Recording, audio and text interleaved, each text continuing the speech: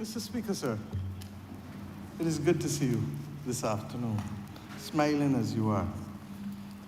And let me say at the outset of this second reading speech and the budgetary proposals that I would like to thank all honourable members on this side for the sterling effort over the last few weeks with respect to outlining the plans and programs of the various ministries of this government. Indeed, sir, in following the tradition of previous prime ministers and ministers of finance, this is the time at which I now get to bat my hand. Sir, this afternoon's budget will be a conversation with Barbadians about where we have come from, where we are now, and where we go next, and of course, how we get there. It is a budget that will secure our Barbados of today and our Barbados for tomorrow. That security is anchored on our achievements against many odds so far, on the clear improvements we are seeing, and on the bright light of our rising star, which is the result of our joint effort. It illuminates a future prosperity in which we can all share, and a country in which our pride remains fully justified. Because, Mr. Speaker, it is built on our industry. In this budget, all Barbadians, whether at home or abroad, will see how their efforts can further contribute to the shared national prosperity, how all of us can benefit from our labor to enjoy our share of that prosperity. The Barbados Star will continue to rise through the collective effort of all of our people. And together, sir, we will fully emerge from the period of deep economic and financial abyss, with its political origins, of course, in the lost decade of 2008 to 2018. From the social and economic tentacles of COVID-19 pandemic, and from the supply chains shackled by the Russia-Ukraine war and its consequences, and now compounded by the war in Gaza. We can go into a period, sir, of increased social stability and heightened and sustainable growth. But, Mr. Speaker, we must work together and we must plan together. Let us therefore reason together, sir. In order to put you into a listening mood, let me say as early as I did last year, there will be no new taxes.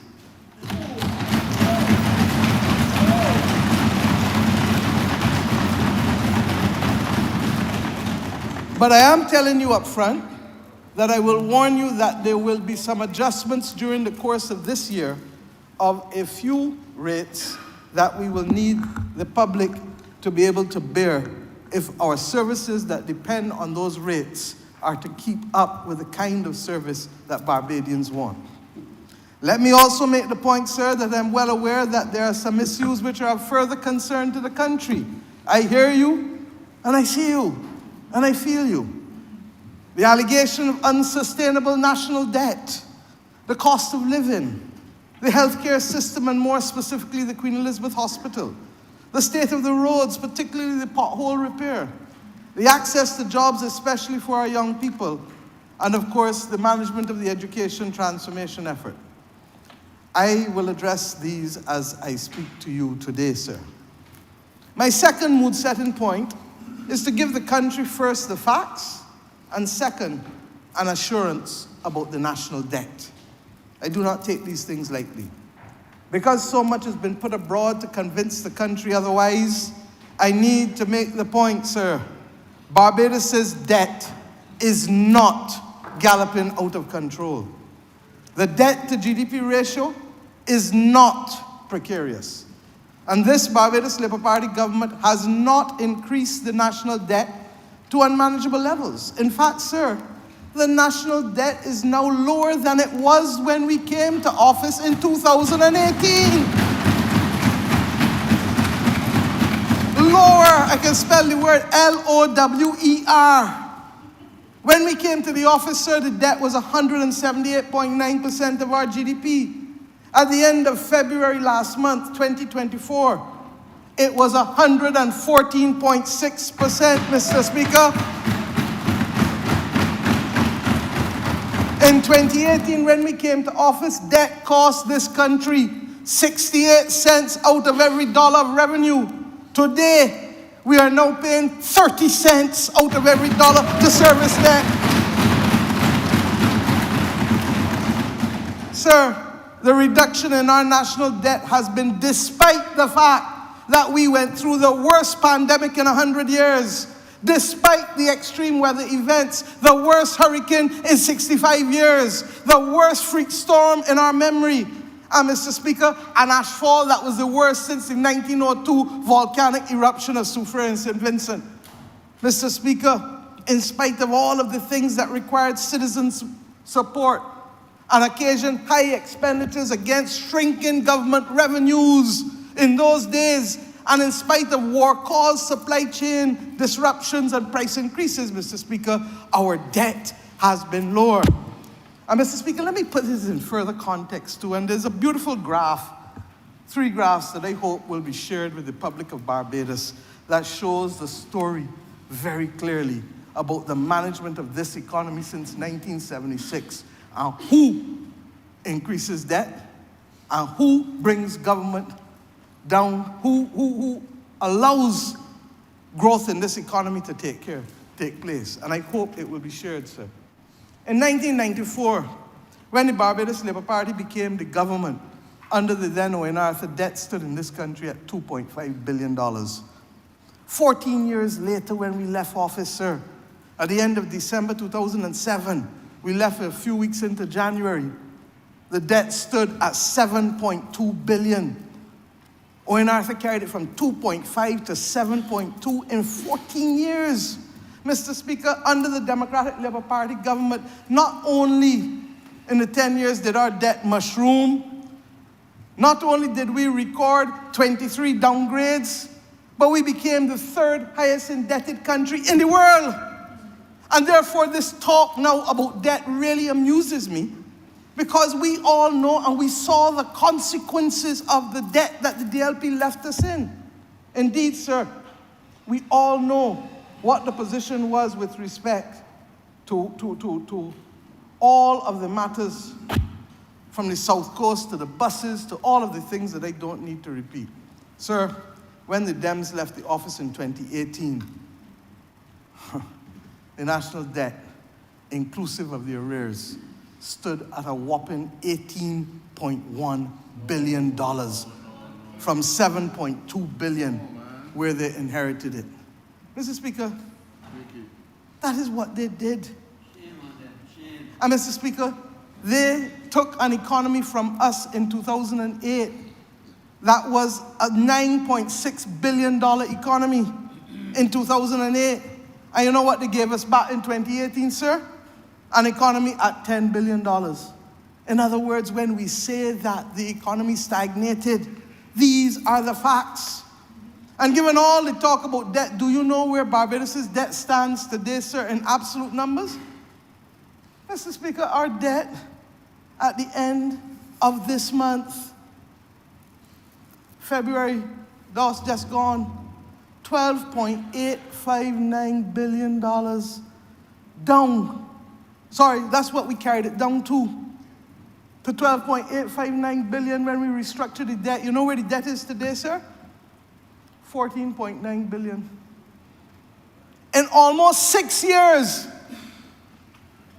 we have only increased the debt of this country by 2 billion in spite of going through all of the challenges that I just spoke to you, that are challenges that this country did not face in 65 years and 100 years.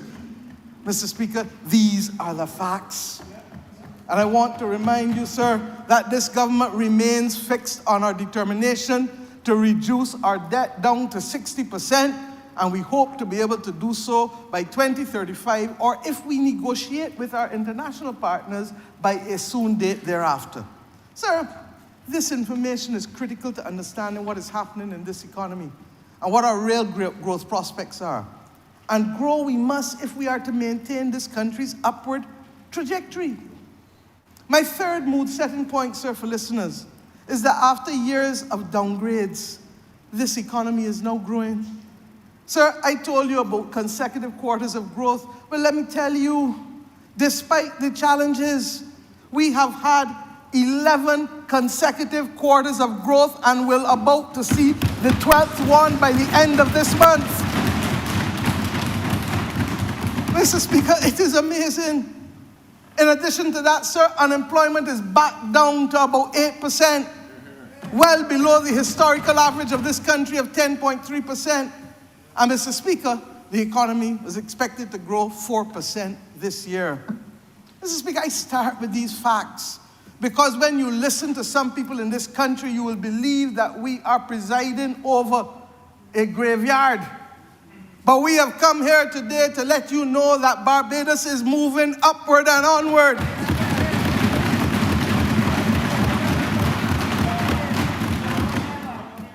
Mr. Speaker, I raise these issues at an early stage because there are too many people who want to put themselves on a platform in order to put the country on a scaffold.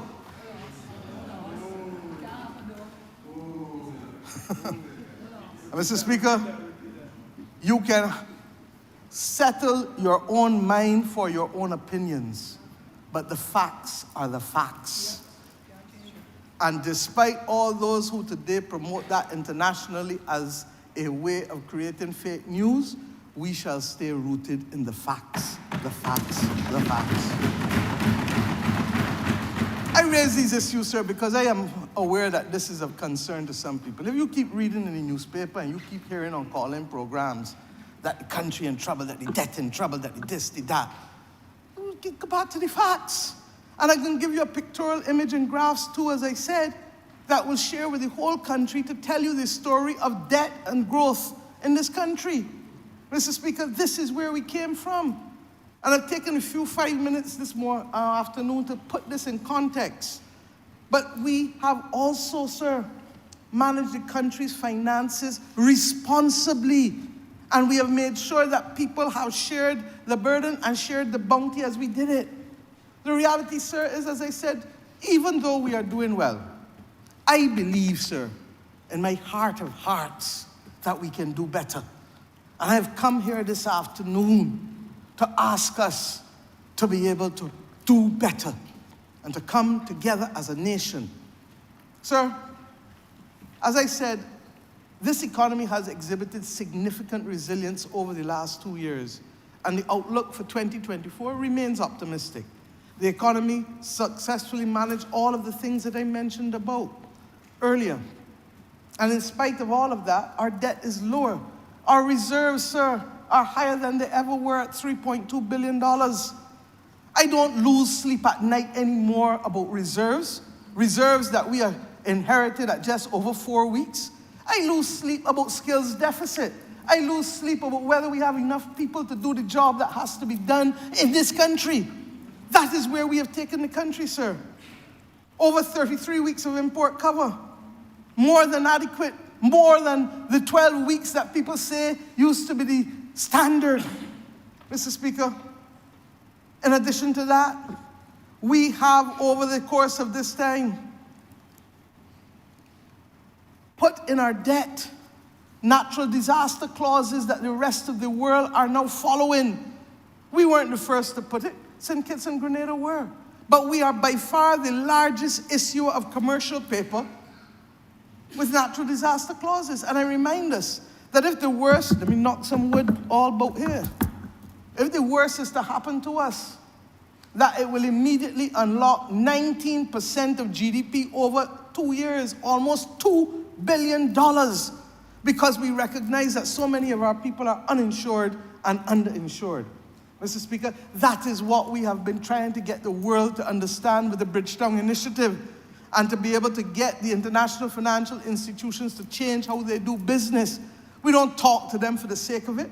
We do it because when we do it, it gives us more elbow room to do things like laying more pipes in St. Lucie to get rid of the brown water, or to do other things in the country to get more electric buses, or to be able to help the hospital.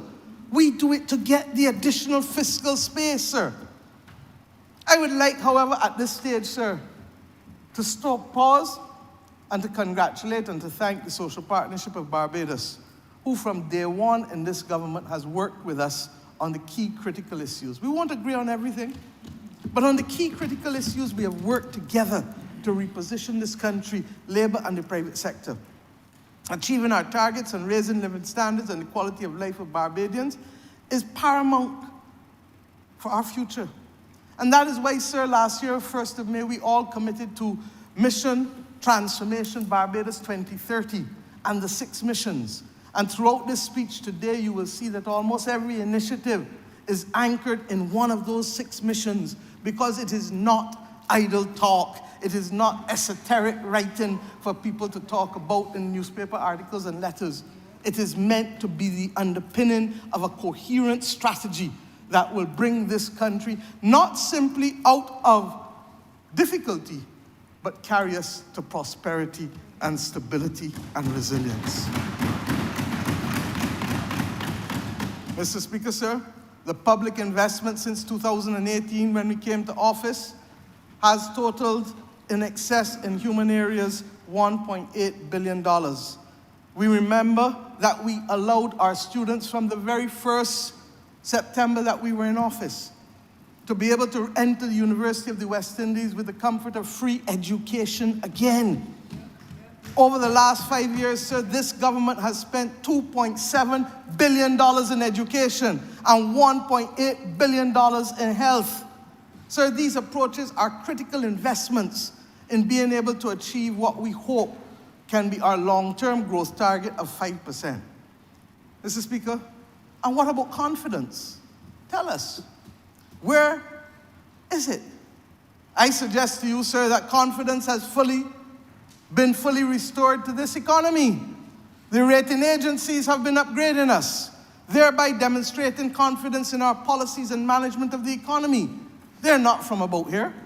The IMF has supported our homegrown birth program, and we have been able to do exceptionally well in managing our affairs with them. The World Bank has demonstrated confidence by not only providing liquidity support during COVID, but has been re-engaging Barbados as a member of the International Bank for Reconstruction and Development so that we can access concessional loans again without having to ask for exceptional access. The Africa Exim Bank has set up its first office outside of the continent of Africa in Barbados. And the Latin American Development Bank, otherwise known as CAF, is about to set up an office in Barbados as well. Mr. Speaker, even locally, the banks are saying that they have not seen this amount of pent-up demand for projects for the last decade. You read it in the paper and heard it this weekend on the radio. Sir, the international financial community, the local, regional, and international investors, the members of our social partnership, the private sector, the labor unions have all seen confidence returning to our country. They can see where we are, and they all have confidence in where we are going and can go.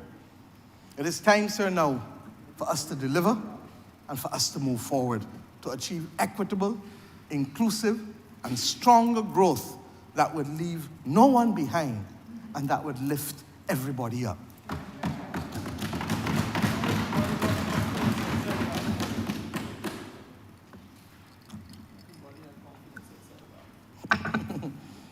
I leave that to you. So, Mr. Speaker, as I address these budgetary proposals, it is important to say at the outset that this is not going to be about fiscal arithmetic. It isn't. Mr. Speaker, it is not even a scorecard for individual ministries. You've heard many of them speak in the last few weeks, and you can judge for yourself the volume of work that the government is engaged in. We're not perfect, but we do our best each and every day to make this country better and to work with everybody. This conversation this afternoon is more fundamental. This is a conversation in which we must engage as a people if we want to make sure that our young people will inherit a decent quality of life, given all of the threats that they face in today's world. Many of the threats, most of them, beyond their control.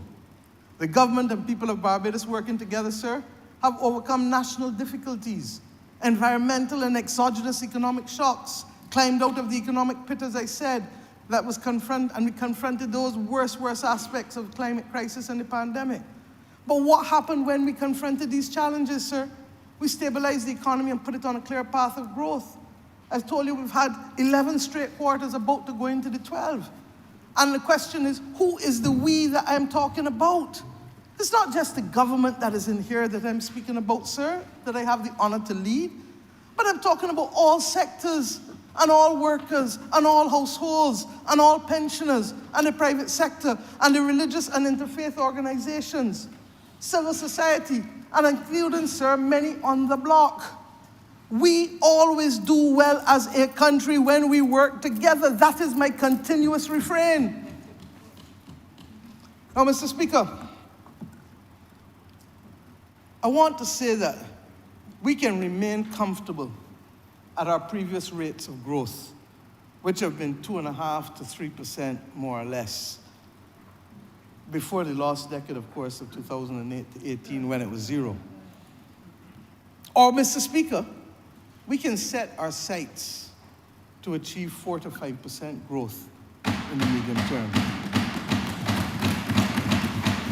Mr. Speaker, if we do this, we can enhance the prosperity for as many Bajans as possible and for as many future generations as possible. To change our trajectory to higher levels of growth will require effort and investment from all sectors, with many individuals and entities playing their part, not just the government.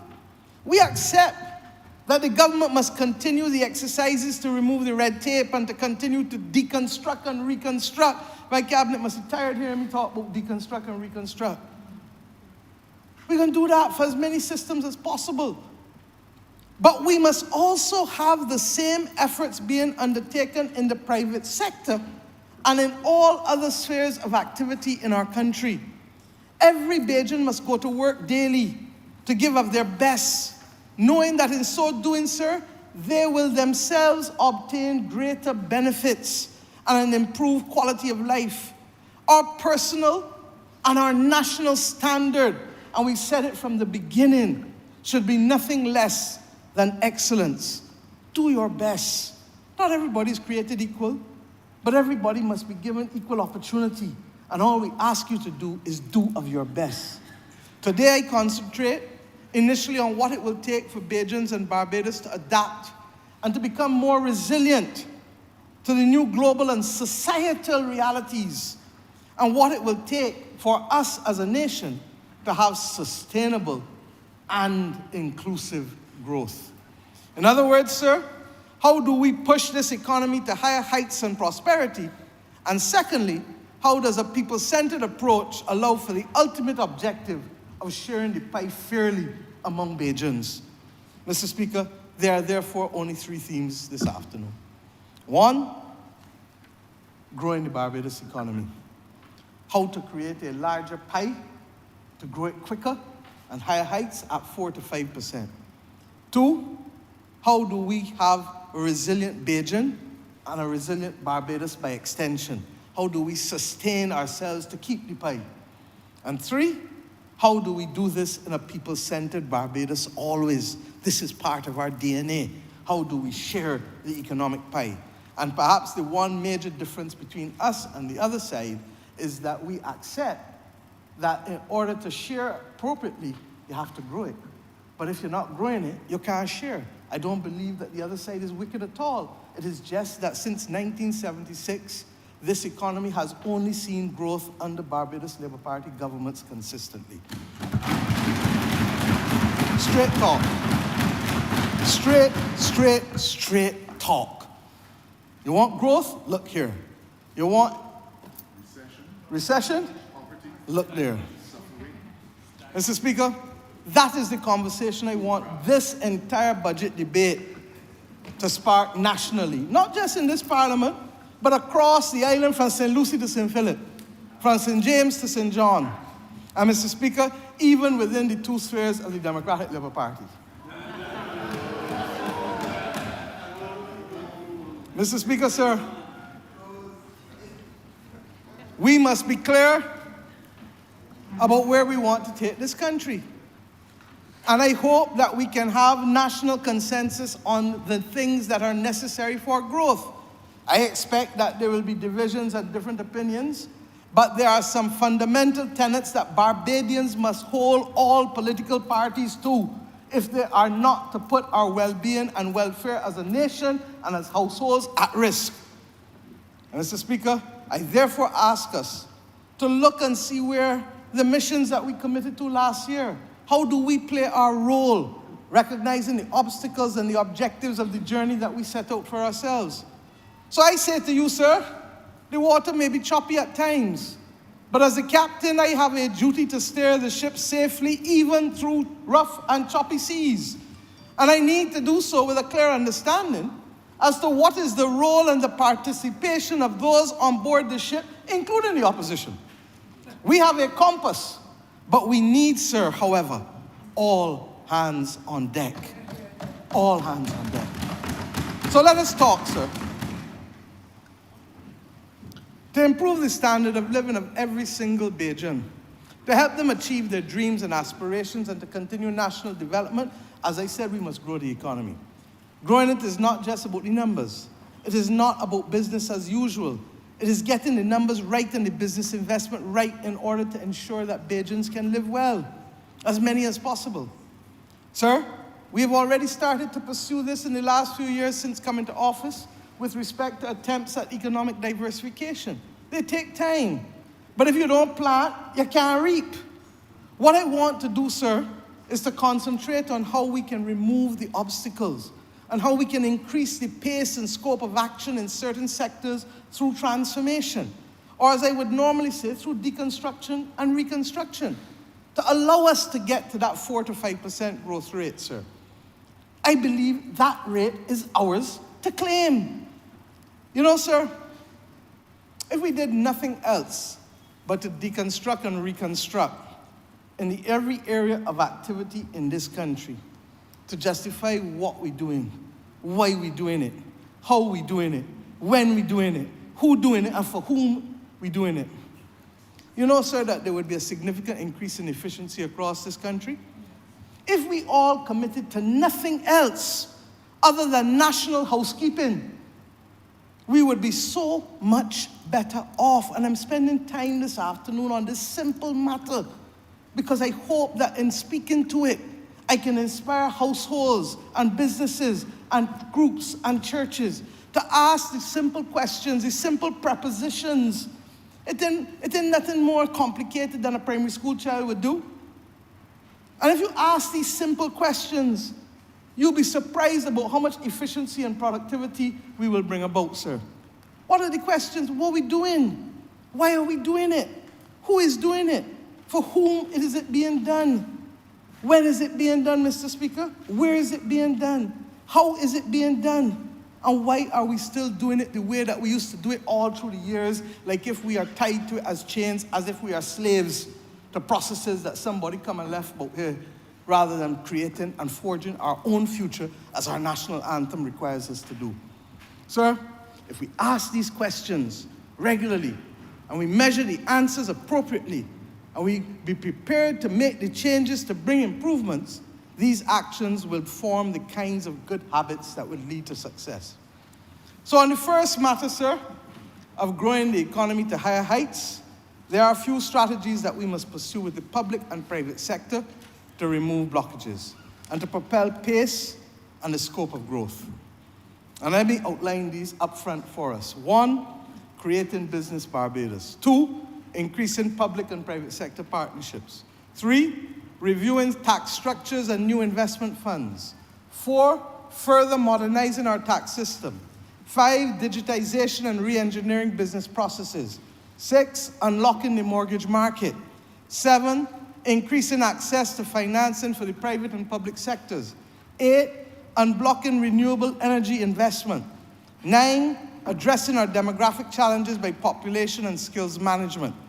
10, monetizing illiquid and derelict assets in the public and private sectors.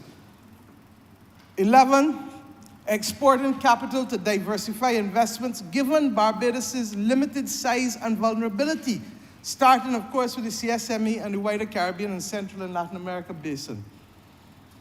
12, establishing the pharmaceutical industry to aid in the protection of citizens' health, as well as export and the earning of foreign exchange.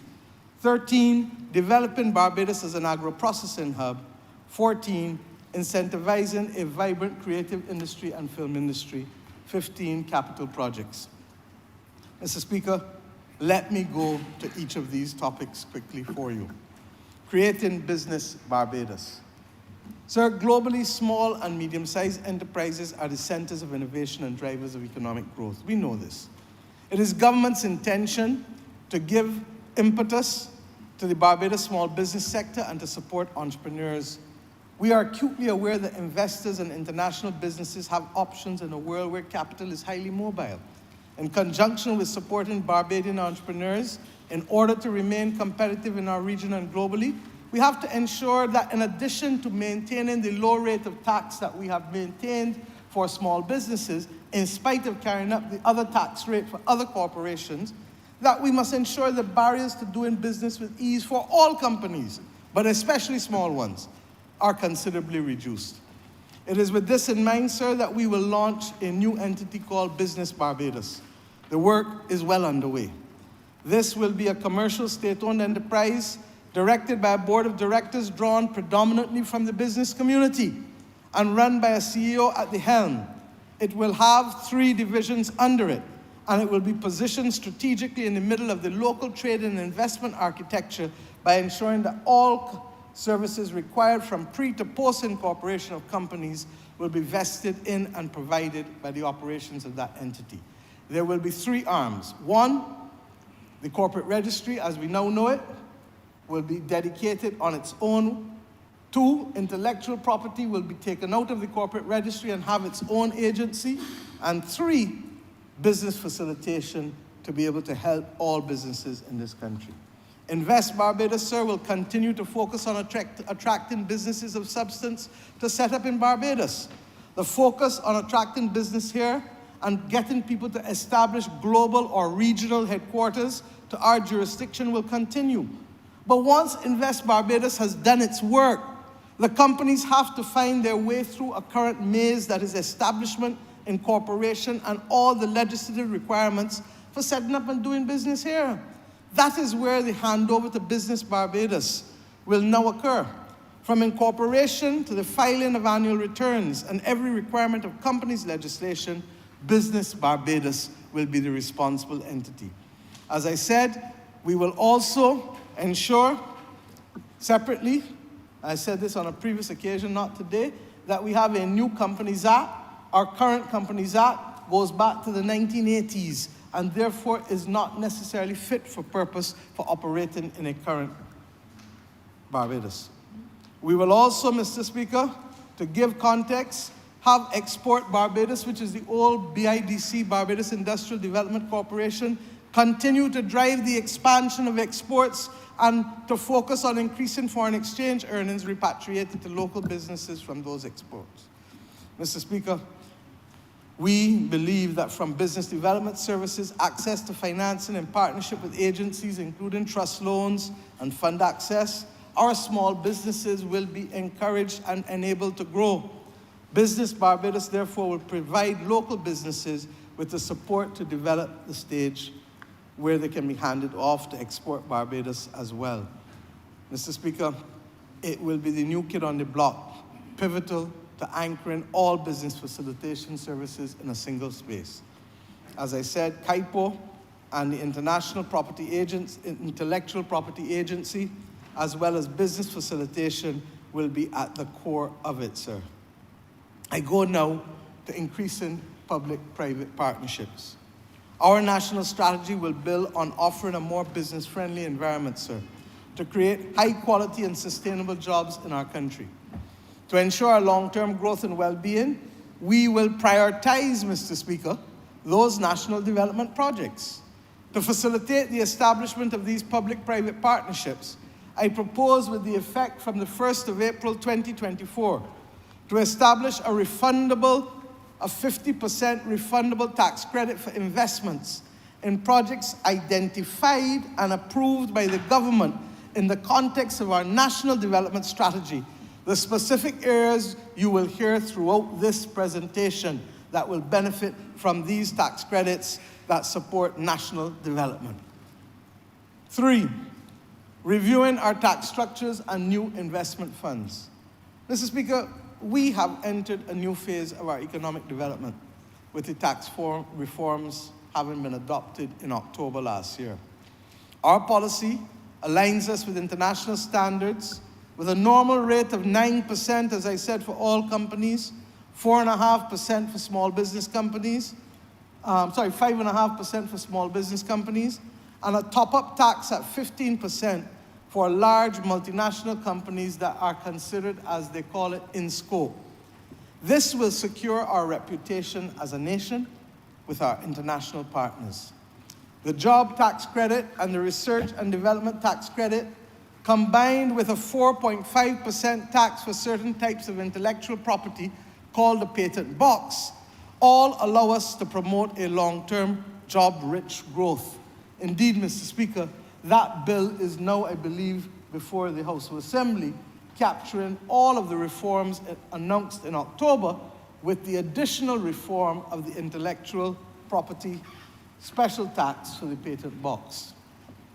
With that tax reform behind us, sir, it is time to redefine Barbados' offer. What is it that we're offering to the world to get people to come here and invest? In that context, sir, the Ministry of Finance will modernize our legislation on funds and asset management.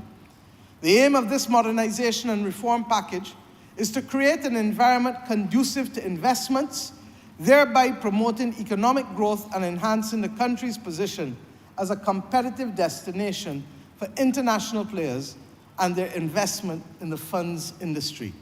Mr. Speaker, I see 5 main areas of intervention.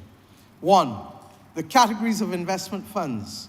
The modernization and expansion of the categories of investment funds and vehicles to address evolving market trends, investor demands, and financial innovation. 2, the categories of fund industry operators, streamlining the regulatory framework for fund industry operators to encourage efficiency, accountability, and professionalism across the fund industry. We need to reach the right balance between safeguarding measures to protect investors and fostering an investment environment that supports sustainable growth and innovation. 3, fund management and licensing process, to clarify the public's understanding of what should be regarded as a regulated activity under the Barbadian regulatory framework. 4, supervision and enforcement, enhancing the regulatory certainty and trust in the authorities by clearly defining their powers and limits. And 5, taxation, ensuring tax neutrality for investors and remaining compliant with international norms and practices. Mr. Speaker, we will integrate best practices and sustainability metrics for assessment of the green level of funds investment, corporate reporting, and consultancy on sustainable investment strategies. Our early adoption of the Globe rules will also act, we believe, as a further boon to business by encouraging more countries to come on board. Mr. Speaker, this may be a little dry, but this is how we grow the pie. I didn't mean to rhyme, but it sounds good.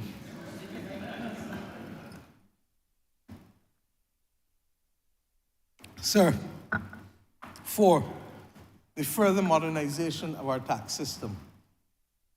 So this is a pivotal moment for the country. The Ministry of Finance will further modernize our tax system to bring more tax certainty and ease of doing business. To this end, modern transfer pricing legislation will shortly be introduced to this Parliament. Our tax treaties will be revised and extended to take advantage of our tax reform and to make us more attractive to foreign investors. The locals will also like the fact that we will amend the Economic Substance Act to reduce the onerous reporting obligations, most of which are no longer necessary as we have modernized our tax system, and most importantly, we have addressed all 53 matters that we found languishing on assuming office that Barbados had been put on a blacklist, then gray list. I want to thank the Honorable Attorney General and his team from the Central Bank and the rest of the financial services sector in the Intergovernmental Task Force for over the last 5 years and 10 months, no joke, for working assiduously to get us off the Financial Action Task Force list. The Ministry of Finance and the Ministry of International Business, successive ministers, from the member for St. James South, the leader of government business, in the Senate, the minister in the Ministry of Finance, the member for Christchurch, East Central, all of them, for allowing us, sir, to come off the European Union and the OECD list with respect to taxation and not just money laundering and counterterrorism initiatives. And indeed, sir, these lists, as you know, would have prejudiced Barbados as a destination with which business could be done from the international marketplace. And let me remind you that in each instance, whether because of taxation or money laundering and counterterrorism, Barbados was put on these lists as a result of actions taken before May 2018 when this government came into office. But it was ours to clean up, and I thank all who have mentioned for helping us clean it up, and now to be removed individually. It has been a gargantuan task, but we have made it.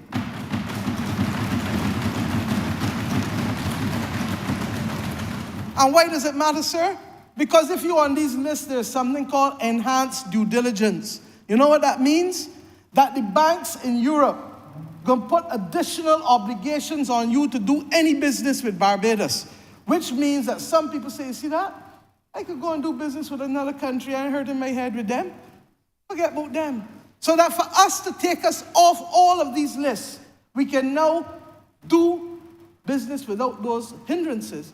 But equally as important, as I said, we also are in a position now where the economic substance obligations can be reduced in terms of the level of reporting.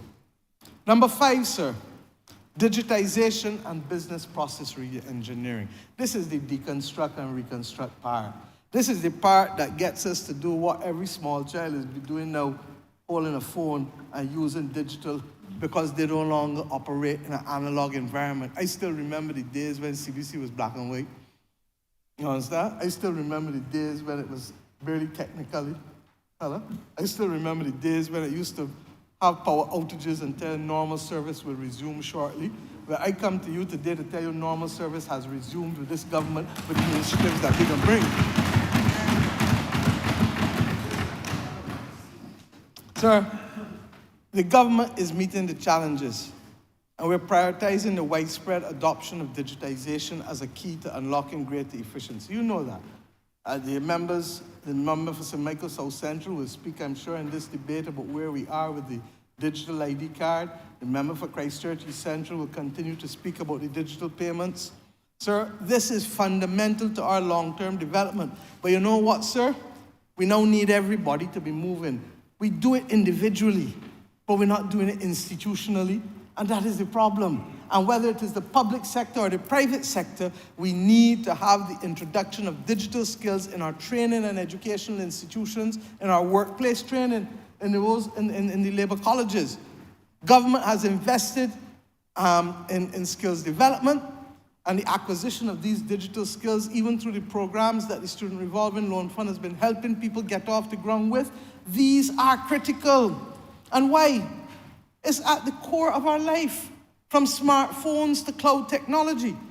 Importantly, it supports stronger and more equitable growth.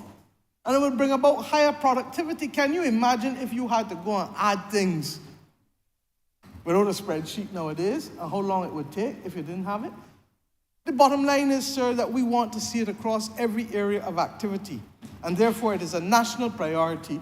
We accept that there must be protections and cybersecurity protections put in place, but we cannot stay in an analog Barbados when the rest of the world is in a digital world.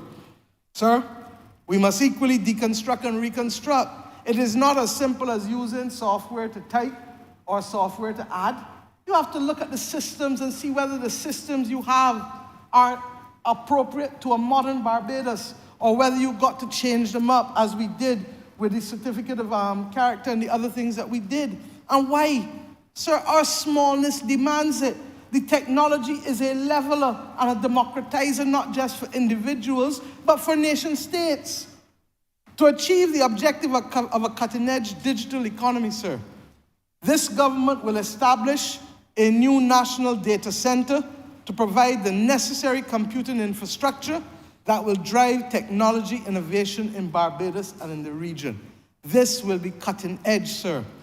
Such a data center will power the provision of online government services to citizens, to the Barbadian diaspora, to businesses, overseas investors and entities, and the digitization, sir, of all of government's processes will be completed. The work of the center will also enable the build-out of an information economy and tech industry in which local and international developers and technology companies building cutting-edge applications that begin by solving national problems, but which are scalable to the world and will have global application. Sir, I told you the new corporation tax rate for the patent box is 4.5%.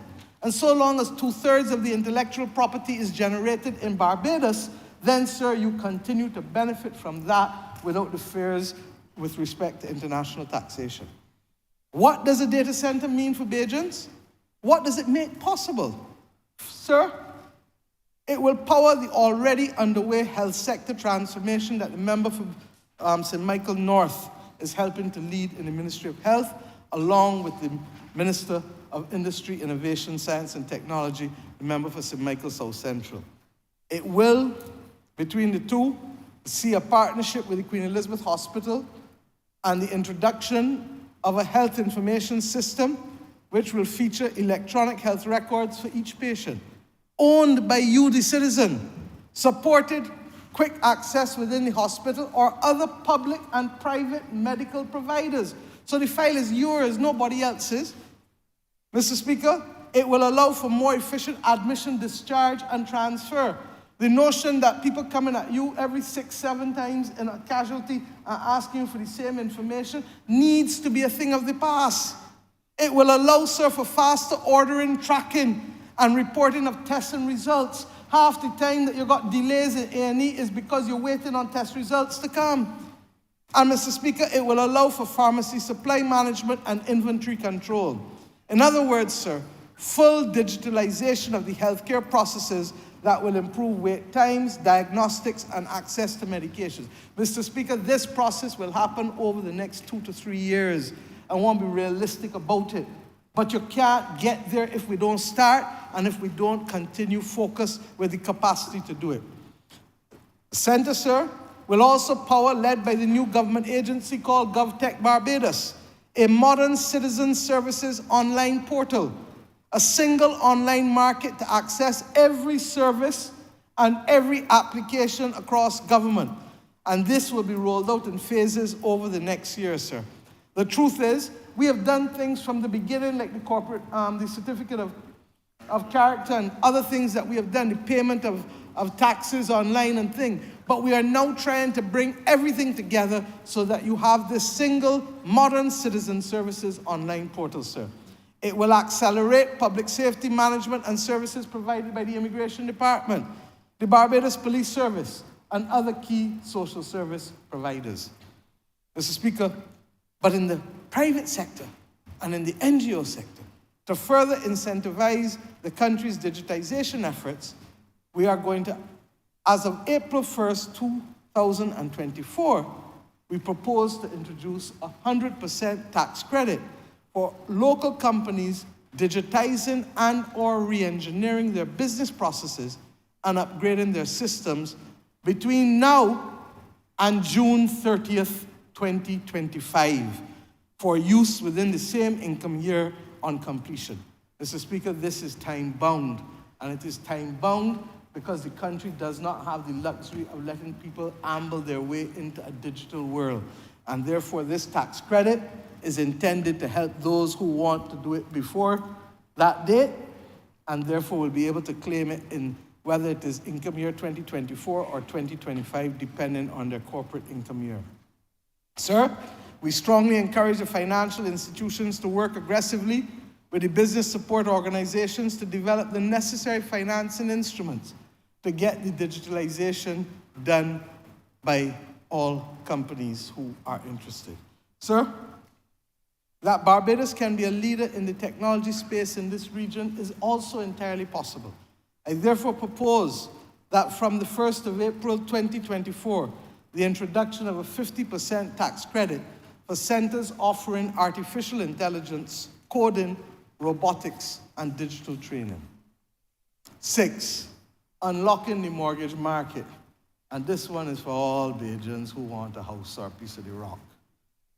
One of the major challenges, sir, one of the major challenges to unlocking real estate investments in this country has been the length of time that it takes to complete mortgages and sales of real estate. Everybody's complaining, everybody. The banking and credit union sectors have reported to the Ministry of Finance that they have an unprecedented $2 billion plus of investments in the pipeline.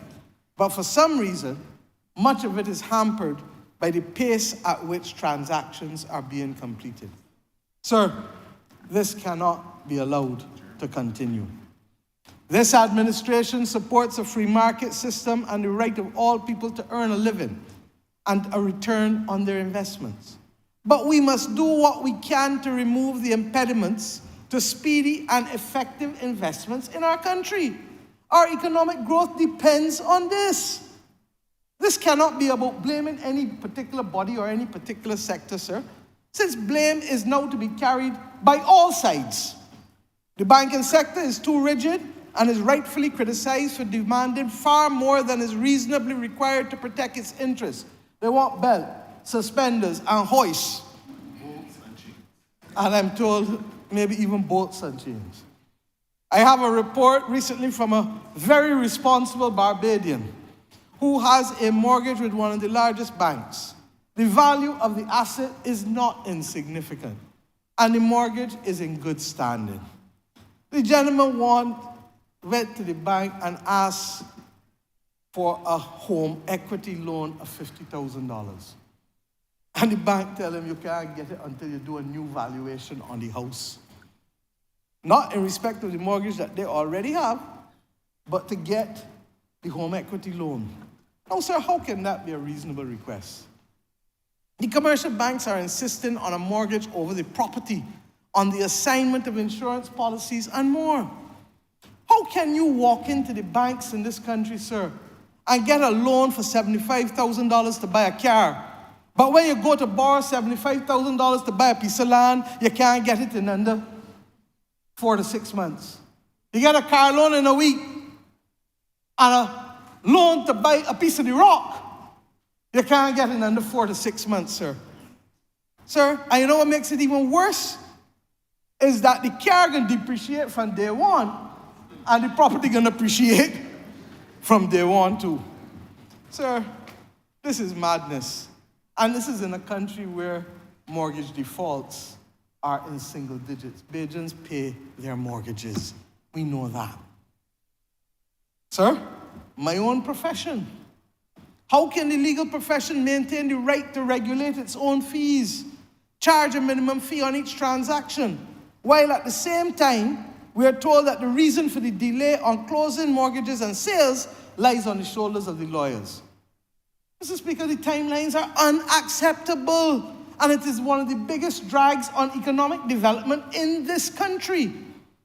You heard the bank say in Cayman Islands they can get a mortgage closed in a week, in Trinidad a month. How does Barbados get to 3 to 6 months in a city, a town that you can walk about in less than an hour? No, sir. And the realtors make a larger fee than the lawyers without having the same fiduciary responsibility that the lawyers have. Sir, the land registry, there are also complaints about that can be a cause of delay. Sir, I am simply saying to us today, swear to God, we have to modernize how we do land transactions. And the notion that we are caught up in a 19th, 20th century UK, United Kingdom, as a modern 21st century republic cannot inform how land transactions are done in Barbados to help from the smallest person to the largest transaction. Sir, we must govern. I have asked the Minister of Housing and the Attorney General to jointly convene a colloquium amongst all of the stakeholders to review all of the systems and processes related to transactions involving real estate, and to recommend and oversee in the immediate future the implementation of these recommendations. And sir, I look forward to being a part of that meeting, not as chair, but as a participant with them. In the meantime, though, sir, we are setting the standard and sending the signal.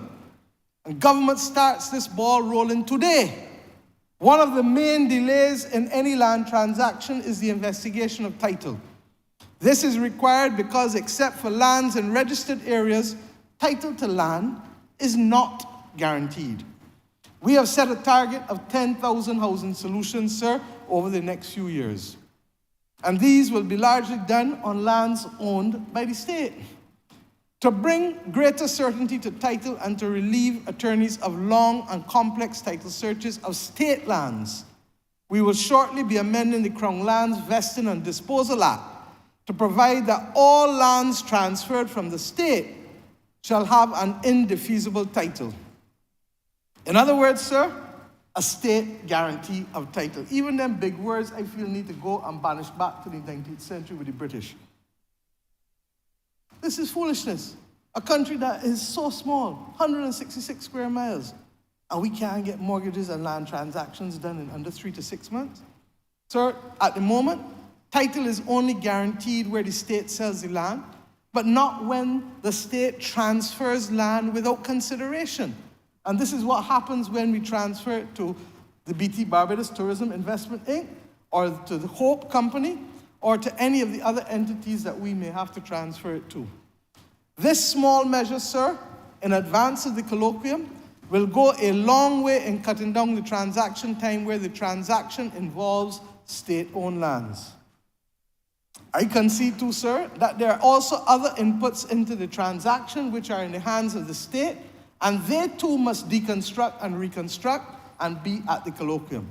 The Barbados Revenue Authority tax clearance certificates, the National Insurance clearance certificates, the certificates of good standing from the corporate registry, and others, sir. We are not leaving any stone unturned in deconstructing this matter with land transactions.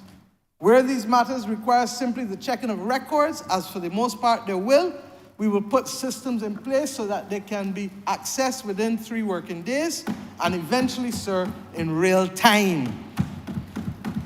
Sir, as I said, the police certificates of character used to take 3 and 4 months. People used to have to go and stand up and wait and lose the job. We know how that has come down to less than 24 hours.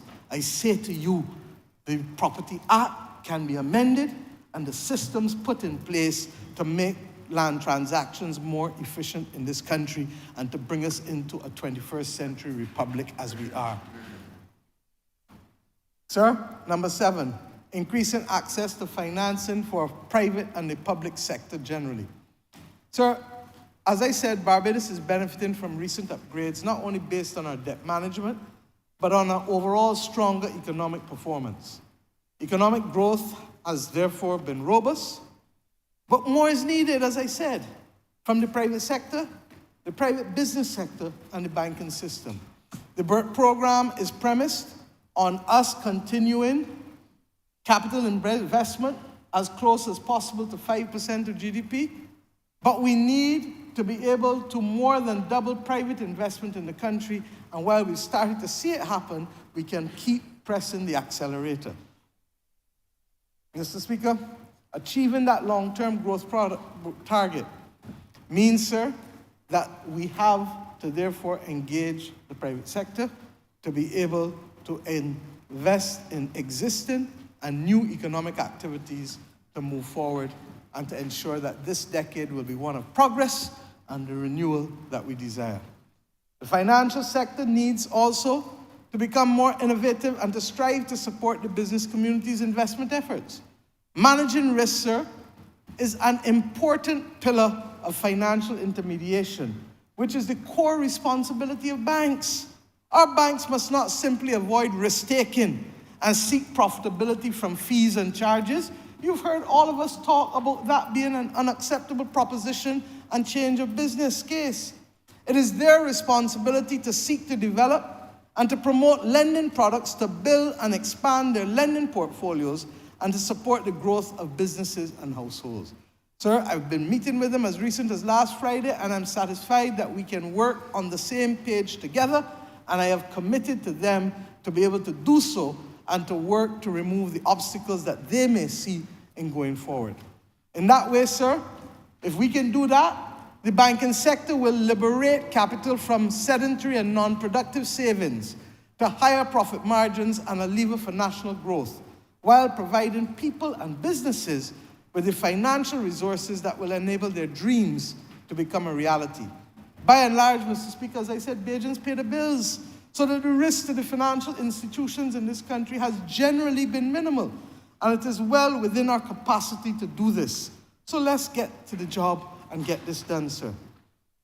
Similarly, the financing of government's operations is an opportunity for financial institutions to expand their balance sheet, to generate income, and to support Barbados' future development.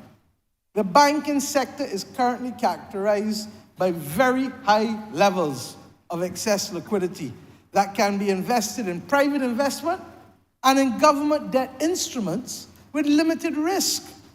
The BOSS bonds have offered a favorable rate of return, and the government is making a measured return to the Treasury bill market and seeking to redevelop our yield curve over time. Banks, Bajans, private citizens, institutional investors have a key role in financing this country's development through these mediums, sir. We cannot achieve our goals unless all stakeholders execute the vital role that they must play and support the development and modernization of Barbados and, by extension, the improvement of our quality of life. Sir, when we go buying goods from overseas, we support the competitiveness and the development of another country. When we buy local, we support ours. When we invest in financial products overseas, and even leaving our money in the bank, all of the bank's dividends are repatriated outside of Barbados. The bottom line is, sir, that if we put some of the same money to earn higher interest rates in government paper, then we are in a position, sir, to be able to support our own while having a win-win rather than receiving the 0.01 interest rates that are now available to savers in this country. 8, the most critical area of unlocking renewable energy investment. I will speak later, sir, about the crisis of the climate, but as it relates to renewable energy now, let me be very clear. Barbados has set ambitious policy objectives, but we are being constrained, sir, by regulatory lag and the resulting delayed investments in critical infrastructure. I'm not going to mince words about that, sir. We cannot afford to take years to settle a simple electricity rate review hearing. It doesn't happen in other countries. Not when the last rate review was 13 years ago. And yes, sir, we need this settled because the country needs investment in infrastructure to enable the onboarding of renewable energy. Legislatively, this year, we will have a new electricity supply bill before Parliament, and we will invite international experts shortly to review that draft bill and to make recommendations for updating our Utilities Regulation Act and our Fair Trading Commission Act. This is the time, sir, to deconstruct and reconstruct all of our regulatory processes that govern those pieces of legislation to ensure that Barbados' regulatory environment is fit for purpose for a small island developing state and not simply a mimic of other international regulatory environments that do not suit our purposes. We will not compromise on the core values, but we must make it fit for purpose. We badly need efficient electricity regulation that keeps pace with our needs, aligns seamlessly, and without undue delay with policy, supports competitive practices and protects the consumer. My government, sir, will also commence in the coming weeks a study on renewables, electricity generation, and consumer welfare as a barometer to guide our policy in support of Barbadian consumers. On the matter, sir, of the licenses for the local utility, our Electric Light and Power Amendment Act sets out a process for the issuance of these licenses. And that process is being followed diligently starting in the next few weeks. Having reached conclusion of the negotiations with the Barbados Light and Power, we are now at the stage of engaging in a public consultation. Those will begin in the first week of April and shall last, I'm told, for about 4 weeks. The most pressing and immediate challenge, however, Mr. Speaker, is getting storage into the system. Barbados has over 205 megawatts of generation licenses approved and another 333 megawatts in applications. In the pipeline, we can see further upwards of another 650 megawatts. It is clear to my government, sir, that Barbados absolutely can meet its target of 100% generation of electricity from renewable sources by the year 2030. But it depends, sir, if, and I mean if, we can get storage into the system beginning in this year of our Lord. The Barbados Light and Power Company has already announced to the sector that the grid in its current state can only absorb 100 megawatts without adding storage. So immediately you see a problem. Getting storage into the energy system is now a matter of urgent national energy security, sir. And the government has been patient on these matters. We have already, therefore, begun to address these issues. And indeed, we are deeply embedded in building a new process to succeed the feed-in tariff that was announced as a pilot by the FTC, in accordance with the FTC's own understanding that there would have to be competitive procurement thereafter. Sir, and they said that in the same feed-in tariff decision of June 2023, last year. There are 3 competitive procurement methods for acquiring renewable energy systems, I'm told, sir. Feed-in tariffs, auctions, and direct negotiations. And my government has already had feed-in tariffs, as I said, for the generation of electricity. We have the pilot for up to 50 megawatts on storage. We are actively following, however, now other limbs in the competitive procurement framework. What we need, therefore, are immediate solutions to getting the storage on the grid right. Sir, this is so unsexy, it ain't funny. But this is so critical, it is unbelievable. Because you cannot grow an economy without energy. And those who don't understand that will understand that they will soon preside over a declining pie. Sir, as a matter of urgency, we need the Fair Trading Commission's decision, which we hope will come in the near future, on the current clean energy transition rider by the Barbados Light and Power to be delivered so there's clarity and predictability in the market on storage investments by the utility.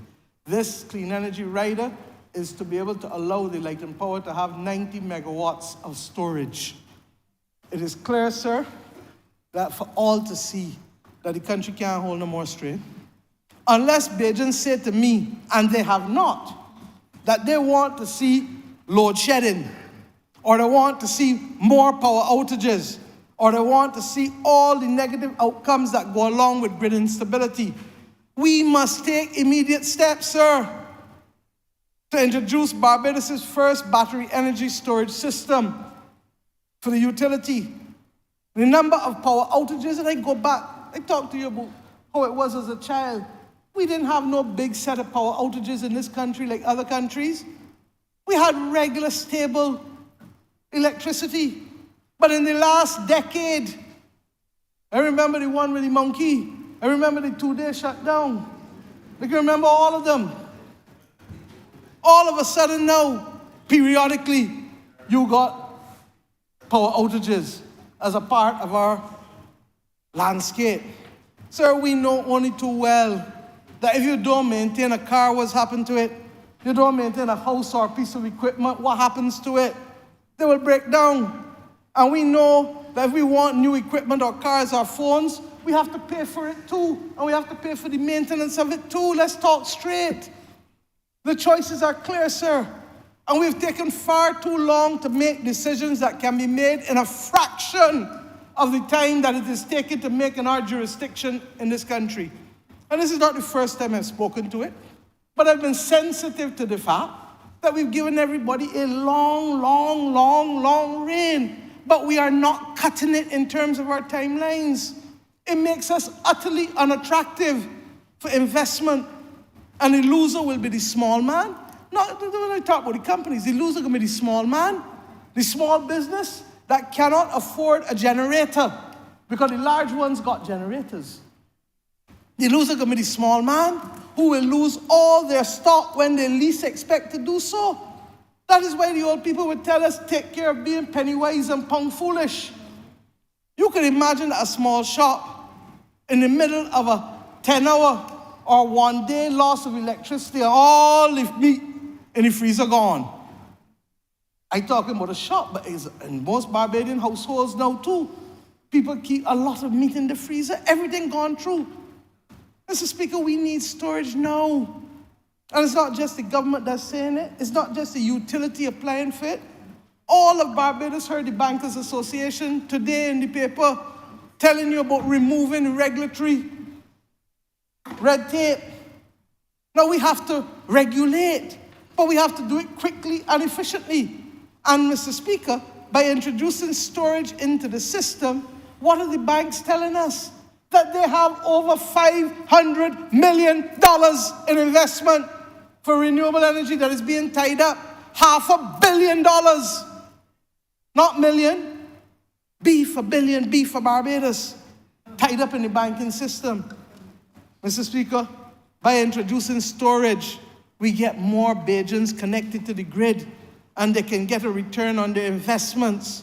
Sir, you got people who now went and invest in small systems and can't get the arrangements with Light and Power and want to know how the money now sitting down idle when they could have taken that money and put it in something else. This is not about large companies alone. This is about all Bajans who have an interest in this area. And Mr. Speaker, we can ramp up generation capacity once we have storage in the system.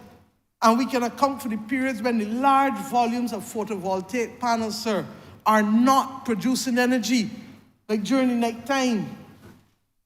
Sir, I really don't know what else to say. This is mission number one in being able to achieve mission number one, which is to be able to have a sustainable and resilient Barbados in the face of a climate crisis. It is against this backdrop, sir, that I announce that my government will immediately begin a process of engaging in direct negotiation as its preferred form of procurement with international suppliers of storage systems to determine what will be available and most affordable for those investors who want to participate in storage in Barbados. During the coming weeks, there will be an advertisement that will seek to invite interested parties in this nation to pre-qualify for participation in the provision of battery storage through direct negotiation so that our first licenses for storage can be issued in this year. The abundance of solar PV licenses now need to be matched by the necessary equivalent in storage licenses is clearly a matter of urgency.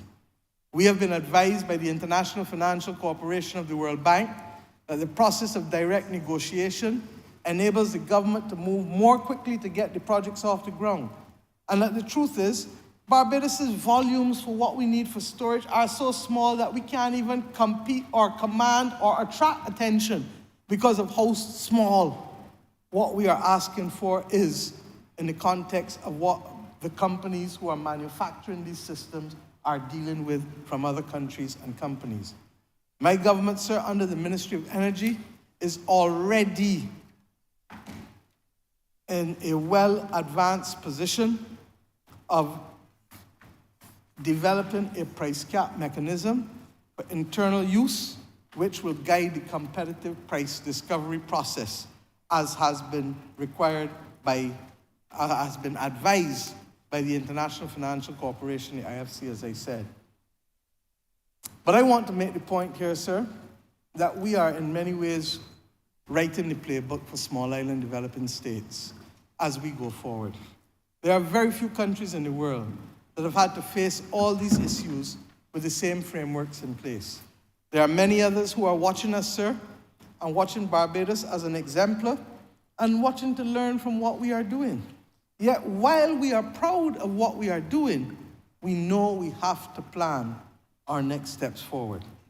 Indeed, sir, I will announce today that we will also, it is the intention of the government to establish a future energy advisory task force comprised of top renewable energy experts in their respective disciplines to focus exclusively on positioning Barbados in front of the renewable energy curve. These will come from local, regional, and international quarters. And Mr. Speaker, we have to do it because this is a fast-paced industry. It does not even look today like it looked 2 or 3 years ago. So that if you want to be in this game, you have to be staying ahead of the curve. Number 9, sir, population and skills management. Sir, it has been widely accepted that a country's long-term economic growth is related to a set of fundamentals, including population growth and innovation. Our country is experiencing an aging and declining population. And this dual deficit poses a challenge to achieving higher sustainable rates of equitable and inclusive growth that is required for our development. This is our objective. But what are the facts, sir? Our birth rate in 2023 was 10.58 births per 1,000 people, a decline, sir, from 2022 of 0.26%. And the decline, sir, was also in 2022 from 2021. And the decline in 2021 was also a decline from 2020. Sir, I could go on and on. Mr. Speaker, the facts are clear. Our population growth has not only slowed now, it has declined. And what we are facing, sir, is the position of most developed countries, sir, of an aging and declining population. The question, sir, is are we producing a population that has the skills and knowledge to meet the needs of the Barbados economy and society as it evolves? Since so much of what we are doing in the economic and social sector depends on skilled labor. That's why I tell you that I don't stay up at night worried about reserves. I stay up at night worried about whether we got the skills and the people to build out this economy, to do what I say from day one, that many hands make light work. Mr. Speaker, I want to further elucidate the facts because Bajans must know this. The results of the last census, which came out in 2021, the 2021 census, because of the COVID pandemic, it was delayed by a year. Our population has been recorded at an estimated resident population of 269,090. Sir, we were using the figure 287,200 for a long time. And sir, the decline is clearly patent. But you know what's even more alarming, sir? That of that number, 25.6% of the population is over the age of 60. 1 in every 4 persons in Barbados today, as we speak, is over the age of 60. And Mr. Speaker, look in here. Let me look in here for a change. There are at least 8 members in here, not me, but there are at least 8 members in here over the age of 60. And that tells you, I'm not asking you to ask and answer which one. The leader of the opposition looking at me, I can assure him that I hear one. I might be there soon, but I'm not there yet. But all jokes aside, the truth is that 8 out of 30 represents the national average. And that's the challenge that the country is going to face, whether we like it or not, and long after we go.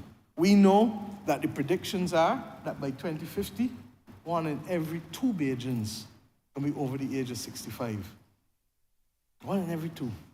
So this is nothing to play with anymore, sir. This is a national crisis. And therefore, sir, the other thing that we should recall today from the census is that there are 160,748 Bajans over the age of 35. Almost everybody in here over 35. Although I came in here at 28. And a number of us came in here at 30 and 31. But you know what 160,748 means, sir? That 60% of the population is older than 35. And only 40% of Barbados is under the age of 35. Sir, this is a crisis.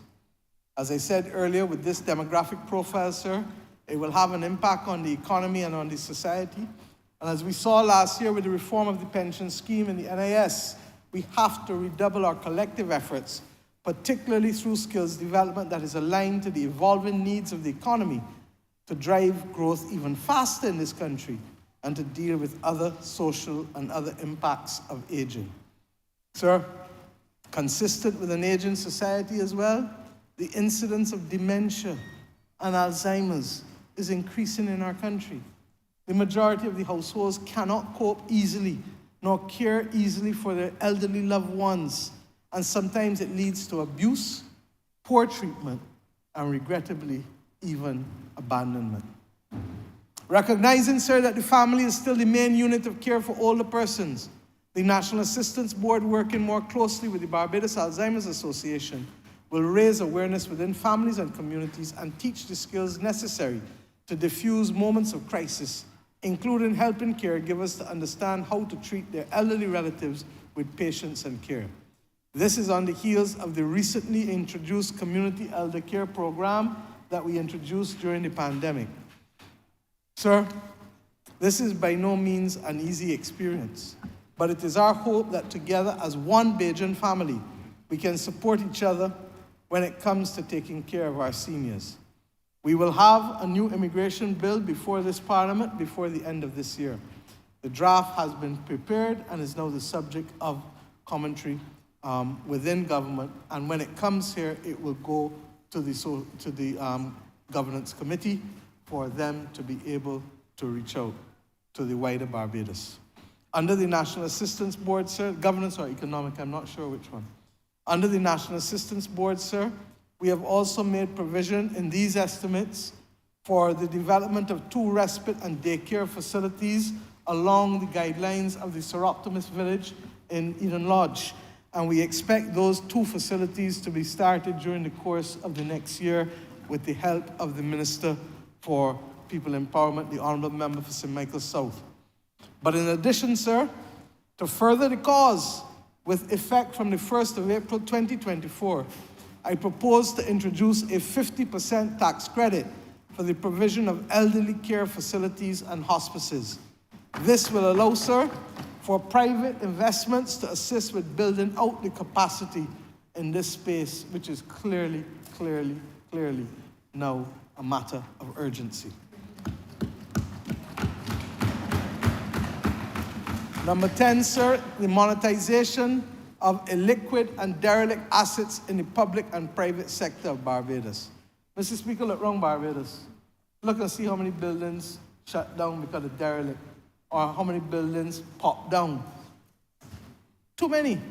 And whether it is owned by public or private sources, we need to be able to get these assets back into productive use. It is the only way that we can continue to build out our national economy, sir. To this end, we will initiate a comprehensive program aimed at identifying all such assets in the nation. This will involve a meticulous assessment to determine the most feasible strategies for their conversion or utilization, whether through redevelopment, sale, or partnership with the private sector. There are a lot of families where one person frightened to go forward and buy any materials to fix up the property because they feel the brothers and sisters ain't gonna give them back the money, or the nieces or whoever in the family ain't gonna give them back the money. And what ends up happening is the property starts to fall into disrepair. Mr. Speaker, sir, our objective is clear. How do we unlock the value of these underutilized assets, generate revenue, and stimulate economic activity and create jobs for Bajans? The recently established Growth Council, chaired by the Most Honourable Doddridge Miller, with the soon-to-be-established Barbados Legacy Fund, will promote public-private partnerships for developing public assets. And Mr. Speaker, these assets will move towards ensuring that we can see value and wealth for those in the private sector, but equally for those in the public sector. To complement these efforts, sir, we will also be identifying the specific bureaucratic and regulatory inefficiencies. I spoke about unlocking mortgages and the red tape for transactions for land that will impair the investment process. The Growth Council will help us deal with these, sir, and will allow for a conducive environment for business, including small and medium-sized enterprises in particular. Sir, we understand the importance of community involvement and sustainability in these areas, and our approach, therefore, will be to prioritize projects that not only provide financial benefits, but will also enhance the social and environmental fabric of our society and our communities. Through this initiative, we are addressing multiple issues critical for development. Number 11, sir, exporting capital to diversify investments given Barbados' limited size and vulnerability. Simply put, sir, we got to export capital. We got to do business outside of Barbados. You can't do all your business inside of Barbados. It is simply too small. And that is why it is so important for us to be active members of the CARICOM single market and economy, sir. And when we finish with the CARICOM single market and economy, we need not be frightened to go to the wider Caribbean and the wider Central and Latin America. That is why we are so glad to have had the people here from northern Brazil, and that we are now working to open up our relationships, because they are closer to us geographically from Boa Vista than they are to Brasilia and Sao Paulo, which are 5 and 6 hours away, but you can be in Barbados in 90 minutes from Boa Vista, and from Manaus in 2 hours, sir. The opportunities they are landlocked, and we are a natural hub with 20-something flights a week to the UK and 20-something flights a week to the UK, and 20-something flights a week to the US, and other flights to Europe, Central America, and I hope to live to see the day when we can open up the African market, sir. Our vision is to position Barbados, therefore, as a pivotal player in these areas, but it requires a mindset change. I looked and saw the companies that got through the last decade. You know who they were, sir? The companies that had investments outside of Barbados as well, not just only here, so that there was a diversification of their portfolio. You look at the Goddard's group of companies, you look at a whole host of the rest of them. They had portfolios outside of the country, and the country needs to open up its mind to get us there. To ensure the success of this initiative, sir, we will work with regional bodies, financial institutions, and private sector partners, and we will identify the investment opportunities. Guyana is growing faster than any country in the world. And most of Barbados got links with Guyana, and most of Guyana black population got links with Barbados. That is the reality. So that we need to be able to be in Guyana, in Trinidad, in Jamaica, in the same way that others have traditionally come here and invested. I don't get vexed because Trinidadians have invested here. I say we need to go in Trinidad and invest and return the favor, and do the same in Jamaica, and do the same we are the only region in the world with whom we have a trade surplus is the OECS, the Eastern Caribbean states. We can do better, and we must do better, sir. If we do so, we will secure a prosperous and a more resilient future for all Barbadians. 12, establishing the pharmaceutical industry, sir. I've spoken to this quite a few times. Our country has a history of pharmaceuticals going back to 1888 with Carlisle Laboratories. We have been in the business of fill and finish. We need to move to higher value added, sir. And the reality is that during COVID, we discovered that it wasn't easy to get vaccines, and the ones that we got eventually were manufactured in India that has developed expertise in this area. We want to go into this area, and we have been working with other countries to forge a global South-South opt-in alliance to make available the most modern biologics to the people of the developing world, starting with our own people. Our likely partners in the establishment of this venture have been the government of Rwanda, the European Union, the European Investment Bank, the World Health Organization, the Susan Buffett Organization, and the individual companies with whom we are having discussions. 13, sir, I talked about creating an agro-processing hub. This is one of the ones that has been in process for a while. We know at the end of the day that it doesn't make sense only producing the basic products. We grow cocoa and export cocoa beans in the region, not chocolates. You do the same, see the same thing in Africa. We make high quality, we grow cotton, but it is exported and converted into high quality fabric and garments. Same with the sugar. We've taken a decision to be able to sell no bulk sugar, but to sell value-added sugar because the price equation simply works for us. I believe, sir, that it is critical for us, therefore, to move Barbados quickly to the agro-processing hub, recognizing the logistical advantage that we had. We had it for the wrong reasons, for the movement of slaves. We can use it for the right reasons, for the prosperity of Bajans going forward. Sir, I have already seen the plans for a private investment for the Barbados Guyana Trinidad food terminal at Liers. So has the Senior Minister for Infrastructure in charge of planning and the Minister of Agriculture, the Honourable Member for St. Philip South. It is exciting. They are now going through the permitting stage. In addition, we already have opened, as the member for St. Michael South Central will tell you, the food terminal that I opened at Newton under Export Barbados, and that this food terminal has already received permission to export to the US and will shortly be getting its permission to be HACCP compliant. Mr. Speaker, this has already been a game changer for small food entrepreneurs in Barbados who want to make pepper sauces and to do all kinds of condiments and all other kinds of things to export to our families and businesses overseas.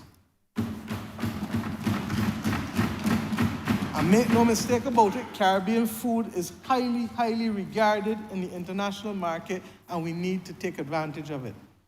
14, sir, incentivizing the creative industries. Last year, we announced initiatives to promote the film industry. After extensive consultation locally and internationally, led by Senator Monroe Knight, the legislative framework is at its final stages and will be before Parliament within the next 3 months. I want to thank the Honourable Senator for her work, considerable work in these consultations that have taken so long, but are so critical because they have to balance that against Barbados' tax reform that we are also undertaking. I want, however, to say that visual artists are not usually the topic of conversation in this Parliament. Regrettably so. And we understand that in a small country such as ours, to promote opportunities for visual artists locally doesn't normally happen because of the small nature of our market and the fact that we are only now getting more and more of our people into wanting to buy local art, whether original or prints, rather than buying paintings of ducks and winter in some of the department stores in Bridgetown. We got people out here who can paint and draw and sculpt and do all of the things. And you only need to go in Golden Square and see some of the wonderful living art that was put in Golden Square when we built it. Sir, this government's heart is tied to the creative industries. I make no apology for it. To promote the opportunities for visual artists locally with the vast amount of construction that is taking place and will continue to take place in Barbados, commercially and within the tourism sector, we will now formally introduce a new tax incentive that will foster business for the visual artists. With effect from the 1st of April 2024, a 50% refundable tax credit is introduced for the purchase of local art up to a value of $1 million for the outfitting of investment projects. In other words, buildings, whether commercial or hotels, that buy local art and hang local art in their buildings. This is a new incentive, sir, and I would like, even though government is not going to claim the incentive, the same approach to public buildings must be mirrored with what we are now proposing for private individuals to do with the purchase of art in this country, local art. So, Mr. Speaker, as we chart our course towards sustainable development and economic resilience, it is capital projects that will also drive much of what we are doing. These investments are designed to create jobs, to spur economic activity, and to lay the foundation for a brighter, more prosperous future for all Barbadians. There's nobody more frustrated than me that during the course of the pandemic, that for 3 years, effectively, our capital projects ground to a halt because of the pandemic. But, Mr. Speaker, normal service has resumed. And in that normal service, there's a whole list of capital projects at Appendix 5. And I say to you that this is not even an exhaustive list, but this is one that we've culled from the Senior Minister of Infrastructure and the Honorable Minister in the Ministry of Economic Affairs, Senator Blackman, who work together. Some of them in the public sector, and you see it as you drive on the highway, the geriatric hospital redevelopment, and I hope that the Senior Minister's comments showing that this is Zone C land and not Zone 1 land has satisfied the concerns of all members. The plant tissue culture laboratory that all the permitting has been done at the Ministry of Agriculture will do that will give Bajans magnificent amounts of planting material so that they can all become involved in the processing, the growing and processing of food so that we can become food and nutritionally secure. The Barbados Youth Advanced Corps dormitories being led ably by by Minister for Youth Affairs, the member for St. John. And indeed, sir, I tell him, hold tight, he got a lot coming shortly.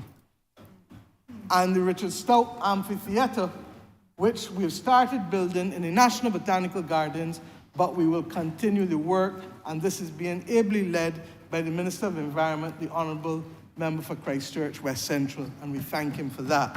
In the private sector, I called just a few. There are over 81 projects in Appendix 5, but I list Indigo Hotel in Bridgetown, which will finish, I believe, William, when? Another 8 months, another 6 to 8 months. Indigo Hotel, which is by the Old Caribbean in Hastings, that will finish in 6 to 8 months. The Royalton Luxury Resort in Holt Town, in the constituency of the member for St. James Central, that is expected to start within a few months. The Hotel Pendry in Speightstown, the member for St. Peter is happy, and I believe the residents have also been engaged for that hotel. That will be an extension of Port Ferdinand. The Hyatt Hotel in Bridgetown, which has been long awaited, and the Pierhead project in Bridgetown, both of which we expect to start this year, sir. Sir, I can go on and on through the list, but the truth is it would take me a long time to go through all of them, and I'm conscious of the time this afternoon that we will be here. The government's thrust, sir, is one that is very clear. We will continue to benefit from the traditional sectors: tourism, manufacturing, agriculture, international business, which has now become local business. Our local business is international, and our international business is local. But we must drive and confront these new obstacles that can open up new sectors, but can also enhance growth in existing sectors, sir. The truth is, Barbados has per capita the largest number of university graduates and trained young people in the region. But even with that, it is not enough. And we need to be able to get some of our young people who have gone overseas to come back home. And we need to be able to settle an arrangement, as I keep saying, that while we take care of the older people among us, we must build Barbados for the young people, because they're the ones who must help continue sustaining life and economic activity on this wonderful country that we call home. Mr. Speaker, we believe that today's young people are enterprising and entrepreneurial, and they often have a job and a side gig. Young people today don't operate in the same way as older people who wanted a single job for life. Young people are prepared to do things, whether it is in the gig economy, whether they want portability. They tell you if they can't wear it, can't carry it, can't move it, can't hold it, don't want it. That's what they tell me, sir. Equally, sir, the government's thrust at diversification cannot exist on its own or in a vacuum. The time for business conservatism and risk aversion in the business community of Barbados must be put behind us. And I don't say this as a criticism, but I say it as something to urge us that if we want to become more resilient, and if we want to move to 4 to 5% growth, then we have to take some risk. And your government will be here to hold your hands as we go out beyond Barbados to take those risks. Our businesses therefore have to stop fishing near the shore and cast their nets into deeper waters where the large catches are to be found. We may be a small land space with a small population, but we are in a community that is large. That small land space will always limit business and constrain our capacity for growth, but it will only be fatal to our national growth effort if we are not prepared to look overseas to overseas markets inside and outside of our region. I pray, sir, that we will summon the courage and the confidence as Barbadians, young and old, to recognize that we need to engage the world if we are to benefit from a larger market than the one which we have, sir. Enabled by technology as well, sir, the world is now more open than it has ever been before. You can stay here and put things on your social media sites and sell them to people in Ghana, sell them to people in Argentina, sell them to people in Singapore. Mr. Speaker, we must seize the opportunity because this is an opportunity that has never been given to our individual citizens in the modern settlement of this nation. As Shakespeare puts it, sir, we must take the tide that leads on to fortune or lose our ventures. Mr. Speaker, I want to address what it will take for us to become more resilient as Bajans and as a country. We have to build it at every level. And what is resilience? It is not just some new buzzword. Resilience is the key, sir, to our survival. Simply put, it's about building toughness, about developing a capacity to anticipate, to prepare for weather and withstand shocks, whether it is environmental, such as a freak storm, or if it is health and social implications like COVID, to be prepared for pandemics, to be prepared for economic challenges like supply disruptions. All of these things, sir, it is about adapting to our realities. I am proud today to announce that a holistic climate investment plan for prosperity and resilience, the Barbados National Resilience Plan, has been prepared and is aligned closely to the mission economy and its 2030 agenda. This comprehensive strategy will shortly be presented to Cabinet. We took an initial presentation late last year, and we sent it back for further adjustments, and it is now coming back to us. And this plan not only aims to capitalize on Barbados' unique assets, but also promises to enhance the quality of life for our people, positioning the country as a pioneering, innovative hub for climate-positive solutions. The plan provides a framework for our decisions and investment aligned with the targets that need to be met to achieve a stronger and more resilient country. It is based and commits government to achieving 15 key resilience targets, focusing generally on social resilience. All Bajans are empowered by and engaged in the social, economic, and cultural development of our country, and they have equitable access to job opportunities, dignified housing, reliable utilities, healthy food, clean water, and efficient government services.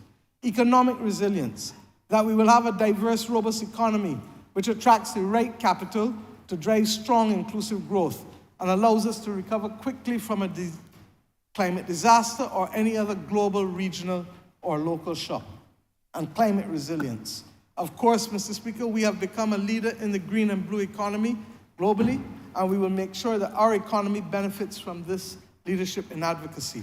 We have launched the Bridgetown Initiative, which has helped redefine the international debate on climate finance and development. And we will continue our international advocacy, cognizant that it has yielded significant benefits that are tangible for Barbados and Barbadians. The Barbados Water Authority's grant of $80 million from the Green Climate Fund is a clear example. Who else has given this country $80 million as a grant since we became an independent nation, Mr. Speaker? Our government is committed to the successful delivery of this investment plan. And one of the targets is to ensure that all policies, legislation, budget allocation, and government structures are aligned with our resilience targets. The annual budget is an important part of that integrated framework, and ministers know that they will be judged accordingly. accordingly. Mr. Speaker, we are taking additional policy action towards resilience targets.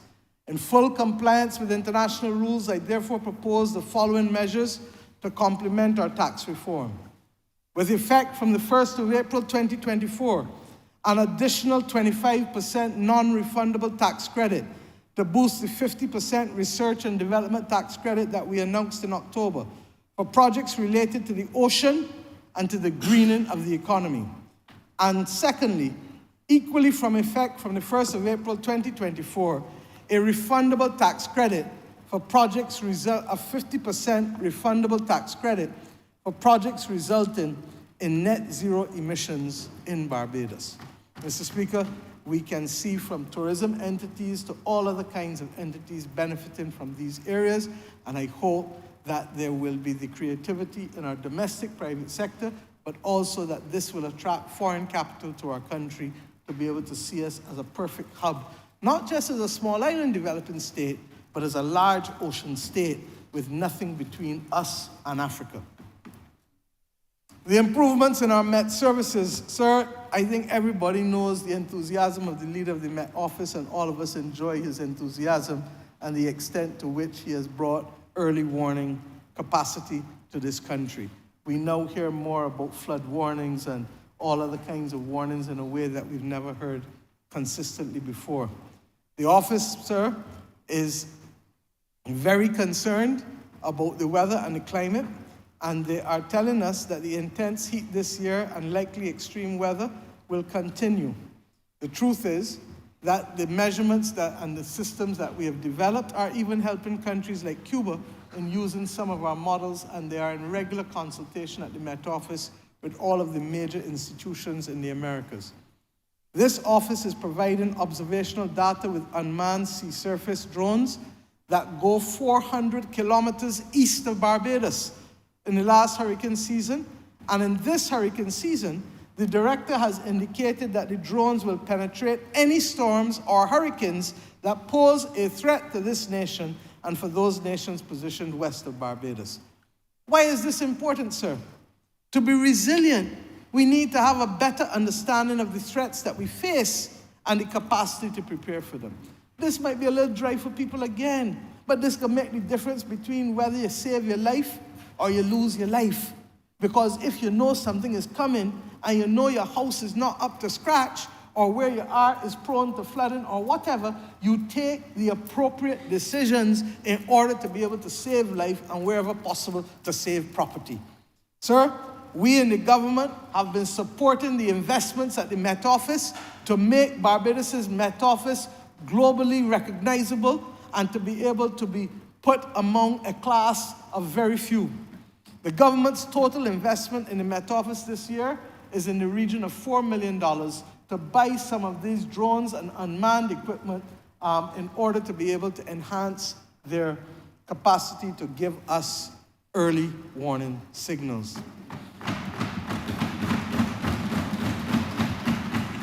Mr. Speaker, at the center of the investment plan is also, as I said, for us to be seen as a large ocean state.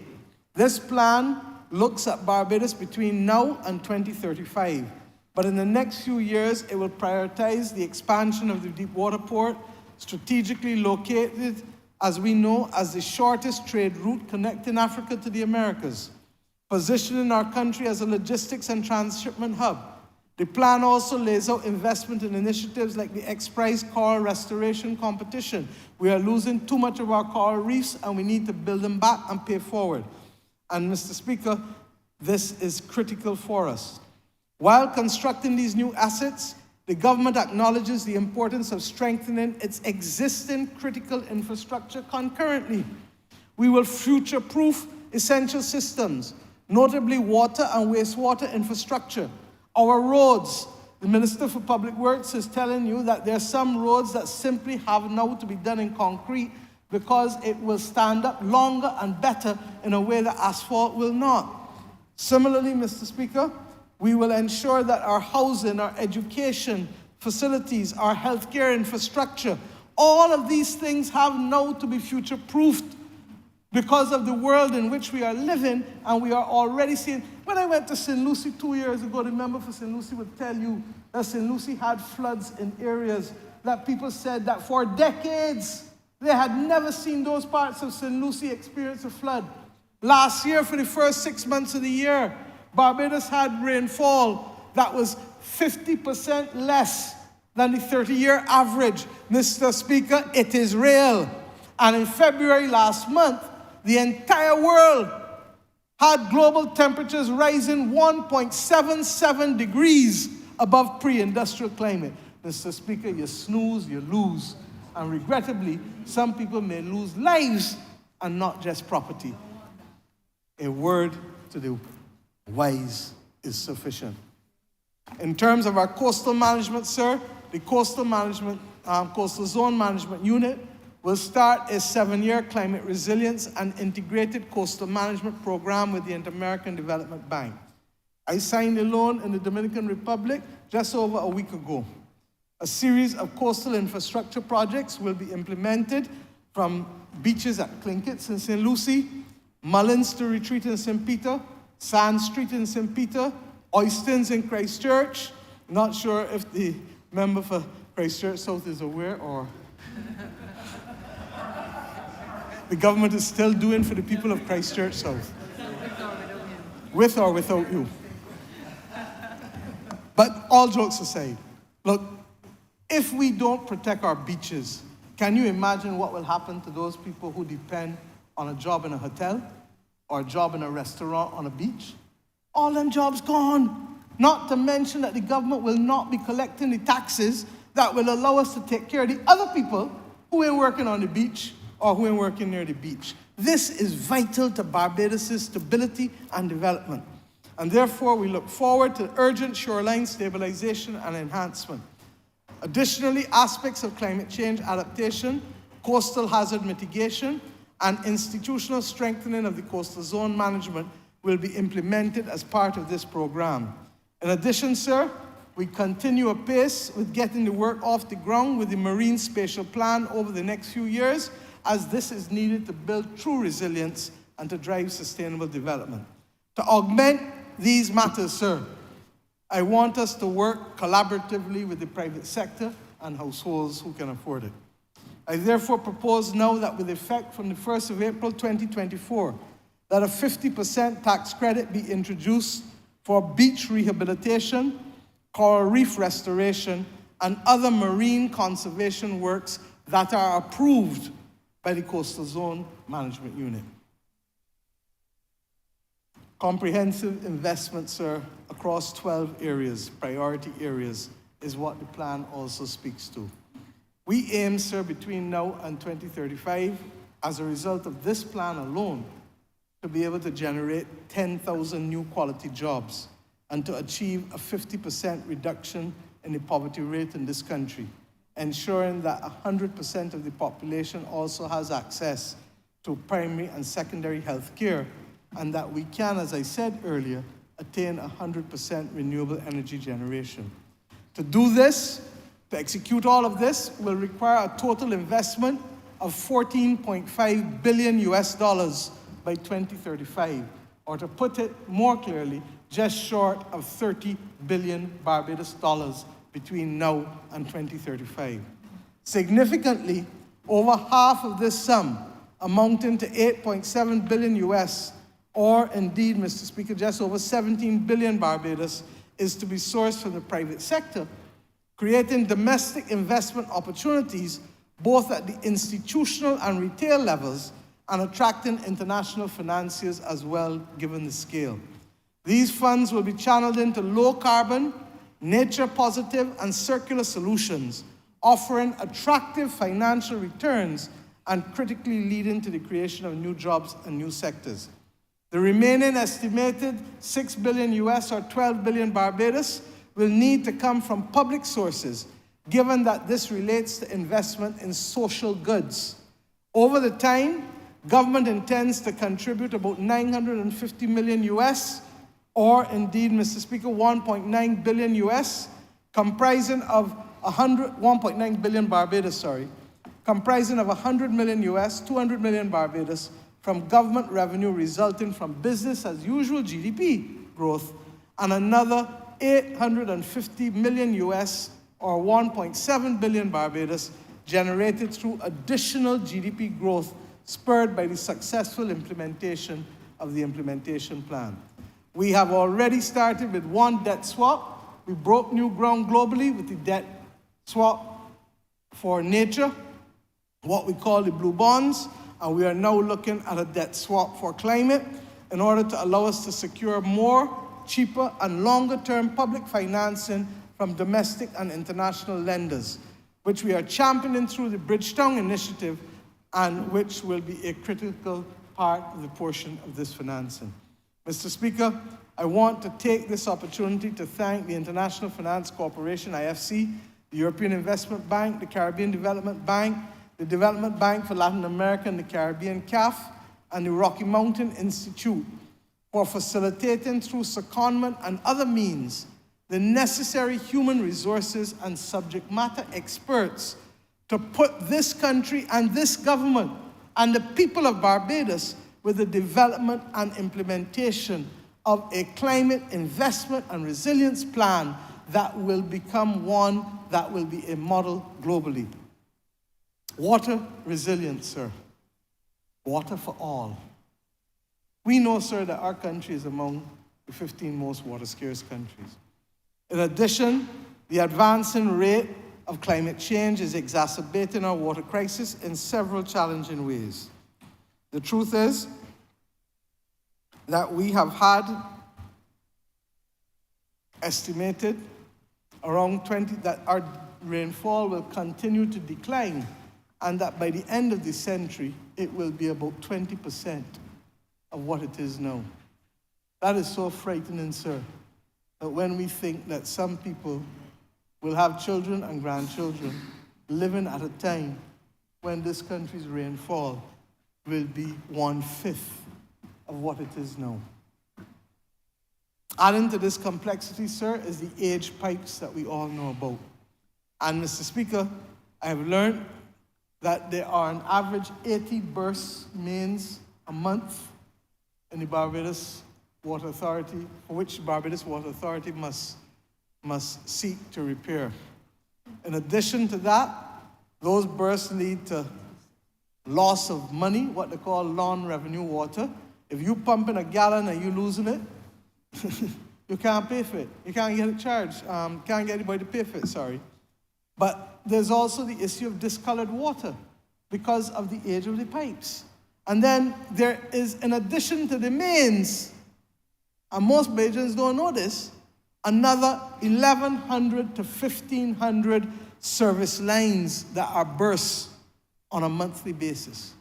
80 mains and 1,100 to 1,500 service lines. Those are the smaller pipes going to our houses.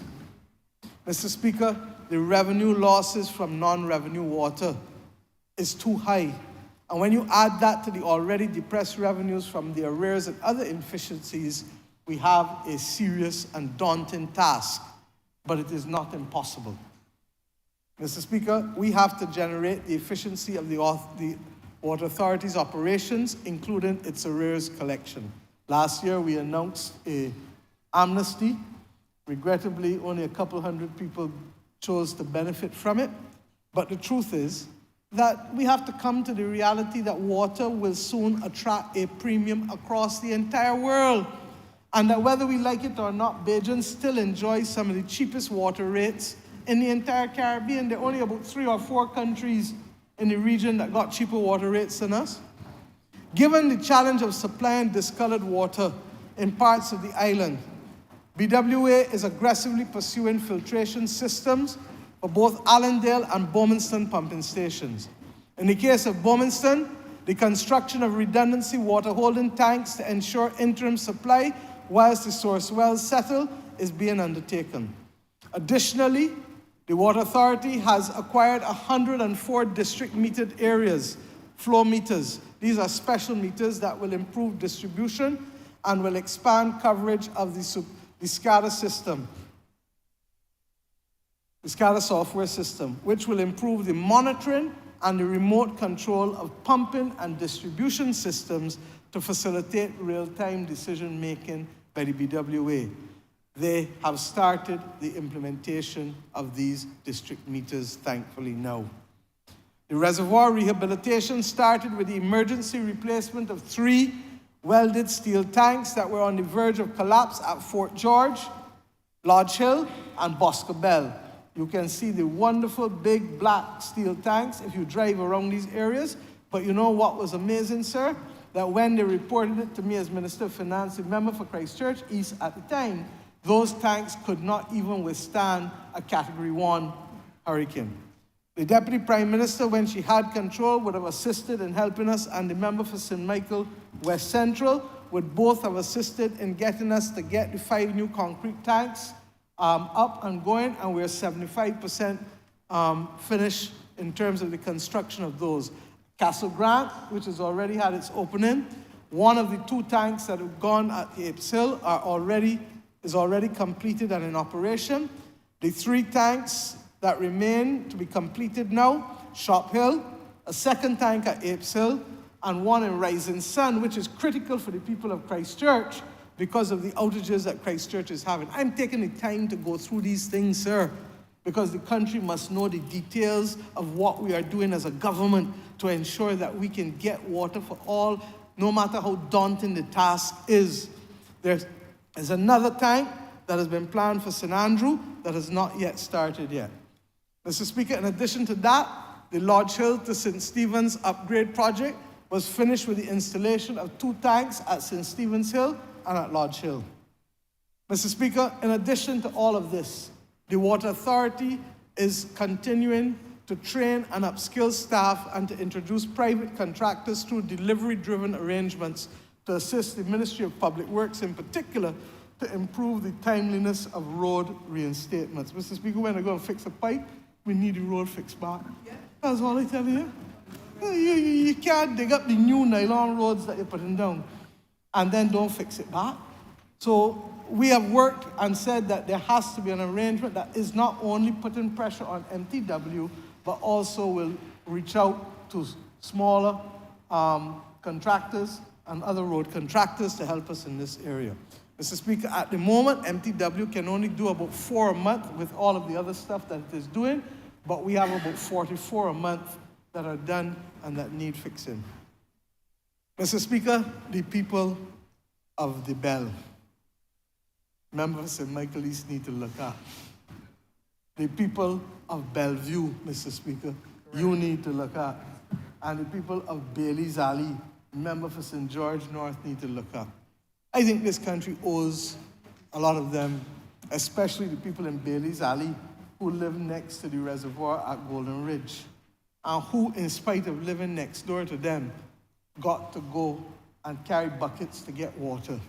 The people in the Bell, I was there years ago when a previous Labour Party government made a commitment, and I have reinforced that commitment as Prime Minister of this country. I am happy to report that the project that will bring relief to these 3 communities will start later this year. And Mr. Speaker, the BWA is providing for the introduction of conventional gravity sewer systems with connection to the Bridgetown sewer network and onward to the Bridgetown sewage treatment plant for the Bell Tenantry and for Bellevue Gap districts. The solution for Bailey's Alley, however, will be to use septic tanks and waste stabilization ponds. Mr. Speaker, I want to make myself clear. I have told the Barbados Water Authority that when they start these projects this year, it will not be business as usual. This is not about hiring high-priced contractors who leave out the people who live in the area, who have lived with this awful reality for too long, that we will seek to work with contractors, tradesmen, and laborers from the respective communities in resolving the problems for these 3 communities.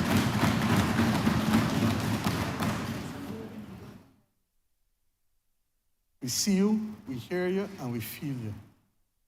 The BWA, sir, is also improving the technical capacity of its staff. The training of plumbers, which allows for the upward mobility and progression of staff, is already underway, with us having enrolled at the Samuel Jackman Prescott Institute 40 persons to be trained in plumbing. The BWA, all the talk, has only had 19 or 20 plumbers in recent times. Mr. Speaker, the external training programs also number in excess of 36, and they're also being executed involving various universities, technical colleges, and online training programs. We are also, Mr. Speaker, in the middle of dealing, I just came back from the Netherlands with the BWA, and we're dealing and hoping to have in place shortly a joint cooperation water program with the Dutch government and other institutions from the Netherlands. This will allow us to tackle many of the urgent challenges facing the authority and the country that would give us technical support, knowledge sharing, and capacity building in areas such as non-revenue water, water storage and distribution, water for agriculture, groundwater management, and dealing with saltwater intrusion, which is one of the regrettable consequences also of the climate crisis. Mr. Speaker, in addition to this, I would have some time ago announced the need for a water conservation program in a previous budget. The Barbados Water Authority will start off this year with an estimated $1.5 million to provide water-saving devices to about 1,200 vulnerable groups, as well as high-usage government departments. We will also give them a further $2 million for a revolving loan facility for those who will not be the recipient, but who still want of grants, but who want to be able to borrow money to install water-saving devices in their showers, in their kitchens, and water-saving toilets, sir. This program will save considerable amounts of water. Indeed, I have a range that was given to me by the officials of between 37 to 67 million imperial gallons a year just for these first 1,200 devices across these 3 areas that I have announced. I am appealing to every household to do right and to be able to put in those water-saving toilets, water-saving devices for showers and kitchens. And once the Water Authority puts the revolving loan fund program, those of you who need or whose cash flow is impaired, you can borrow, and the Water Authority will allow you to pay back over a 2 or 3 year period depending on your wishes, or even less, because some may not want that long. Mr. Speaker, the same thing will apply to the hurricane straps. There are too few people who are putting the hurricane straps on their roofs. The government is giving to those people below the poverty line, free of charge, but those above the poverty line who know that when you look up at your roof, you got a large overhang, you in trouble.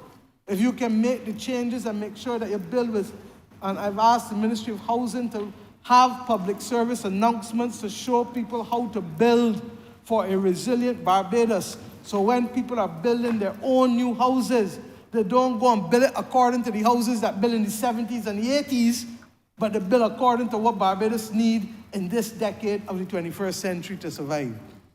Sir, the matter of desalination plants. The last government, sir, left us with 2 contracts, 6 million gallons a day each, take or pay. It meant, sir, that whether you take the water or not, you got to pay, full stop. And Mr. Speaker, sir, we told those 2 contractors when we came in, we could not do that. Because the other part of it that was awful is, guess what? The Water Authority could not take the water and distribute it. So you would be paying for a commodity that you're not receiving. And what made it worse, sir, is that the price that they wanted us to pay and that the last government agreed to was $4.02 per cubic meter, a price way in excess of what this government will pay to any of those contractors if these contracts stay. Now, we are conscious that the people have rights, and we are conscious that there's only one government, regardless of who is in power. So we will have to respect that. And we have been in discussions with the contractors to be able to change the terms of the contract. I am told that the negotiations have been going well. I am told that we can have new contractual frameworks, hopefully before the statute of limitation kicks in within 2 or 3 months, and that we can see a price that should be no more than cost plus 15%, and that will be significantly lower than the $4.02 that was being charged for one of the 2 plants in the north. So, Mr. Speaker, when I tell you that this economy has been stabilized by this government, it is largely because we have cut out a lot of that foolishness and fat that was there. And the reality is, sir, we will need to add water to our groundwater. I'm satisfied that we will.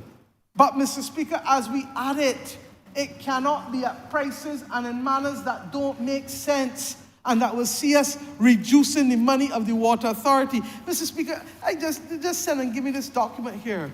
And I don't even know if to read it now or to keep it for the wrap-up debate.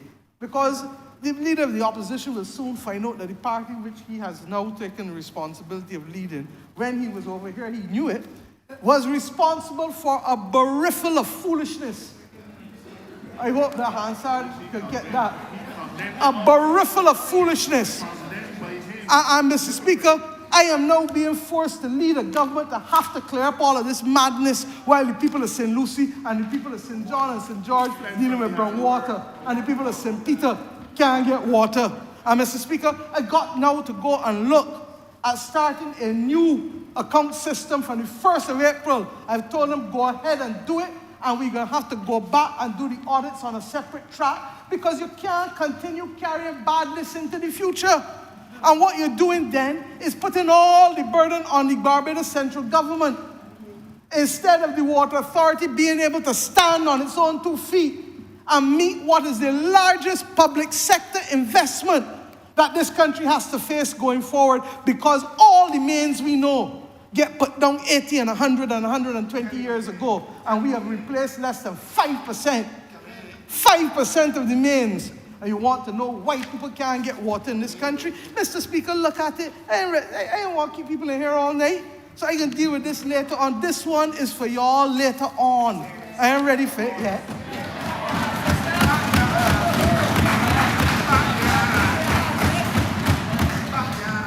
Mr. Speaker, don't, and I am not telling you that this government gets everything right, but when I find out and we find out, I deal with it.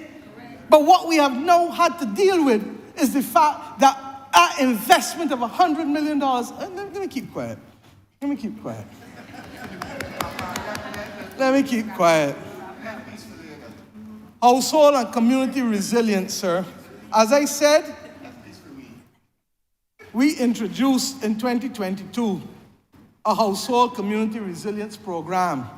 I introduced a waiver of import duty and VAT for 2 years starting the 1st of April 2022 to purchase and install generators at residential homes, irrespective of the fuel type, to help to build resilience across communities in this country.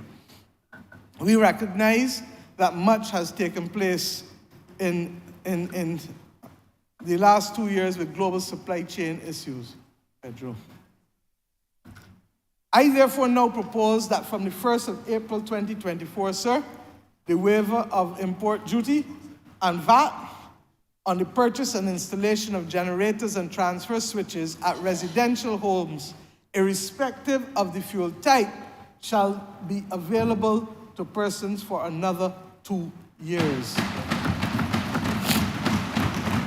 And Mr. Speaker, I do this knowing that this still will not help some of the small people I talked about earlier who will be subject to the power outages because of the failure to be able to renew our grid and to have the stability that we need.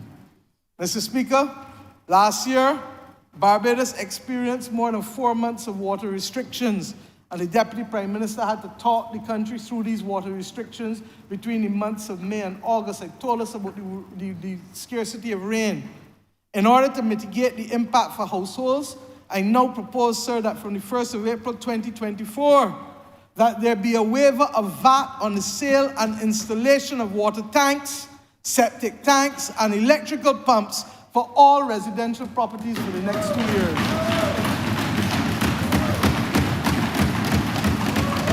So, Mr. Speaker, while we help the people of the Belle and Bellevue and Bailey's Alley, I want all of Barbados who can help themselves to be equally capable of doing so. And Mr. Speaker, I'm investigating whether we can increase the loan amount at the Water Authority so that the Water Authority can act as a financial intermediary as well on some of these critical things like tanks and pumps, recognizing that you pay back your water bill every month, and therefore you can agree to amortize it, to stretch it out over a year, 2 years, or 3 years, as I said.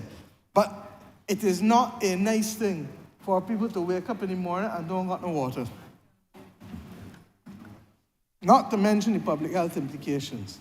Mr. Speaker, I had asked, and therefore I look forward to the Water Authority. I said in this speech here 2 years, but we are open to 3 years too in terms of repayment, or 1 year. But they must now execute this as a matter of urgency. I am not going to tell tales out of school.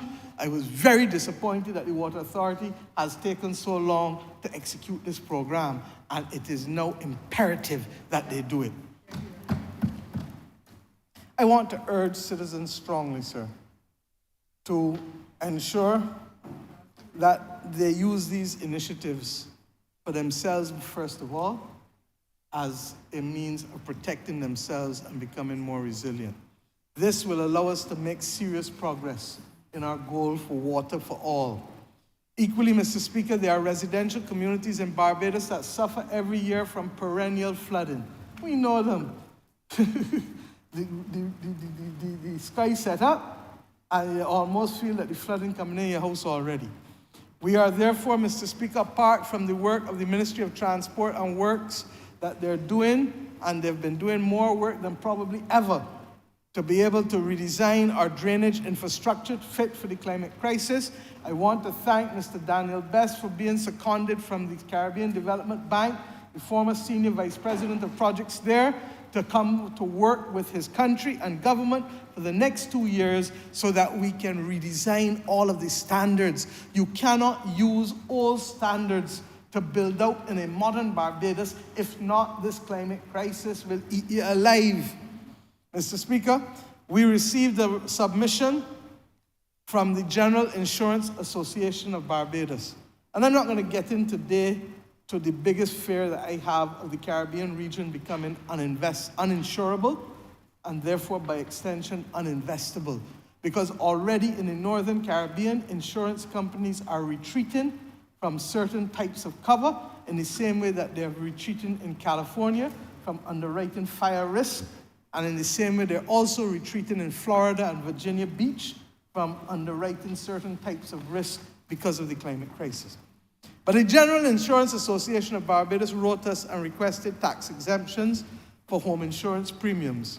We reviewed the submission, sir, and I now propose that as part of the Household and Community Resilience Program, from the 1st of April 2024, that I will provide a 20% rebate on the assessed land tax for residential properties that suffer from perennial flooding from rainfall and associated damage, provided that they have valid home insurance with flood insurance coverage.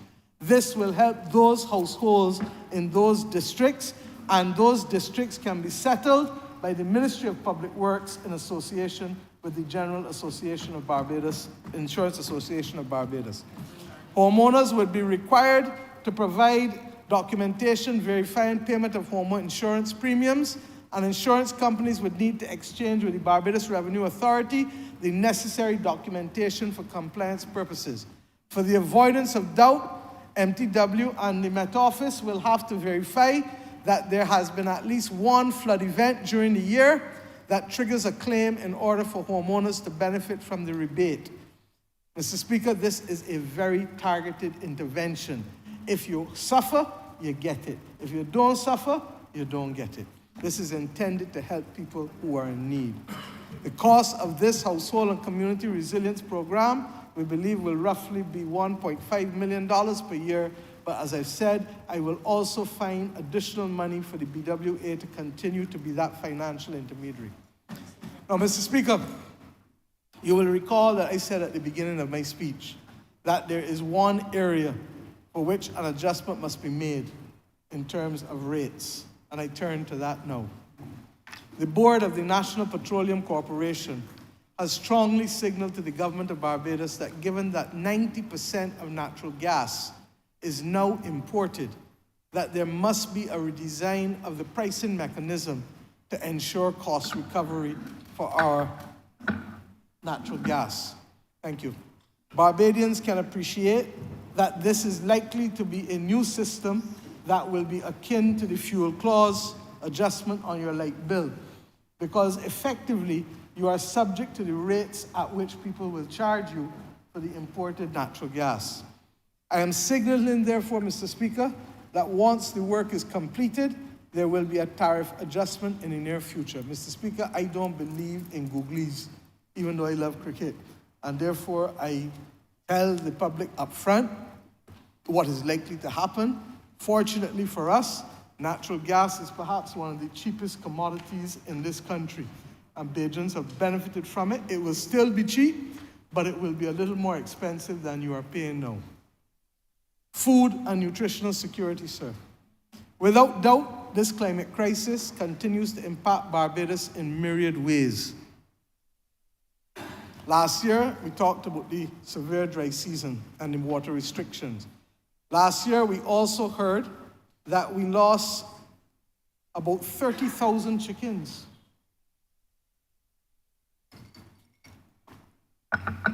Dying. In October then, we experienced violent rains, leading to fields being waterlogged very quickly and causing more damage to crops and more issues with pests. In short, Mr. Speaker, 2023 from an agricultural planning and management perspective was not a particularly good year for farmers, given the heightened uncertainty regarding climate conditions. Access to water still remains somewhat a challenge given the change in rainfall patterns. And nevertheless, in spite of that, and I want to thank the Minister of Agriculture, the sector was able to outperform in 2022, outperform the 2022 level by 21% in spite of all of those challenges with the climate crisis.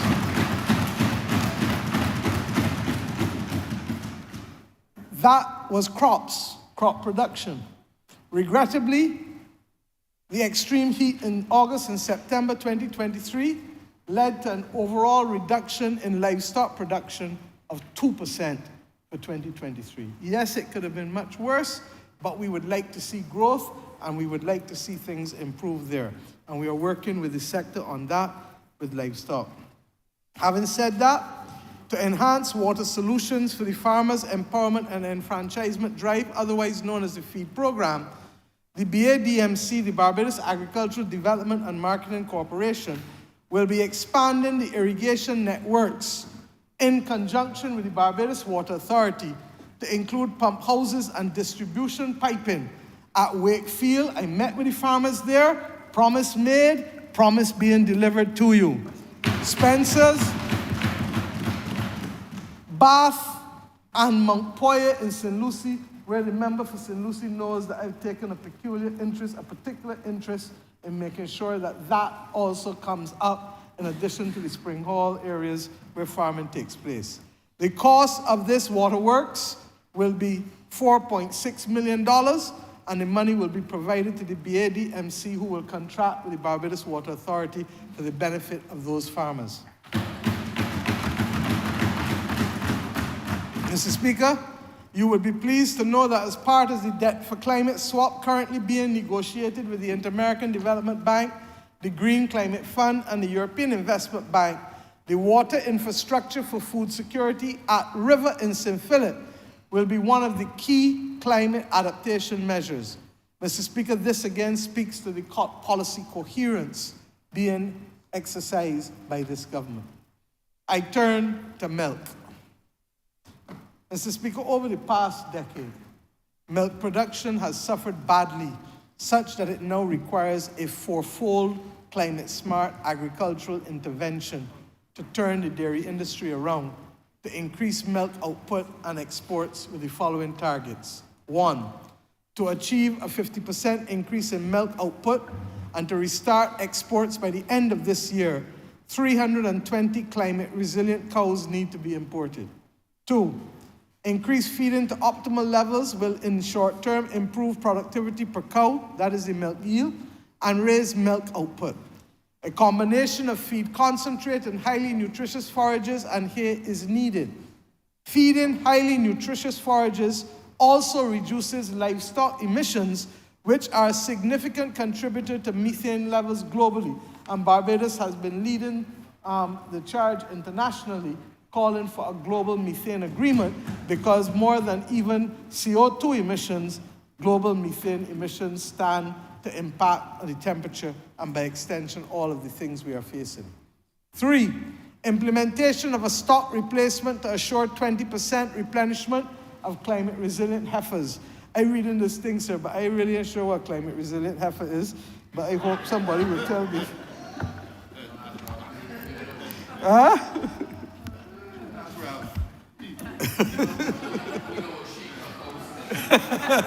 I think the leader of the opposition knows about sheep, not cows. At the very least, I know his brother knows about sheep, being one of the largest, and I want to commend his brother for taking the interest in black belly sheep that he's taken over the years. I don't know if it was a case of sibling jealousy or rivalry. Look, after consultation, sir, we met with the dairy industry recently. And after consultation with the sector and at the urging of the Minister of Agriculture, I now propose the following assistance to the dairy industry. 1, an increase in the rebate on the purchase of cows from 50% up to a maximum of $4,000 and to 80% up to a maximum of $6,400 per cow to assist farmers with the livestock purchase. This is likely to cost no more than a total of $2,048,000. 2, a livestock emissions rebate of 45% on the purchase price of hay for 3 years. The maximum annual cost of this is likely to be $528,255. 3, an increase in the 1999 rebate has not been increased for almost 25 years, sir, on establishing pasture lands. And that will now go from $202 per acre to $1,000 per acre, which will allow the farmers to upgrade and maintain their pastures and reduce their dependence on purchased hay. It is expected that this will cost us annually $446,000. 4, a rebate of 60% up to a maximum of $40,000 on forage harvesters and trailers and other harvesting equipment to assist farmers in upgrading their forage operations, reducing their costs. The estimated maximum annual cost of $200,000 for 2 years is what we have budgeted, sir. 5, to offset costs and ensure farmers are able to replenish their stock on a yearly basis, a young heifer replacement incentive of $1,000 per heifer. We estimate that this will cost us $250,000 annually at most for each of 4 years. 6, to assist farmers in instituting and repairing the infrastructure, it is proposed that the 2006 rebate on livestock housing, which has not been increased since 2006, that's what, 17 years?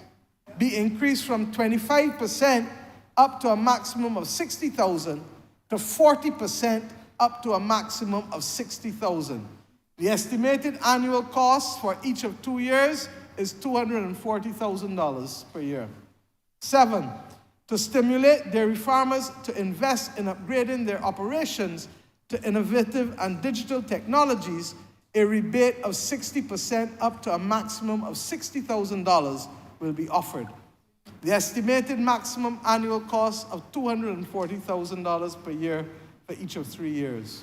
Mr. Speaker, I hope that this will give the dairy industry strength again, and we have signals that there is the potential for a serious export market again, but we do not have the supply of milk in the country. This is critical, and I'm happy that the Minister of Agriculture and the farmers have been able to agree, and that the government is in a position to help stabilize their fortunes. We wish them well. Mr. Speaker, part of building Barbados's resilience relates to the management of our public finances. You know, that's what carried us down the last decade. I indicated earlier that there were no new taxes being introduced, but there's a major problem that we have.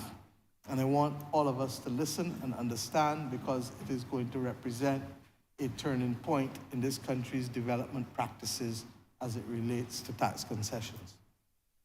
The issue of tax expenditures, more commonly known by the average person as a concession, continues to pose challenges with respect to securing the revenue base of this country.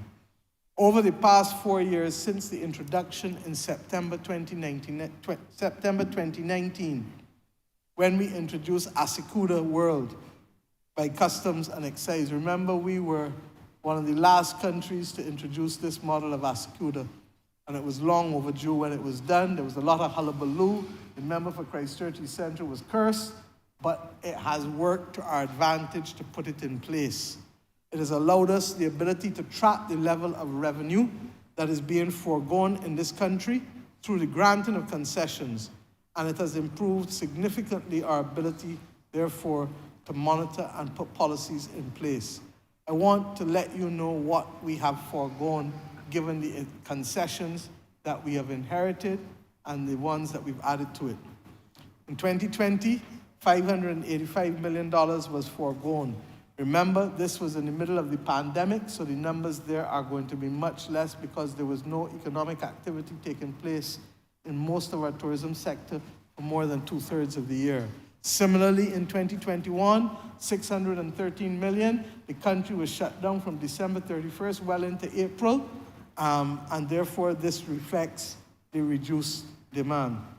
2022, you started to see the trend go back to normal, $784 million in tax expenditures. 2023, $802 million in tax expenditures. And already in this year, in January, $61 million in tax expenditures, and in February, $64 million in tax expenditures. Mr. Speaker, this is unsustainable.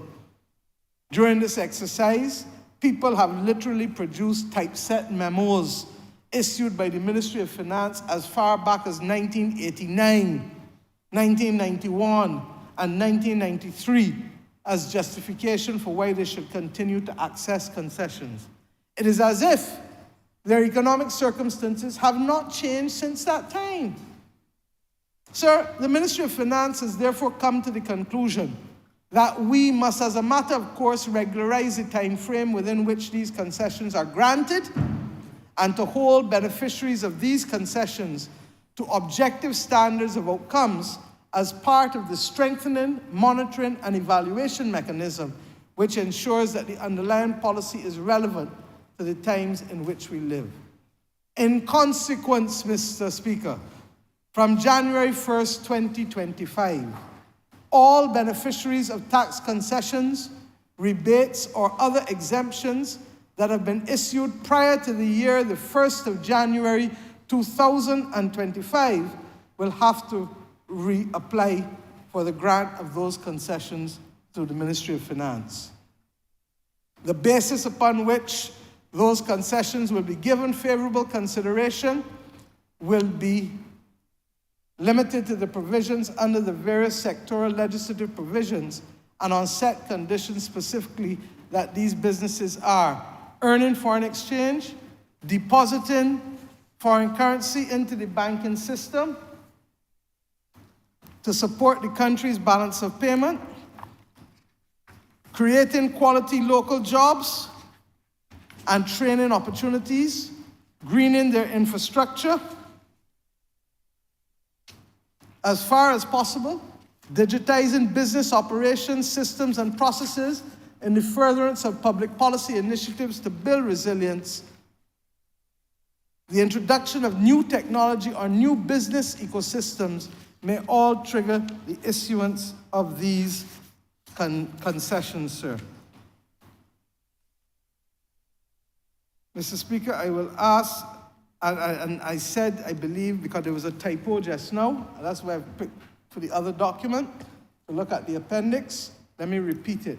From January 1st, 2025, all beneficiaries of tax concessions, rebates, or other exemptions that have been issued prior to the year 1st of January 2005, not 2025, there's a typo in this document, will have to reapply for the grant of those concessions through the Ministry of Finance. You see why you must know your stuff?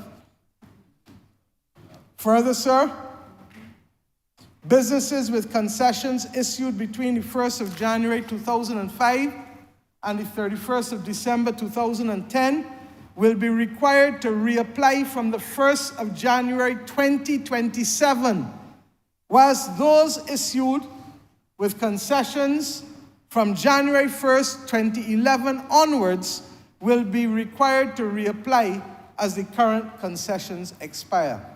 As you can see, Mr. Speaker, we are not being draconian in our approach.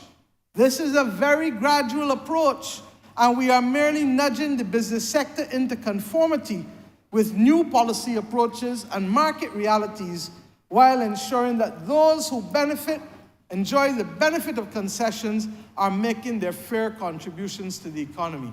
I should tell you too, sir, that this was highlighted by us over the last 18 months as a date with which we will have to face going forward. Further, sir, any entity with a current concession agreement of more than 20 years that was issued on or before 1st of January 25, those concession agreements will remain in place until they naturally expire or if they are not compliant with the established rules.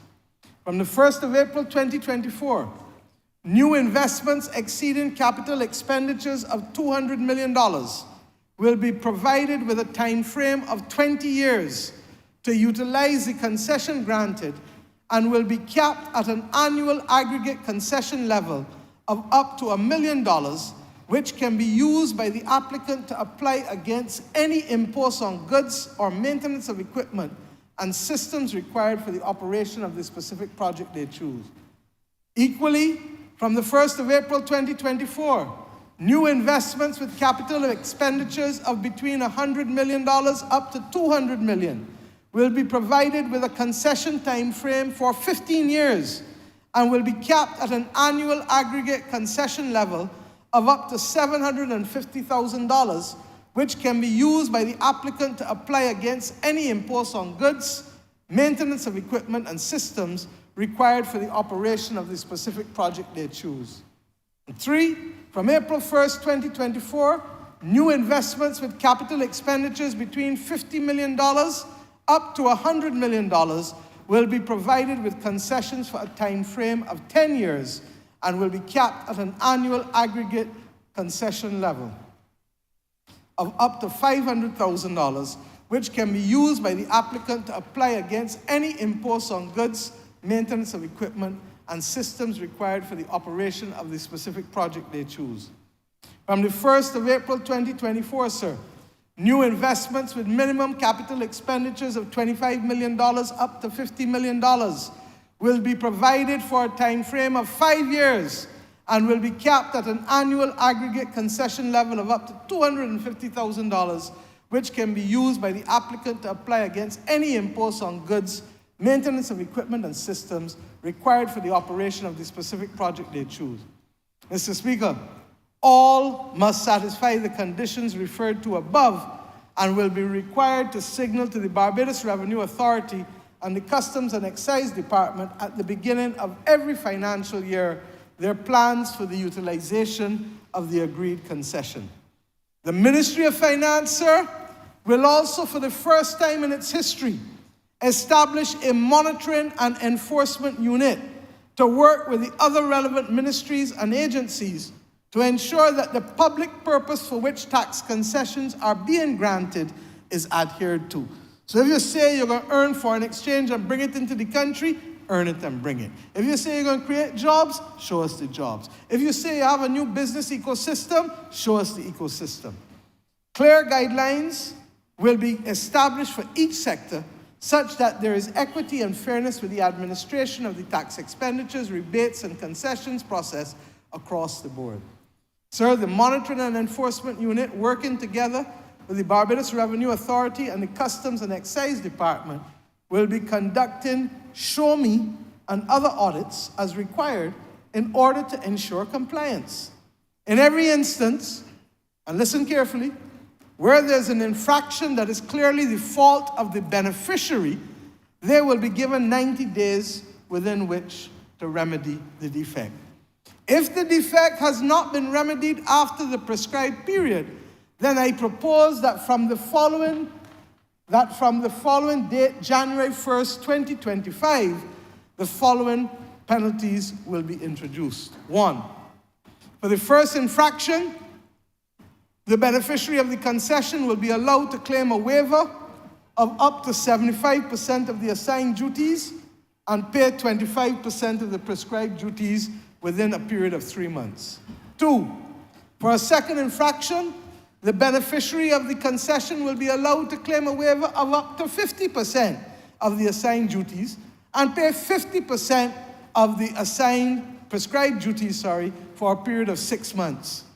3, you do it a third time, the beneficiary of the concession will be allowed to claim a waiver of only up to 25% of the assigned duties and must pay 75% of the prescribed duties for a period of 9 months. And Mr. Speaker, infraction number 4, the beneficiary status will be revoked and you will be required to pay 100% of the prescribed duties for 12 months before you can apply to benefit from that concession again. Mr. Speaker, let me be clear. These penalties will only be imposed if the entity or the individual fails to correct the defect within the initial 90 days given. So you've been given a large space within which to correct it on each occasion. So for you to get there now, it means that you're really playing the fool. These measures, sir, are not intended to deter investment, but they are designed to ensure that Barbados remains competitive and that there continues to be a level playing field within sectors and across the board. If you have not paid your national insurance contributions for employees, nor all of your tax obligations, nor have you an up-to-date payment plan, because this government has introduced payment plans without having to send you to the bank or the credit union to be able to settle your taxes.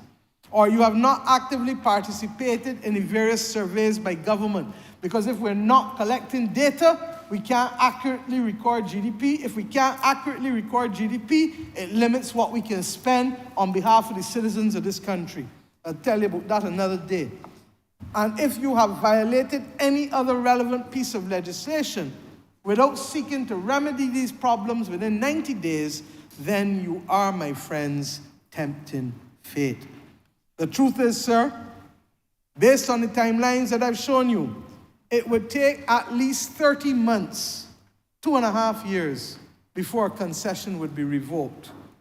2.5 years, sir. And for that to happen, it would clearly mean that the entity had no intention of being compliant, given the number of chances that they would have been given to fix issues before that stage is reached. And even with the ultimate 4th infraction, after a year's penalty, you can still come back again. So the government is being exceptionally fair, but not just to the concession, the beneficiary of the concession, but to the people of Barbados in whom we have a duty to protect their interests. Mr. Speaker, let us move to a little more comfortable areas for a people-centered Barbados, the ones that more people are likely to catch on to, because, as I said, I understand a lot of these things there are very dry. But I learned from early that when things are dry and bitter, they're good for you. So I go through it. As we deal with a people-centered Barbados, sir, we turn now to spotlight on our people and the policies of this government that will result in people empowerment, people upliftment, and people improvement. My government, as I say all the time, we see people, we hear people, and we feel people. We care about people. We respond to people's concerns and needs and provide solutions to their problems. We may not always get it right first time, but once brought to our attention, we try our best within our limited capacity so to do. You will recall that I said at the beginning of this budget that this budget must be people-centered. That once we grow the pie, we got to also make sure that there's fairness in the distribution. The initiatives and measures I've been presenting up to this point will make a difference in the lives and the fortunes of Bajans. I want to turn, therefore, now to the areas of direct people empowerment on which government's major emphasis will be placed. And I want to focus on the continued economic enfranchisement of our people, as we have done in order to be able to deal with state-owned enterprises. Indeed, Mr. Speaker, I will make sure that there's a separate document laid with the update on the SOE restructuring separate from this speech. Sir, I indicated at the opening that there were 6 issues about which Bajans had expressed concerns. National debt, I already dealt with that. Inflation and cost of living, I will give some data, but I will elaborate further on this. Healthcare at the QEH, particularly the QEH, but also the polyclinics as well, we will address shortly. The state of the roads, many of you have seen the work in remediation over the last, 2 months, is well underway, as everybody can see and as everybody can feel when they're being forced into detours. Access to jobs, well, I spoke to all of these new measures and initiatives. We have been showing job creation and decent work is likely to come, opportunities not just for young people, but as we saw even with the digital training, there are a number of people who may have lost their jobs in the 50s, but who can still go and train and work and get decent work from them going forward. Sir, education reform. This will be addressed, but suffice it to say that there will be an extension to the national consultation period on some of the more controversial components of the reform. And I gave a commitment to consult with the opposition and will do so once the estimates process is finished. Mr. Speaker, let us therefore deal first with the state of the roads.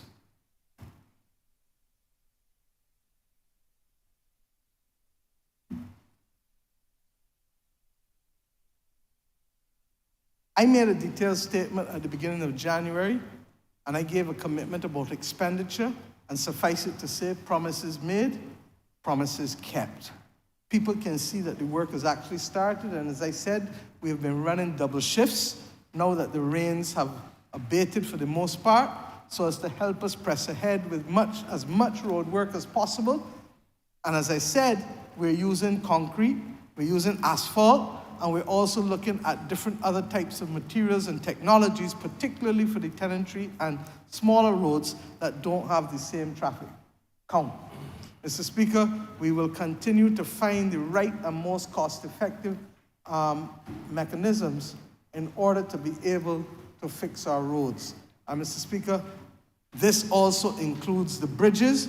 I think that you've heard us say in the Parish Speaks, especially the ones in the Scotland district, this country has not repaired bridges for how long? For almost 40 years. It's unbelievable. And this government has had to assume the responsibility of doing that which no one had done for the better part of 30 and 40 years, sir. But I said, the task may be daunting, but it is not impossible. And so long as it is not impossible, as Mr. Mandela taught us, we can get it done, and we shall get it done. Thank you, Deputy Prime Minister, for leading this effort, and a member for St. Andrew as we go forward. And I've said to you, as happened this year, I may not always start off with the amount of money that you would like, but once I see my way or we see other monies coming in, you will get additional funds, because we understand that what you are fixing is not just potholes from the last 4 or 5 years, but also significant road works that were not done for years. And I want to talk to my constituents. Let me be MP for a minute and not just PM, please. Because when I came into office, other than when Green Hill was done in 1991, nothing was done out that side for over 30-something years. The people of Jackson, the member for St. Thomas, would tell you that we have suffered, oh suffered, oh suffered.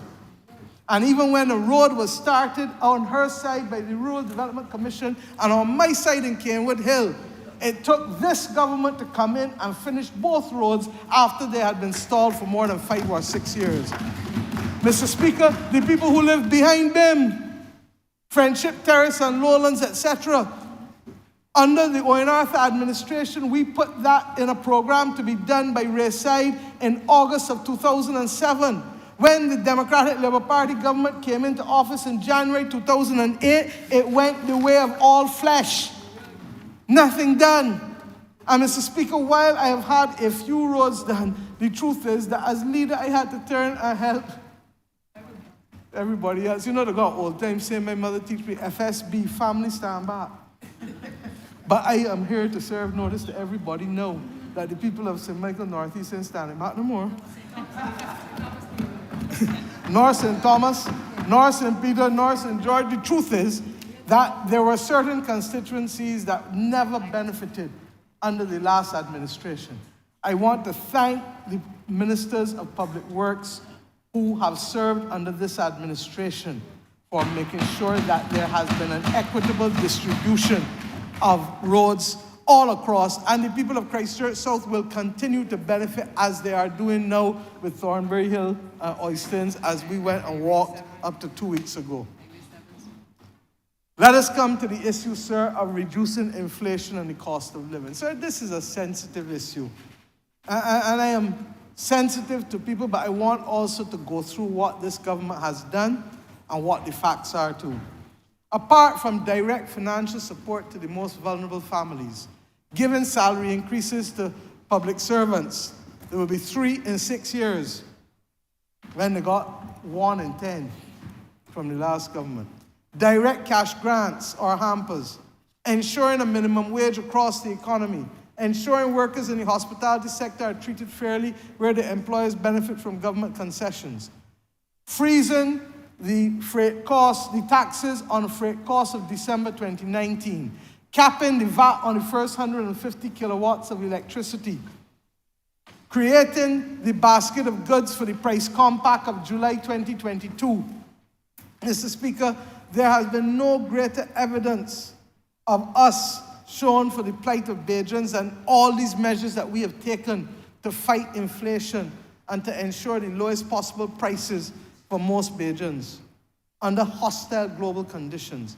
We will continue to support the relief of electricity bills, and therefore from 1st of April 2024 until September 30th, 2024 again, I propose to extend the VAT reduction on electricity bills for the first, where residential customers will pay only 10% VAT. It was on the first 250 kilowatt hours, sir, of electricity, instead of the normal 17.5% VAT. Equally, sir, government will continue to negotiate with the food sector to maintain the lowest possible prices, particularly for the basket of goods. Shoppers need to be discerning as to where they choose to buy their family's food stuff. When we monitor the supermarkets, we show that not only is inflation lower, but prices on several food items are lower than they were 2 years ago. Mr. Speaker, I went through an exercise about 6 weeks ago, and I go through it again, and I'm going to ask that this be released to the public, because when you start to look and see all of the items that have prices that are lower than July 2022, you realize that these efforts have been successful. Now, I am not a fool. I know that even though we have reduced the port charges twice in a year, that there will be ways that people will find to try to boost it back up to the consumer again. And that is why I'm asking Bajans to open their eyes to look at the information we're going to put out there. We have information on all the major supermarkets: A1, Chanel, Cherish, Eddie's, Fair Deals, Jordan's, Lionel C. Hill, Massey, People's Mart, Popular Discount, Price Low, Roxy, Savings Plus, Tri-Smart. And Mr. Speaker, if you could see off of this thing, I have to print it for you, you will see that everything that is underlined in red is where the prices are the same or lower than they were in July 2022 because of the actions that we have taken and because of also the reduction in shipping prices and other things. But Mr. Speaker, I know that there are other ways to get around it. And you heard President Biden refer to it recently in the State of the Union address, that you may have a bag of chips and when you open it, it got in 2/3 of what you used to have. Or you might buy a roti or a cutter, and when you do so, open the roti or the cutter, it got in less meat or less fish or less potato or less everything. So that the reality is that we are living in a world that has been challenged by inflation, but the good news is we are seeing a tapering off of it. And the good news is that a caring government continued to support you at a time when the prices were awful, but we now see some relief. Mr. Speaker, I want to speak to self-employed persons. When it comes to national insurance, the NIS has developed, as we promised to do, a new, easier way for self-employed persons to participate in and be covered by our Social Security scheme.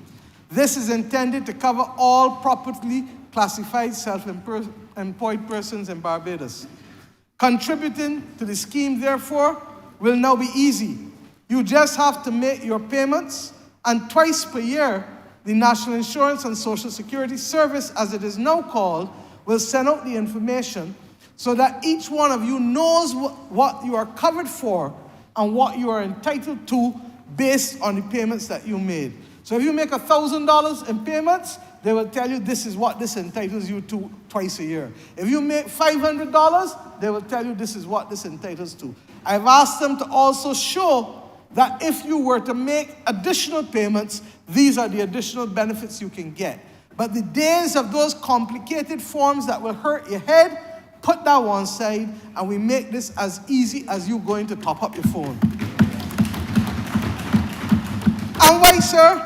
Because you learned in the pandemic what it is not to have insurance. What is the ad? National insurance, it is your what? Your lifeline. A word to the wise, again, is sufficient.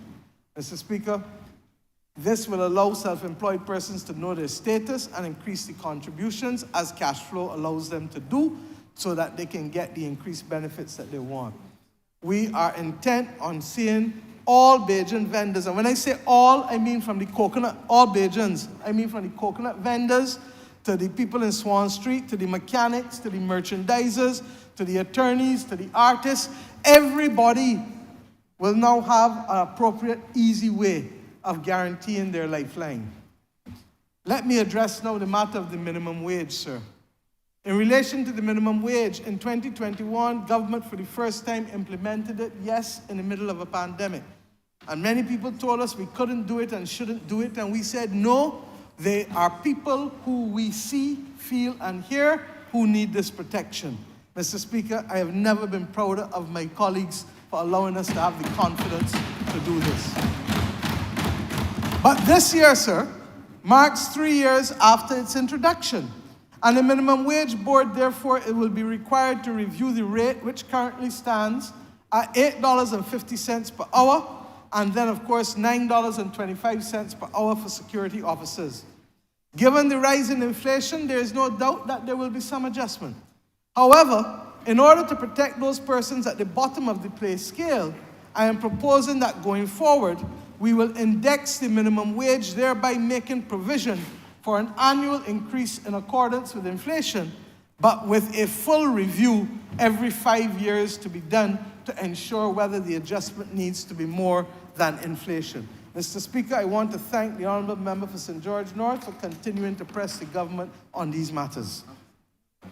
Similarly, sir, let me come to the issue of persons living with disabilities. I want to thank the Honourable Member for St. James North at the outset now for continuing to spearhead the efforts on behalf of the government And I want to thank the former President of the Senate, the Most Honorable Ms. Kerry-Ann Eiffel, as well, for continuing to do so. This government has been very focused on protecting those who are most vulnerable in our society and have made special efforts to conduct the widest possible set of consultations with this community of Barbadians. The Minister, the member for St. Michael South, has been a fervent advocate, supported by the member for St. Michael East and others in here as well, when it comes to being able to provide a decent living for people living with disabilities. Mr. Speaker, we know that the Hinkson Commission will come before this chamber, but in the interim, we want to be focused, targeted, and laser-like. Persons living with disabilities and their families experience severe challenges when compared to those of us who are considered to be developing typically and normally. As a society, we will be judged on how we treat the most vulnerable members of the family of Bajans. I've said so from day one. There are currently 833 children, and I don't have the exact number of adults, and regret that, with various special needs, attending 21 educational institutions, both public and private, in Barbados. The current regulations governing the access to non-contributory old age pensions currently limit the categories of persons of disabilities to persons who are blind and to persons who are deaf-mute over the age of 18. I propose, sir, that from the 1st of October 2024, and only because it takes time for us to put the systems in place, to broaden these categories of persons living with disabilities to include the following conditions: persons with cerebral palsy, persons with advanced multiple sclerosis, persons with autism, as well as the inclusion of minors with these conditions. Mr. Speaker, for the avoidance of doubt, the special needs grant for minors with these conditions will be 50% of the value of the non-contributory old age pension, while the value of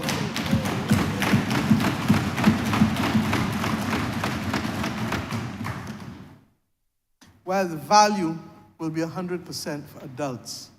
Mr. Speaker, in my colleague, the member for Christchurch East Central, the Minister in the Ministry of Finance, we have determined that this cost of $4 million a year to the taxpayer is one that must be borne by all of us.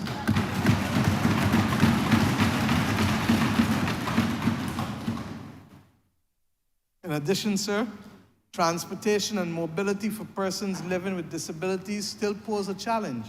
The National Disabilities Unit acquired 2 new buses 2 years ago. Mr. Speaker, we will purchase another 2 buses in the coming financial year to support persons living with disabilities. And I say to you that as resources allow, we will continue to acquire 2 buses annually for each of the next 3 years to ensure that the unit can completely service the community in the need of services for transport and mobility. I want to remind you that the cost of wheelchair-adapted vehicles are high and may be prohibitive for some to acquire. Let me take this opportunity to remind all Barbadians, because people have a short memory, that when we came into office in 2018, the Ministry of Finance introduced a policy that allows persons with disabilities and their families to access wheelchair-adapted vehicles free of customs duty, excise, and VAT, irrespective of the fuel type. I want to remind you that that has existed in this country for those families who need it for the last 6 years. This policy, I want to tell you as well, also applies to public service vehicles who acquired wheelchair-adapted vehicles for the purpose of expanding the options of public transportation for persons with disabilities. Mr. Speaker, this is the society that we must build. Let me move now, sir, to the healthcare system. And why? Without life, we have nothing. And without wellness, we equally have nothing. Mr. Speaker, there has been much public discussion on the state of healthcare in Barbados in recent times. It's not my intention to duck the concerns and complaints being made by residents about the healthcare system, particularly at the QEH and A&E. Make no mistake, sir, Barbados still has one of the top healthcare systems and a top health institution, even with some of the challenges that we face. And every day, lives are saved in our healthcare institutions. However, it should not be forgotten that we have just come out of the worst public health crisis in over a century, and that has clearly had a serious impact on our healthcare system as a whole. Now, here is what we are doing, and I want to report to you the decisions that we have made to ensure that our healthcare system and all of the institutions of which it is comprised can be world-class. In the coming financial year, the focus of the Ministry of Health and Wellness will be on the following things. 1, there are plans to increase the Queen Elizabeth Hospital staffing complement by almost 250 persons over the next 3 years, starting from this year. Mr. Speaker, I want to remind us, if we had the financial health from 2018, we would have done it already. It is only because of what we have been able to do to stabilize this economy that we can now make this type of commitment to bring on 250 people over the next 3 years at the Queen Elizabeth Hospital. These staffing increases will bring operational efficiencies and will include recruiting 150 registered nurses, 20 nurse specialists or nurse practitioners, along with various consultants, registrars. For those who don't know, the consultants and registrars are doctors. Additional pharmacists, physiotherapists, speech therapists, social workers, paramedics and EMTs, and other paramedical staff. Mr. Speaker, once completed, at the end of the 3 years, we expect this to cost the Queen Elizabeth Hospital an additional $17 million a year.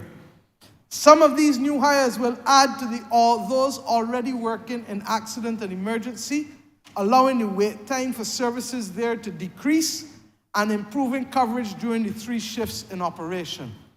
I should say that some of the immediate staff, which will cost us $1.5 million, will also be starting at the A&E in this year. The final phase of the accident and emergency project. Let us remember that had this government not built a new accident and emergency when we came into office, we would have faced COVID with the old casualty and would have allowed or would have had a high risk of COVID running through the hospital with severe consequences had we not taken the policy decisions that we took, sir.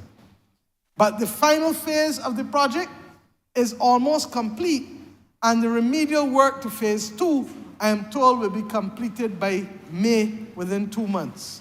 On completion, it will be an expanded facility where the number of cubicles for patient care will be doubled. In addition, sir, this is within 2 months, the number can be doubled. There will be a dedicated procedure room, a minor cases room, a larger trauma room, a cardiac care unit, an X-ray room, and a CT scan room. In addition, sir, the A&E staff complement will be substantially increased, as I told you, with increased numbers of consultants, senior registrars, registered nurses, nursing assistants, orderlies, and departmental aides. Sir, in addition, before the end of the next financial year, the Queen Elizabeth Hospital will move from 7 to 9 surgical theaters being fully operational. Meanwhile, plans are being put in place to repair the roof and to refurbish the Lions Eye Care Center. This will facilitate the opening of 3 additional theaters, which will bring them to 12.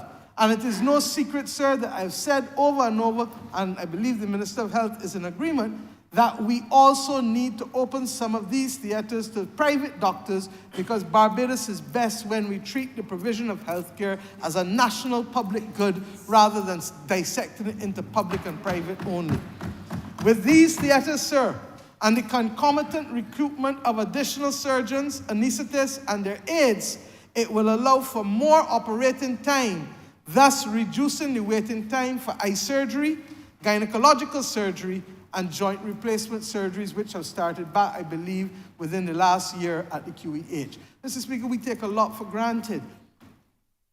Third, Mr. Speaker, in this year, we will also be setting up the cardiac care unit that will provide for more immediate attention and definitive care for those who are suffering from chest pain and from heart attacks. In fact, sir, this care will commence from the time the ambulance arrives at the Queen Elizabeth Hospital right up until the patient enters the unit. And we believe that this will increase the chances of people surviving significantly, because the rate has been, as we've said in this Parliament before, there were simply too many people being negatively affected. In addition to this, Mr. Speaker, the Ministry of Finance is in deep discussions to finalize a loan for $130 million at appropriate rates of interest for the Queen Elizabeth Hospital to replace aging equipment and to acquire important diagnostic and therapeutic equipment which will be available at that institution for the very first time.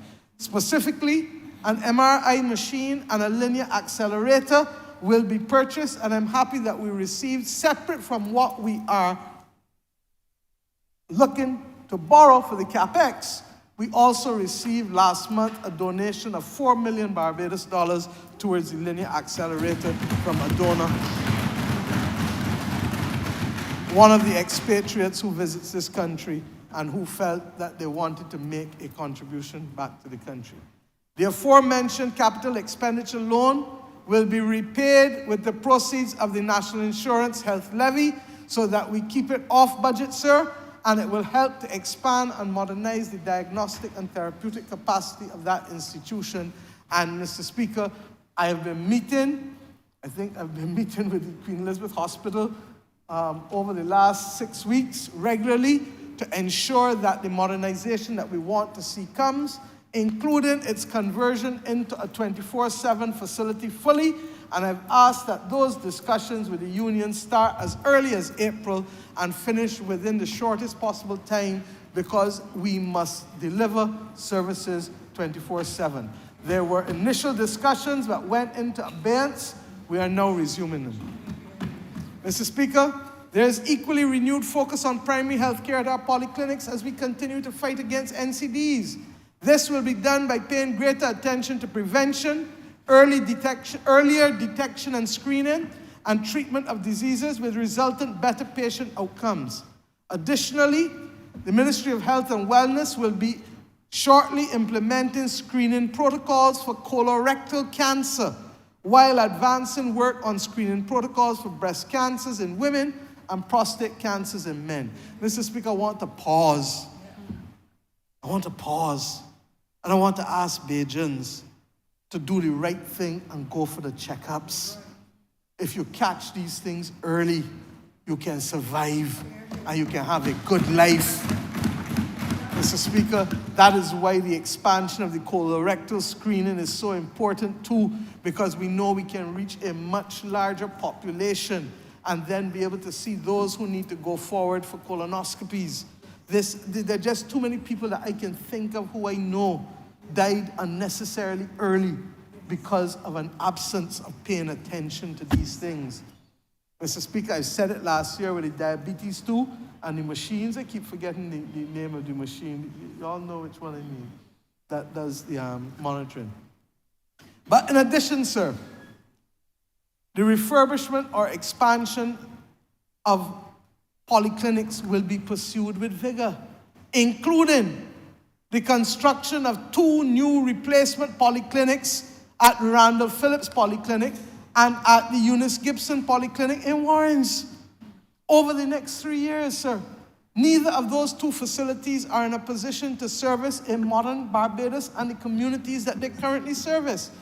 And they will hopefully be built with climate resilient features that will allow us even greater stability in a crisis. We are now in discussion with the Saudi Fund for Development regarding the funding of this project, and I expect that we should have this completed in the near future. In addition, however, sir, there will be a seminal change in how we treat to our polyclinics plans. To oversee and manage the transformation of our polyclinics, we propose to establish a board of management for our polyclinics. This board will have as its remit oversight of the planned construction, refurbishment, and maintenance of the physical plants and the equipment of the various polyclinics. The board will also be responsible for pooled procurement of supplies, equipment, and materials. For the avoidance of doubt, Mr. Speaker, all the doctors, the nurses, and core staff will remain in the employment of central government, but will be working in facilities managed and directed and maintained by this board. This will allow, Mr. Speaker, for the efficiency that we need, rather than having the complaints of, after both governments, of this not there and that not there and this not there. Somebody must come to work every day to manage the plant, equipment, and facilities of the polyclinic system in this country. We're also, sir, committed to addressing the challenges faced by the locums, and a word to the wise is sufficient. You should see relief coming soon. Special attention is also being paid to ensure that the effective functioning of the 24-hour walk-in clinic at the Winston Scott Polyclinic is there. Mr. Speaker, under the last Minister of Health, the one before, the former member for the City of Bridgetown, Lieutenant Colonel Bostic, we established these extended hours. We are now going to recruit additional staff and additional security to be assigned there, and it is expected that the refurbishment and the beautification of that clinic will be completed in 3 weeks' time. Mr. Speaker, we have heard a lot about the challenges of mental health and mental wellness, especially post-COVID. Work continues in the ministry towards upgrading our mental health legislation and upgrading the psychiatric hospital. I wish we could do everything all at once, sir, but we are still limited. We will, during the course, however, of this year, roll out 5 mental health action plans: suicide prevention, psychological first aid, workplace wellness, an anti-stigma campaign, and a maternal mental health campaign. I hope, Mr. Speaker, this will go in large measure to help people be able to deal with the very, very difficult, but all too common issue of mental health difficulties in this country. The integration of mental health care into the community will continue with the transfer of more clients of the outpatient department of the psychiatric hospital to the mental health clinics at the polyclinics.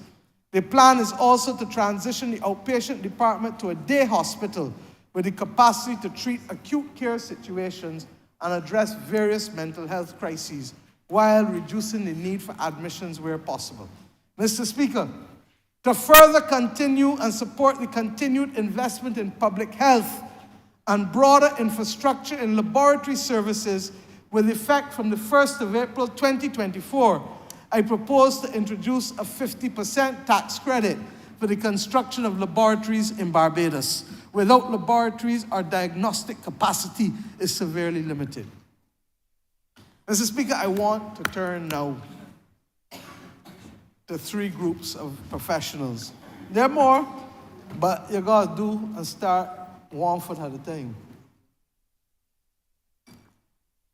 3 groups of professionals that are central to protecting our children and our nation's safety and well-being, ensuring health standards, continuing the tradition of high literacy and sound education for Barbados, and safety in this country.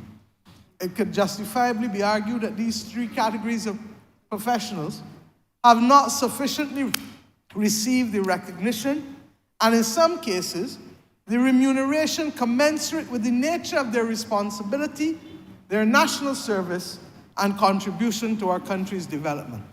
I speak, Mr. Speaker, this year to our police officers, to our nurses, and to our teachers, who, in addition to the measures I now announce, will benefit along with all public servants with the ongoing regrading exercise that has started and that I expect to be finished within 12 to 15 months, to start negotiations then with the unions. Let us deal with the men and women of the Barbados Police Service, sir. These people have been working flat out over the last few years. to stem the tide of lawlessness in Barbados and the increase, especially in firearm-related violence. Many of them take higher risk, and their levels of stress are there with low pay. I want to thank them again on behalf of this entire country for their hard work and dedication. And indeed, at the beginning of this year, I started 2024 by thanking them because our level of murders for 2023, along with the efforts of the member for the city of Bridgetown and all of the relevant players, including the ones that are fighting with him now, we want to thank all of them for their work in being able to make a difference to the quality of life of all Bajans. This is our country, and we have nowhere else to run, most of us. For too long, it has been a given that a policeman will always be there to service us. We have been slow in ensuring, regrettably as a country, that they've been treated fairly. So I was Attorney General when we introduced the flexi allowance. So I know, sir.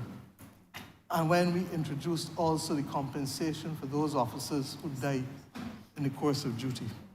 And that is why when the Attorney General spoke to me, and we spoke also to the President of the Police Association, it was clear in my mind that this could not remain unresolved. We cannot do everything at once, but we will start. Mr. Speaker, we believe that they make the ultimate sacrifice sometimes, and we have to recognize it. In our covenant of hope as a political party, we said, and subsequently as a government, that the first call on state resources is for law and order, citizen safety and security. We have done so by enhancing and improving significantly their equipment, and we are working to do so with their plant as well as we go forward. As I said, I wish I had a bounty from day one, but we've had to do it bit by bit by bit. The service needs to regain its value proposition as a satisfying career opportunity for Bajans. We all remember a time when being a police officer was spoken of as something with pride. And that person was so revered in the community that they were titans. They were titans. Many are calling names behind me as they're known by their sobriquets, whether they approach the features of a lion or all the other names that we know police officers by. Mr. Speaker, I want, therefore, to propose that from the 1st of April 2024, the following initiatives. 1, the ranks of station sergeant, and detective grade in the Barbados Police Service will now be included in the schedule of the public officers' loan and travel allowance so that they can get so that they too can benefit from interest-free loans for their cars. 2, there has been a practice that has developed where a constable who has been there for a long time has been called a senior constable, but there is nothing reflected in law or elsewhere or the compensation. That has to stop, and today it shall stop. From today, there will be the establishment of a post called senior constable to assist with more opportunities for promotions within the ranks, because we have over 300 police officers who are constables with more than 20 years experience.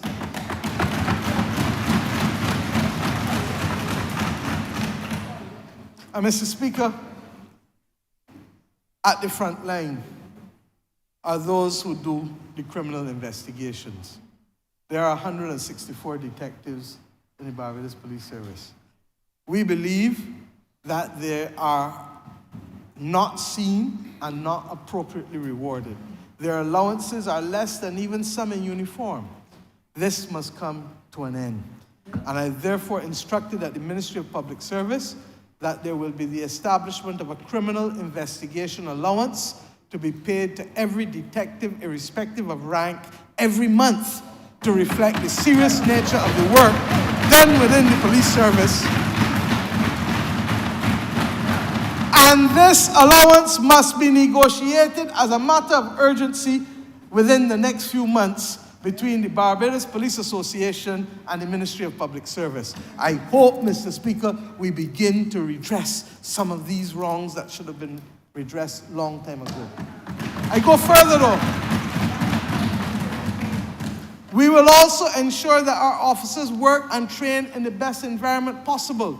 The Attorney General came to estimates this year and made a case for the conditions to be upgraded, and as a result, the government has agreed that it will purchase and refurbish the Geddes Grant building on White Park Road to house the displaced officers who were previously housed all over the place in Bridgetown. They must be in one place, equipped and appropriate to the conditions under which they must function, given the unsociable hours that many of them are required to work. Mr. Speaker, this project will usher into existence also a new model of project execution, because the government has taken a decision to establish a special purpose vehicle that will be vested with some of these underutilized properties and will be able in its own right to engage with the financial community to repurpose them. We have not had a house for Chief Justice of Barbados for almost 20 years. The property has been derelict, and every month the government is paying rent for Chief Justice. I have said it must come to an end, and the Chief Justice's property must be built, and I can't even say refurbished because it is completely derelict.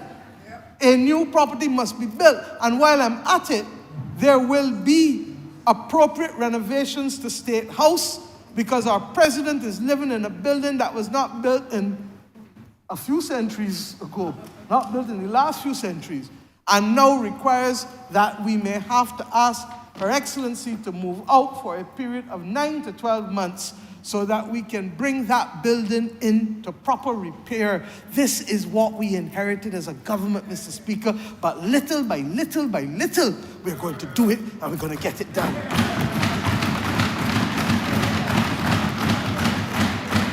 Mr. Speaker, sir, I announced a year ago that it is the government's commitment to make sure that the full establishment of the Barbados Police Service at 1,500 officers be fully utilized.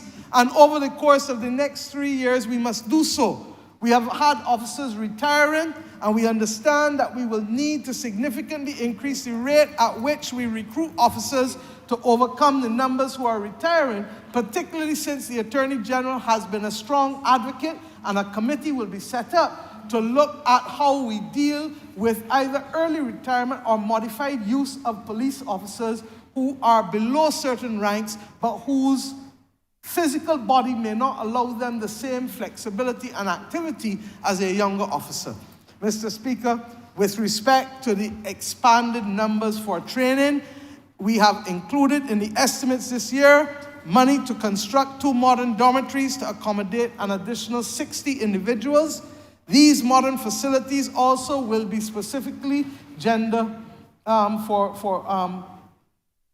different, both genders, because one of the problems in taking more women in the police service has been the absence of sufficient dormitory space for women in the police service. This country cannot any longer accommodate this kind of discrimination on the basis of gender in the Barbados Police Service, and hence the dormitories will be built. It will obviously offer us greater residential training opportunities, not just for Barbados officers, but for other officers across the region. And we have also received a kind offer from the President of Guyana to allow for greater training at different specialized levels for officers in Guyana as well, given the terrain and the different other things that are different. Let me come to the nursing profession, sir. Nurses are the bedrock of any healthcare system. Without their passion and dedication, the quality of care provided would be significantly reduced. Last year's budget, we included nurses in the new category of the Public Officer Loan and Travel Allowances Scheme, and the legislation is being completed to ensure that they can benefit from the POLTA. Mr. Speaker, this is an improvement to their terms and conditions of service. And this is important given the tremendous amount of work that our nurses are doing within our communities with patients, if we are successfully to wrestle the scourge of non-communicable diseases to the ground. and if we are to have adequate coverage in our institutions. Mr. Speaker,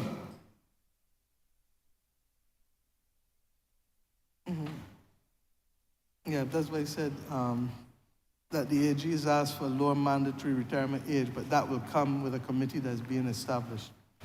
All right? We have to wait and get the report back from them.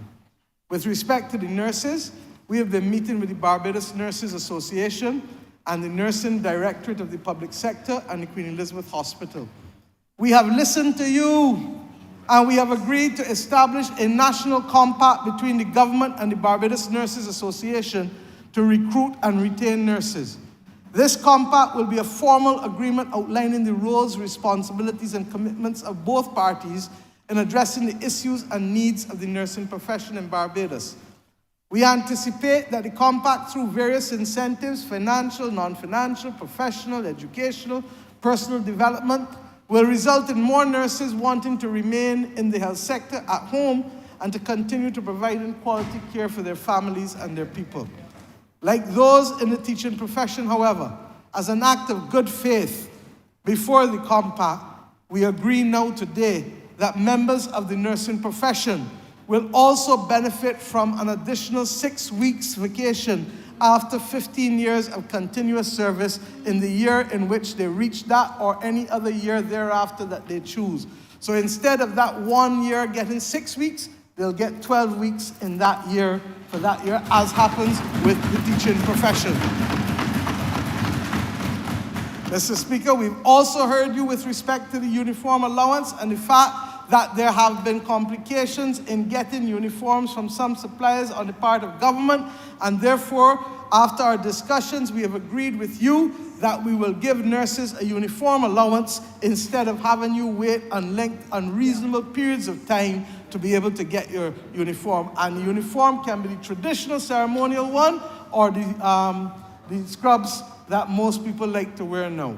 Mr. Speaker, there are obviously other matters still to discuss, and I'm sure that at the end of the discussions, we will announce additional terms and conditions that will redound to the benefit of nurses in this country as part of the National Compact. With respect to the teaching profession, sir, as you are aware, this Ministry of Education is now deep into national discussions on national educational transformation. This country needs it if we are to go to the next level. The earliest, sir, it is now clear to me that we will have to postpone for 1 year some of the more controversial aspects as we continue to discuss with the public, and that therefore the timeline for any future departure will be September 2026 and not September 2025. Having said that, sir, 80% of what we're doing in education is non-controversial, and therefore teacher training and retooling, new administrative arrangements for the teaching profession, curriculum reform, the fixing of schools, and the enhancement of plan will continue apace while we deal with the other critical issues of how we treat the transfer between primary and secondary school. As it relates to the administration of the teaching profession, the long-desired and waited-for Teaching Service Commission will be established in this year of our Lord for the teachers of Barbados. It will be supported by a secretariat and will be established by the Ministry of Public Service to ensure that we can be more responsive to the human resource needs of teachers in this country and to ensure that teachers are better aligned in the roles that they have with the qualifications and training that they have. The Commission will take charge of matters related to the teaching profession to improve efficiency and effectiveness in recruitment and appointment, in disciplinary matters, in training and professional development, in awards and recognition, in licensing, and in other developmental matters, including coaching and internship to improve the quality of the teaching profession. This government already last year agreed that effective September 1st this year, 22 master teachers will be assigned across our schools to support teacher effectiveness and improve instructional equality. We said, Mr. Speaker, that teachers should not have to go into administration to get more money, and that there are some who are excellent teachers and should be allowed to be master teachers in this country. Mr. Speaker, too many people have been talking about these things for years. This government made the promise. This government delivers on the promise. In addition, sir, government will continue to augment support for special needs education in Barbados using an inclusive education approach. Increased financial resources have been allocated to ramp up diagnostic testing and screening of 1,000 children per year, expert intervention, capacity building through teacher training, assistive technologies. Individual education plans must become the order of the day, and increased bursaries are there for special needs learners who cannot be accommodated within the mainstream school system. Mr. Speaker, to further aid in the provision for special needs education with effect from the 1st of April 2024, I propose to introduce a 75% tax credit for the provision of educational and life skills facilities for persons with special needs, to encourage private sector to invest in this area. In addition, sir, at the other end of the spectrum, we have gifted children who are among us and who have also to be catered for. Therefore, with effect from the 1st of April 2024 as well, we propose to introduce a 50% tax credit for the provision of educational centers for gifted persons. Mr. Speaker, we know the difficulties that life can throw our way. Death in a family, illness, other emergencies. People are often hiding and ducking to deal with these matters. And I want to go now to the general public service. Because your child in a school sports, you won't go, you got to tell somebody that you want a sick day. Or for whatever reason, your family coming from overseas and you got a birthday, you got to tell somebody that cover for me. This foolishness got to stop. This belongs to us, public service, that that does not see, hear, and feel people. Well, this one does see people and feel people and hear people. So that we have given instructions that from the 1st of June this year, every public servant will be entitled to 5 paid personal leave days for the year to deal with emergent personal and family matters, which you can then give back to the public service in either half day or 1 day, in accordance with what you agree with your head of department. The days of ducking. What the Calypso is? A ducking. The days of that in the public service must come to an end. Sir, I told you and gave you the assurance of the regrading. And I say to all other public servants, when this country grows, the public servants of Barbados must benefit as well. It is significant that this government has given 3 wage increases. The third one comes the 1st of April. 3 wage increases in 6 years while being in an IMF program and confronting a pandemic, ashfall, and all others that we confronted. And the last government gave you 1 in 10 years. This government put a minimum wage. This government turned around and appointed over 3,000 public officers with more than 3 years. And I'm serving notice that if the arrangements are not put in place sufficiently fast for the ones who have not been appointed, that we may see, Attorney General, a repeat of that legislation in 2024 for people who have been acting in positions 3 years or more. This country must do better. I want to come to the area of sports because we don't talk about sports sufficiently. And the one thing the pandemic did was to remind us of how much we miss sports. Last year, we put certain initiatives in place to help the Sports Council deal with some of the clubs. But I want to go further today now. And Mr. Speaker, for this, we are now focusing on a number of things. Some of you may have seen that there will be motor racing returning on a regular basis.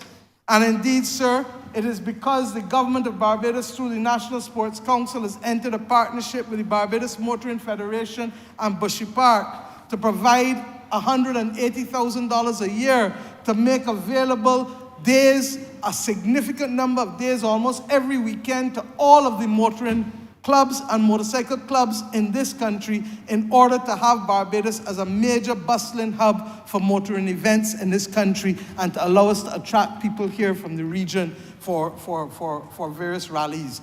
I expect that the first major one will be in this summer. But I go further.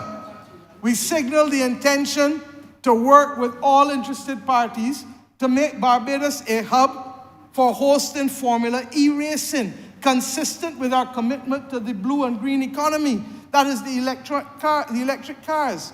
And I'm told that the extension for this track for Formula E will also accommodate the quarter-mile races that are now currently only held on roads, but will be much more safely held in an environment that is off-road like that.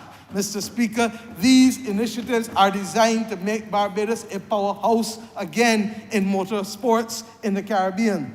And we are glad that we are seeing our youngsters perform internationally and do well internationally, and we believe more of our youngsters can excel in these areas. Mr. Speaker, cricket. In terms of our cricketing heritage, it is without dispute. There will be a regional encounter on cricket in Trinidad and Tobago next month under the lead head in this area, who is Prime Minister Rowley. But as I told him, cricket is part of Barbados' DNA. I am worried about the lack of young people coming up in sufficient numbers, and I know that the leader of the opposition likes cricket too.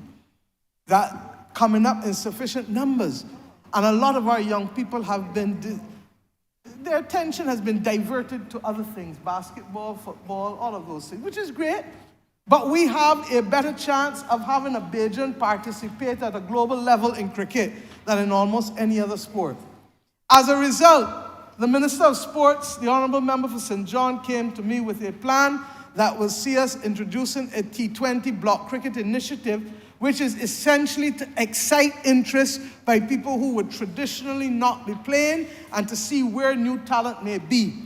This will be led by former West Indies cricket player Courtney Brown, and we look forward to identifying opportunities for those who have the talent and who may then move on to more sustained involvement within the field. In addition to that, sir, we already indicated that part of the money that we borrowed for the refurbishment of Kensington Oval would also go to being able to introduce technology for the benefit of our cricketers. Every major cricketing nation that is excelling globally, and even the ones that are not major that are doing well, have invested in significant amounts of technology, and Barbados cannot do any less because we believe that we have not just a heritage to defend, but a talent that is abounding in our bosom in this country.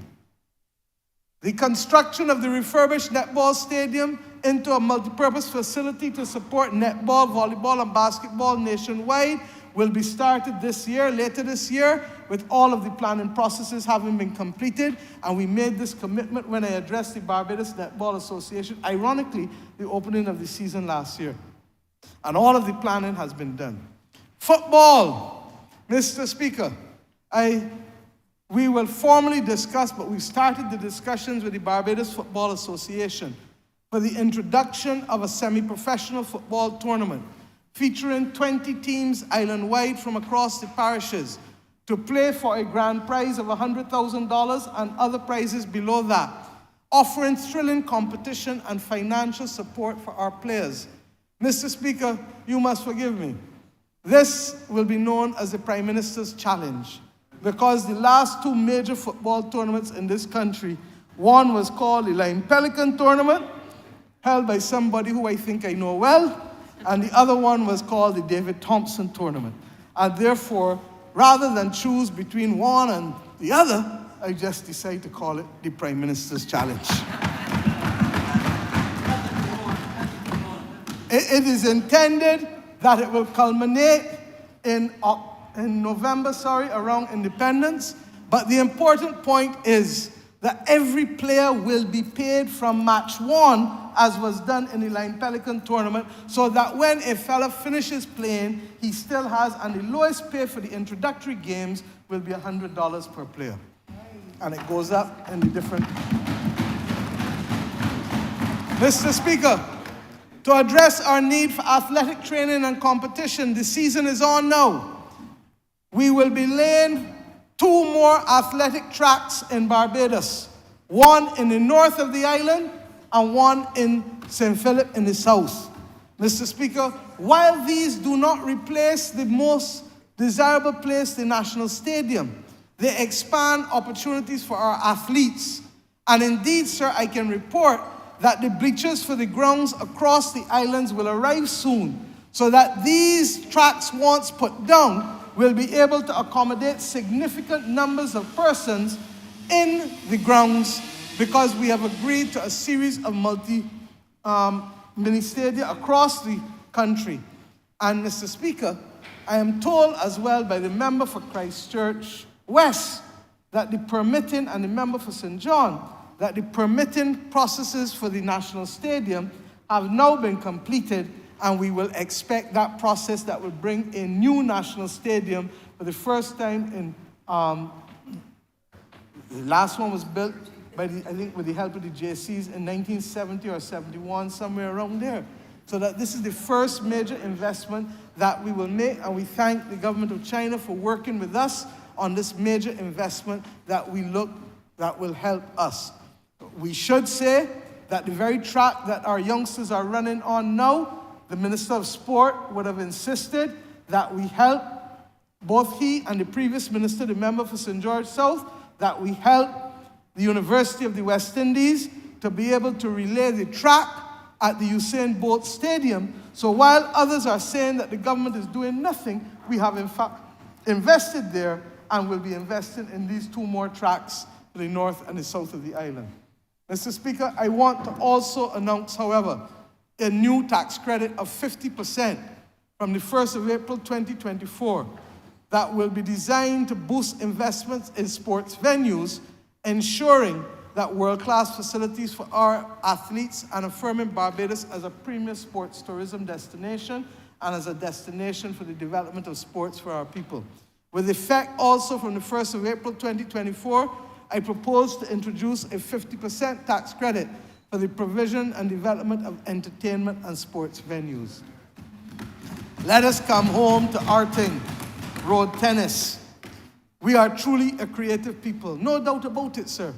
We are the birthplace of the landship, and we are the birthplace of road tennis. It gladdens our hearts and makes us proud in recent times when we see road tennis that fellas in the communities just used to make little sport with, now getting global acclaim, interest and players. Japan, China, United Kingdom, United States, Rwanda, other Caribbean and European countries, all playing road tennis or viewing it on international sports channels. Only today, another one was sent to me with people in Canada playing road tennis, with young people learning to play. The truth is that there's also a man by the name of Dale Clark that has almost single-handedly been a champion and international promoter of road tennis, and I want to thank him and congratulate him for helping us in the development of this sport. In all fairness, sir, I have to go beyond words, because somebody who is doing this kind of work and promote an indigenous sport at an international level deserves the support of the government. Enough said on that for now. I will, however, say that this government will now, with the help and leadership of the Minister of Sports, provide facilities and funding to establish coaching certification and licensing standards for coaches, so that people can come to Barbados for training and get a global certification that should be internationally recognized. This will have 3 impacts: to standardize the sport, to create opportunities for foreign exchange earning by running coach training classes, and further establish Barbados as the heart of road tennis and developments related to it. Let me come to the issue of housing, sir. The government has identified 1,652.6 acres of government land and a target of 10,000 housing solutions between public and private sector in a 5-year period, in one of the most ambitious housing programs that this country would ever have seen. Our ambition exceeded national capacity, and we have had some challenges, and I said so in October and in January, that there were challenges that we were beginning to address, and I would address the country about it. But given the National Housing Corporation's long waiting list of people wanting to own a piece of the rock, and the huge pent-up demand for housing that the financial institutions tell us that we have had to increase capacity to deliver rather than to scale back the programs and accept that what we had was sufficient. Let me share with you honestly, sir, what we have been confronted with the Homeownership Providing Energy Project, HOPE. HOPE started during the pandemic with very ambitious objectives. However, with the disruption of the global supply chain, it became clear that we needed an industrial process in order to effectively deliver climate-resilient homes for low-income Bajans and for lower middle income. After the passage of Hurricane Elsa, Cabinet took a decision, along with the National Housing Corporation, to engage with an East-West company out of China to help with the rebuilding process. The initial plan, when we took the decision, was for Chinese labor to do the work. However, as fate would have it, the personnel with the expertise could not get transit visas to get to Barbados. We tried to get them out of China, couldn't get the visas. We then tried to get them out of the Gulf states, couldn't get the visas. And in fact, I should tell you, the same thing happened to us with the nurses out of Ghana, but we were able, with the nurses out of Ghana, because of the numbers, to be able to work to charter a plane to bring them here. And ironically, some of them who came, who could not get visas from the British, were now being poached by the British to go and work as nurses in the UK. Such is life. Such is life. But Mr. Speaker, what it meant is that there was a longer learning curve for Bajans going in to this time of construction. And as a result, sir, we had to use labor from Barbados, teach them, get them accustomed. And what we did was to recognize that that obviously would have been more expensive than the labor coming in, who knew it, who would be more efficient in its application initially, and who clearly were working for not as expensive rates as Bajans. Mr. Speaker, I asked, and an independent, reputable quantity surveying firm called BCQS conducted an assessment on behalf for the government, and the Senior Minister for Infrastructure ensured that this was done. And this independent assessment demonstrates that whilst the costs were over the original budget, they were in line with market expectations in Barbados compared to the resources that would have been used out of China. In October last year, and again in January this year, so I told you we had some difficulties. And that is why I'm addressing them frontally now for the country. The truth is, Mr. Speaker, we have also had problems, as I said, with HOPE. And therefore, the structure and the systems in there were not sufficient. And we are now in the process, we believe, of completing those systems and the employment of persons necessary so that we can roll out an industrial scale in terms of procurement, in terms of surveying, in terms of construction, in terms of every aspect of getting a house up and running. Because this is not as simple as building 5 or 10 houses when you are looking to build the kinds of numbers that we want to build. Mr. Speaker, it includes also the execution of mortgage transactions. I am sorry to say that there is a particular financial institution that was sitting down on mortgages for how long, Minister? For almost 6 months. For over 100 and something of them sitting down there waiting for that. I believe, sir, that we are in a better position to start to ramp up now. And the truth is, why do we need to do it? These houses are for our people. The HOPE houses in particular, we've agreed that 2/3 of them should go to public servants, the same teachers, nurses, and policemen, other public servants, because customs officers, immigration officers, all of them. Once you are earning $5,500 or less, outside of allowances, you should be able to benefit from a HOPE house. There are also a number of private sector providers who are equally promising to ramp up significantly. Mr. Speaker, in the last 2 years, 1,119 houses were built and delivered to homeowners. At the very minimum, sir, what we did in 2 years, we must now be doing in 1 year. And therefore, it is not beyond our reach, but we need to be able to make it happen. As I said, am I happy with the performance? No. But do I believe that we are on a path that will allow us to get there? Yes. And Mr. Speaker, we believe that that joint venture program with the private sector as well, that is being embarked on by the Ministry of National Housing, will also open another 2,561 housing solutions separate from the Hope matters and the matters being dealt with the traditional private sector on their own lands. Those 2,561 housing solutions will be predominantly in in St. Philip and St. Lucie.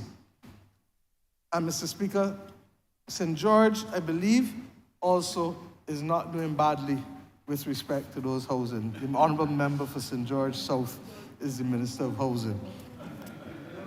Mr. Speaker, in addition, we will have to go back to some multi-story buildings, and I haven't put it in here, but I'm satisfied that we cannot, Barbados is land scarce, and we cannot do this only on the basis of single dwellings. I like single dwellings, but the truth is we can't do it only on that, and therefore we will have to be able to go back to some of them. I look forward, therefore, to significant progress in the next year and years going forward in what I believe will be that housing revolution. Mr. Speaker, the truth is that there's a lot of positive and transformative things happening in this country. There is, however, a core of people, I want you to listen to me carefully, some of whom would not ordinarily be friendly with one another, but all of them have their own agendas and are brought together only by a common hatred of the Barbados Labour Party and its leader, but see nothing good in anything that we do. The voices of these persons have been amplified by technology. They make it their business in podcasts and marches to specialize in fake news, false facts, and scaremongering. At every step, they have suggested that this government intends and is doing the country actual harm, and Bajans have something to be afraid of. The operatives in this coalition of convenience, as I call them, said that the emergency powers legislation, AG, would be necessary, during COVID, would be abused by this government to take away people's property and to do other nefarious acts. According to them, sir, the COVID vaccine was not a vaccine at all, and it would stop women from getting pregnant and was going to wipe out the country's black population. Mr. Speaker, I still seeing pregnant women about the place. Since COVID, I don't know what is happening or whether those women are just fat. Mr. Speaker, they said that the Child Protection Act was a means of ousting parental control and that the IDB survey was a weapon for similar purpose in our schools. After last year's budget, Mr. Speaker, they and their associates were alleging that taxes would be increased in this country and that the economy would go into near collapse, Mr. Speaker. You remember all of this? Instead, Mr. Speaker, the economy has grown and no new taxes were added. Mr. Speaker, their most recent pronouncement is that education reform in their eyes is intended to produce more dunces than the country produces salt bread. Mr. Speaker, this is what we are hearing all the time. And don't forget the Trident ID. They insisted that the Trident ID is to monitor people's whereabouts, although every child knows that cell phones have GPS and location finders, and every husband and wife know it too. So government does not need an ID card to tell you how it will locate people. What foolishness is this? And instead of saying that the National Insurance Scheme, after the damage done by the Dems, they were insistent that we mashing up the National Insurance Scheme. When far from that, we restructure it, we put money back into it, and we have it healthy and now playing a role to be able to help all Bajans going forward. Mr. Speaker, sir, they allege that Barbados is part of some global conspiracy and that there is religious suppression and governmental dictatorship. Oh dear, Mr. Speaker. Their latest thing is that the Cybercrimes Bill is intended to silence dissenting voices. Yet they hold their online programs. No fear, no interference. They speak, no fear, no interference. They march without interference. Every other Saturday, you see them all through, from Fontebelle, right through Broad Street, turn on the bridge, come right back around, no interference. Mr. Speaker, they are freely spewing their conspiracy theories and their untruths. It is, utterly fascinating, sir, because although every allegation of theirs has been proven false, they keep going and going and going like the Duracell battery. I can only assume, as I said, that they are so consumed with building a platform for themselves that they are prepared to put the country on a scaffold. I'm not getting that. We will see. All who have eyes and ears can listen. They can look and they can reason for themselves as to who really has the best interest at heart of this country and of Bajans, and who is using that personal platform, as I said, for promotion while really creating that scaffold. It is a serious thing. Bajans know who clean up the South Coast. Go and ask them. Bajans, commuters, appreciate who get them the electric buses. Huh? The Bajan public experiences that they've had with the improved garbage collection and the fancy garbage cans that they got now, that you could tell when somebody thief it where they carry it to. The civil servants of this country know who gave them 3 salary increases in 6 years, while the last government gave them 1 in 10, and who was responsible as well for their appointments. The poor and the vulnerable can tell you in this country where they got the financial support and training. They can also tell you what is the position with the trust loans, something that they get that nobody never look at them and trust them with nothing before, not even a good word. Mr. Speaker, the people at the lower end will understand and tell you how much a minimum wage has made a difference in their lives. All the recent graduates from the University of the West Indies can tell them and go on their program and tell them, including one that they have all the time, who needed every extra year to pass his exams and therefore needs to be able to ensure that we have free education at the university, because he didn't do it in the 3 years. Mr. Speaker, sir, if he is honest, he will tell us that small business people are now getting NIS benefits for the first time, and the self-employed that I announced today. And our entrepreneurs are obtaining tangible support. The vendors who used to be subject to criminal penalties in this country, criminal convictions, can tell you the difference that this government makes in their lives. And we are now about to roll out the vending zones, starting in Redmond's Village for them and moving across the country, because we don't believe that vending should take place in a disorderly way. We want the traffic to go to them. Mr. Speaker, all of Barbados who got property, who last year benefited at the end of the budget from not having to pay a red cent in taxes on land tax under $300,000, can tell you what a difference this government is making in their lives. Mr. Speaker, sir, all of the people who earn $25,000 and under, who are the ones benefiting from the reverse tax credit that you could only get before when you are earning $13,000 and under. This government giving all of them $1,300 when the year comes. Mr. Speaker, the ones earning between $25,000 and $35,000 that have not paid a cent in income tax, because when they pay it, they get it back at the end of the year for the last 4 years. Mr. Speaker, and every other income taxpayer in this country. That is what this government is doing for you, sir, at all levels.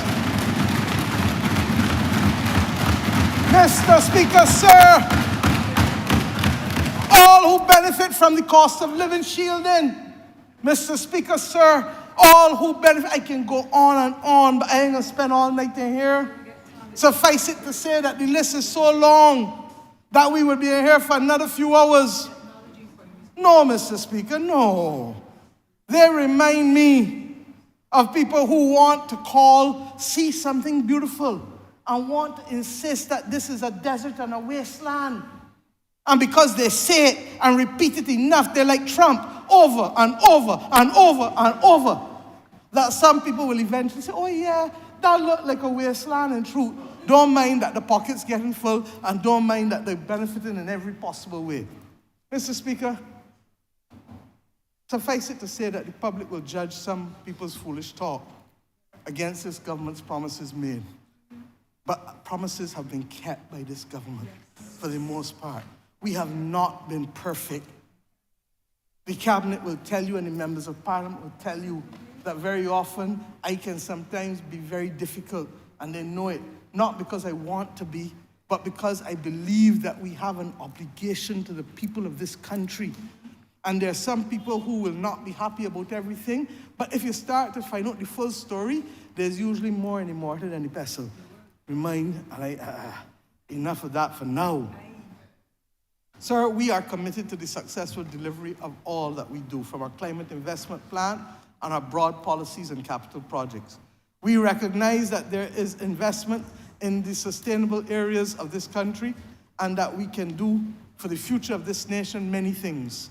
One of our targets is to ensure that all that we do are aligned with our resilience targets. Mr. Speaker, as a result of our commitment to see delivery in all of these things that we've talked about, I'm asking, sir, that a task force be set up within government to track processes and progress and to remove bottlenecks across the system. We will work with the New Growth Council to help in that area. These measures will be implemented to ensure that we improve implementation across the public service. And I've already appointed senior ministers who, along with the Deputy Prime Minister and the Directors General, are charged with being able to see that we remain focused on the delivery, on the oversight and the accountability. And when things go wrong, we're going to tell you when they go wrong, like how I'm not happy with what happened with the housing. When things go right, I'm going to tell you when they go right too. Because this is not an exam. This is life. This is real life, where people live and people die and people rise and people fall. And we have to deal with the circumstances as we find it, where people stay and people leave. All kinds of things happen. This is an ambitious agenda, sir. By any stretch of the imagination, even in the best of times, far less in the challenging times that we have. But I want to remind you, sir, that Barbados now is a buzz. And don't let nobody fool you. Barbados is a buzz with activity, confidence, and positive economic indicators. The government's agenda for transformation that moved this country was mission critical. We went through mission stabilization. We're going to mission transformation, as I told you. And look at what we've achieved as a government. Very quietly, you know. This government undertook pension reform and reform of the NISS, which is now the NISSS. Very quietly. The child justice and the child protection legislation gone to the committees, expected back here in the Parliament, Mr. Speaker, any minute now. The vending legislation, where decriminalization happened. We changed what my grandfather and others were trying to change from the 1950s, where poor people in this country get locked up for trying to sell to be able to support the children.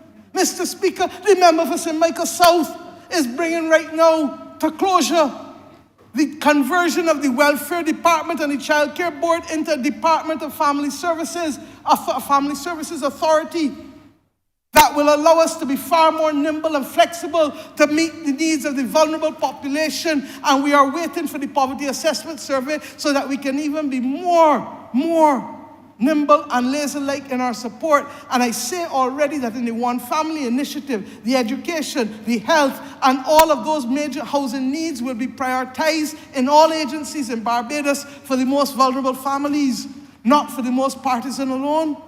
No. We have under governance, we are waiting the Constitutional Reform Commission within a matter of months. The Parliamentary Reform Commission has written for an extension until early May.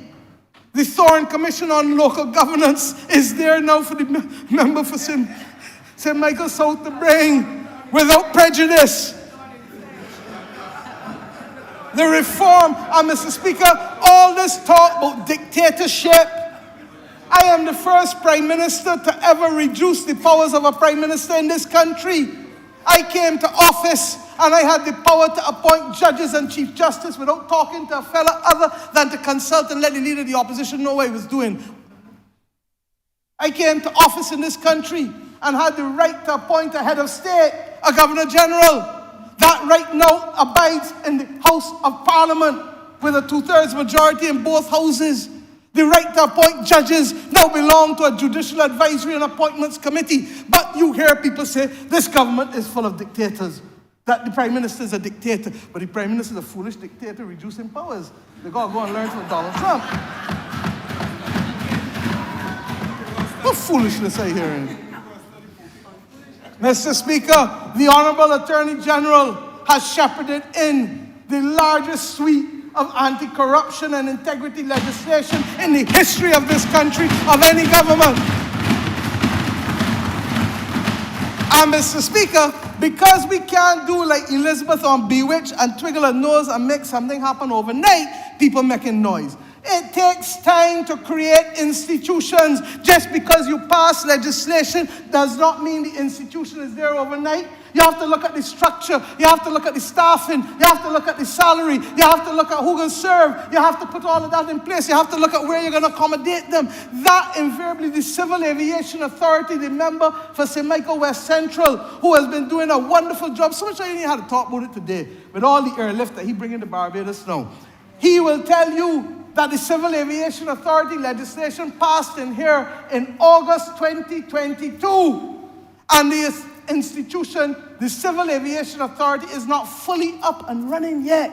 Because I told you that the biggest problem I have going to sleep at night is no longer reserves, is not debt, is deficit of skills, is lack of people. Because when I look here and I look there and I look there and I look all around like Punka, I can't find the people to be able to put in. That is what we are having. So that all of those institutions, even the anti-corruption unit, is taking us longer to people than we would have wanted. Far less the Integrity Commission. Mr. Speaker, the reform of the environmental issues. We are now bringing the legislation to impose the civil penalties and to do the work to get bush. When we heard the lady in St. James, it broke my heart. Member for St. James North will remember a lady who was affected because of a virus as a result of the overgrown bush just next door to her. The woman didn't do nothing. And her whole life now has been negatively affected because people don't understand that with the responsibility of with the privilege of ownership comes the responsibility of action. And one of those actions is to keep your properties clean. The member for Christchurch West Central and the senior minister for the social sector and the environment are working on getting the recycling program going. And Mr. Speaker, we already have the work with the marine conservation, with the marine sustainability work, with the blue bonds that we issued coming. In financing reform, the government has led, not just locally, but internationally with the Bridgetown Initiative. There is no public forum anywhere in the last 18 months on the issue of finance that does not speak about the Bridgetown Initiative and the reform of the international financial institution. None, none, none.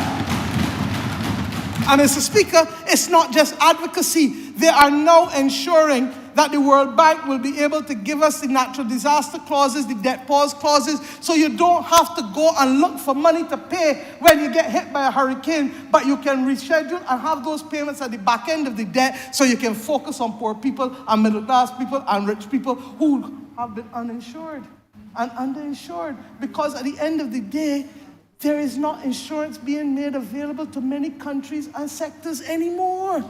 The pandemic clauses in our blue bonds, first country to put it in. Mr. Speaker, we have now the debt for climate swap coming on top of the debt for nature. And Mr. Speaker, you heard today about Business Barbados, reform of that sector completely. And the Attorney General, after 2 national consultations last year, is now ready to bring to this Parliament very shortly all of the legislation for the criminal justice reform, changing centuries of criminal justice practice in this country. Mr. Speaker, these areas of reform and heightened delivery by this government and implementation will benefit the people of this nation. A plethora of regional and international meetings. When I tell you Barbados is a buzz, let me tell you, next month, for the first time, the Inter-American Court of Human Rights will have a public hearing in Barbados in April. In May, the IDB will host their Knowledge Week here. In May as well, UNCTAD, which we are president of, will have the first ever Global Supply Chains Forum. What has been the biggest concern of countries across the world since COVID and after the Ukraine war and the Gaza war is supply chains, and where they're meeting to resolve them in Barbados. And who is coming? Almost every head of international agency that has a critical role, from UNCTAD to UNIDO to ILO to all over. Mr. Speaker, we will also be reconnecting with our roots in Liberia. Many people do not know that the first Bajan to be a president in this world was not in Bridgetown, was not in Barbados. It was in Liberia. And we have set up, and I want to thank Senator John King, who has been leading this effort for us with the people out of Nigeria, and we will be reclaiming our Atlantic destiny with a Liberian pilgrimage coming to Barbados in May with over 300 and something people coming. Mr. Speaker, in May as well, we will have the 11th Competent Authority Conference of the Global Forum on Transparency and the Exchange of Information for Tax in this country. Mr. Speaker, we will also have later this year the IMF Caribbean Conference. We will also have the Regional Security System Carib Asset Sharing Forum in July. Sustainable Energy for All Global Conference. Mr. Speaker, I could go on and on. The Global Citizens Forum Caribbean Digital Summit in November. And Mr. Speaker, I ain't touched World Cup cricket, where we will host the third most popular sporting event in the world. And where is the finals? Barbados. Where is the media center?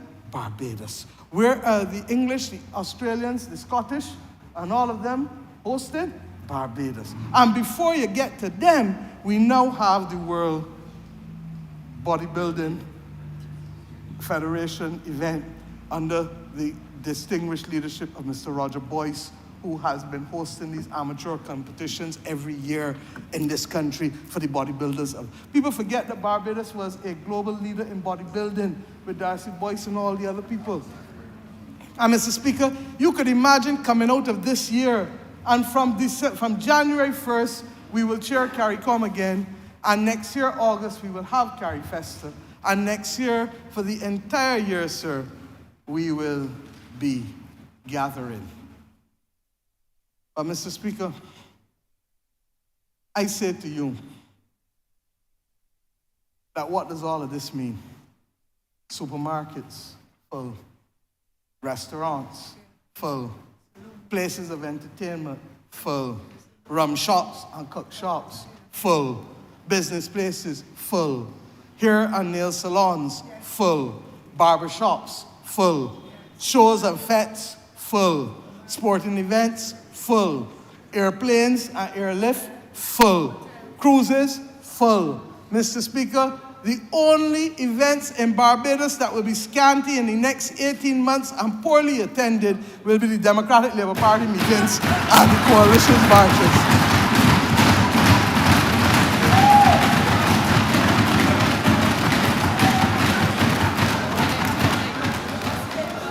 And Mr. Speaker, the problem that you're going to have, like yesterday, you don't know whether to go left or to go right.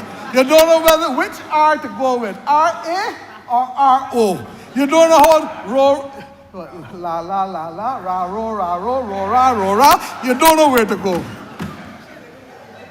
This is a wonderful country, sir. A wonderful country.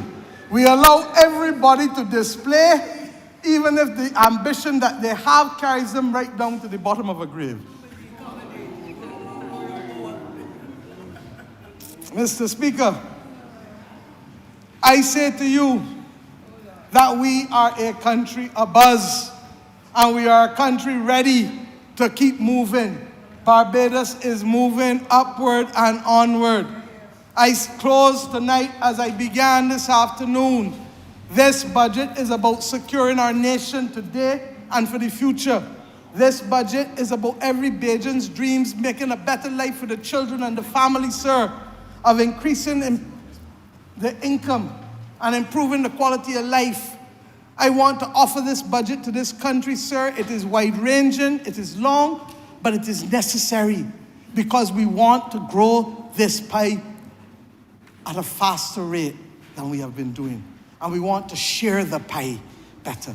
But in doing all of this, we must keep resilient. And whether it is the people living in Salmon, St. Lucie, or the people in St. Catharines and St. Philip, or the people in Belle Plaine and St. Andrew, or Baywoods and St. James, or in Haynesville or Bush Hall, home by me, or the Pine or the Orleans, or Watton or Gall Hill, I say to every community in Barbados, to every worker, whether private or public sector, this is our country, and we need you to step up to the plate and to dig deeper and to do more. I believe, sir, the government which I have the honor to lead will give you our best. And I ask you, as well as citizens of this nation, to give your best to this country, so that together we can rise to new levels of social, economic, and environmental security and prosperity. This is what today's conversation has been about, sir. Not about tax increases, not about arithmetic formulas, not about monetary or fiscal policy that is now solid and stable in this country, unlike when it was under the Democratic Labour Party, not immersed only in the technical language of finance, but balancing what is needed there with what is needed to be people-centered. Mr. Speaker, it is about talking to you as a Bajan in everyday language, and about empowering and creating sustained well-being for every Bajan, every family, and harnessing a sense of confidence and hope and a willingness to work harder to achieve our goals. That is the Bajan way. That is who we are. It is about the confidence that today can be brighter for all of us than what yesterday was, and that we must work together, however, to make it even brighter tomorrow for all of our children. Mr. Speaker, I can only use the language of my good friend and that social griot. I wish I could perform like him. But when he holds up and he tells you blue, yellow, and black, put it up.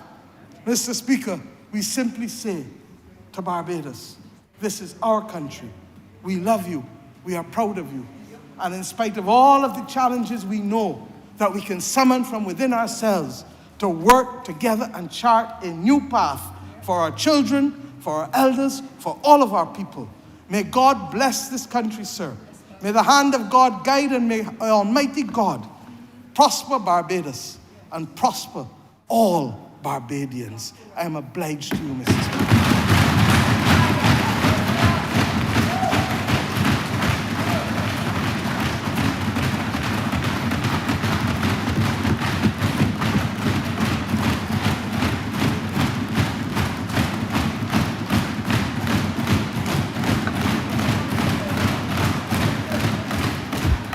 Mr. Speaker, it gives me great pleasure to ask this honorable House to let this appropriation bill of 2024-2025 be read a second time. Beg to second that. Obliged to you, sir.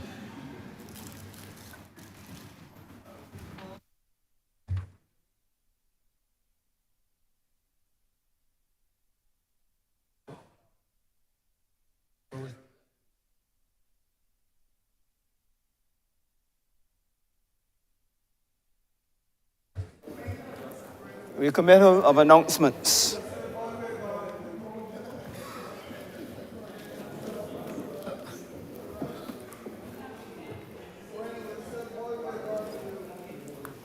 Yes, please. Can I have order in the House, please? We committal of announcements, sir. I'm in receipt of a letter from the Honorable Santia Bradshaw, Leader of Government Business, addressed to the Speaker. Your Honor, read television broadcast of the 2024 financial statement and budgetary proposal. The government desires to have the above caption broadcast on television on Monday, 18th March, 2024 at 3 p.m. I hereby seek your permission for the Caribbean Broadcasting Corporation to enter the House of Assembly and to do all the necessary acts in order to facilitate the live broadcast of the budgetary address. Yours faithfully, Honorable Santia Bradshaw. This was already given. Yeah, and it will be for the duration of the budgetary and the follow. Honorable Leader of the Opposition, you have 4 hours and 22 minutes television time tomorrow.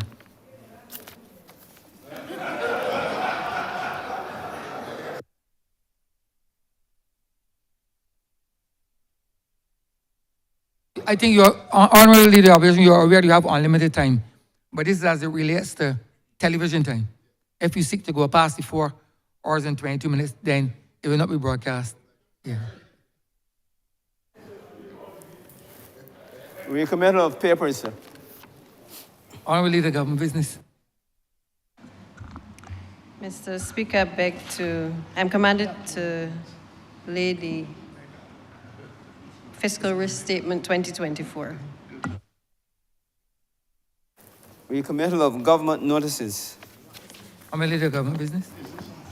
Mr. Speaker, I beg to give notice of a resolution to grant the sum of $105,373,301 from the Consolidated Fund and to place it at the disposal of the government to supplement the estimates 2023-2024 as shown in supplementary estimates number 2, 2023-2024. I also beg to give notice of a resolution to grant the sum of $46,905,400.45 from the Consolidated Fund and to place it at the disposal of the government to supplement the estimates 2023-2024 as shown in supplementary estimates number 3, 2023-2024. Revert to government business. Honorable Leader of Government Business. Thank you, Mr. Speaker. I beg to move the suspension of the House until tomorrow, Tuesday, the 19th at 3 p.m. Beg to second that. The question is that this honorable chamber be suspended until Tuesday, the 19th day of March, 2024 at 3 p.m. All those honorable members in favor, please say aye. Those against, please say no. Meeting the ayes have it. This honorable chamber stands suspended until the Tuesday, the 19th day of March, 2024 at 3 p.m.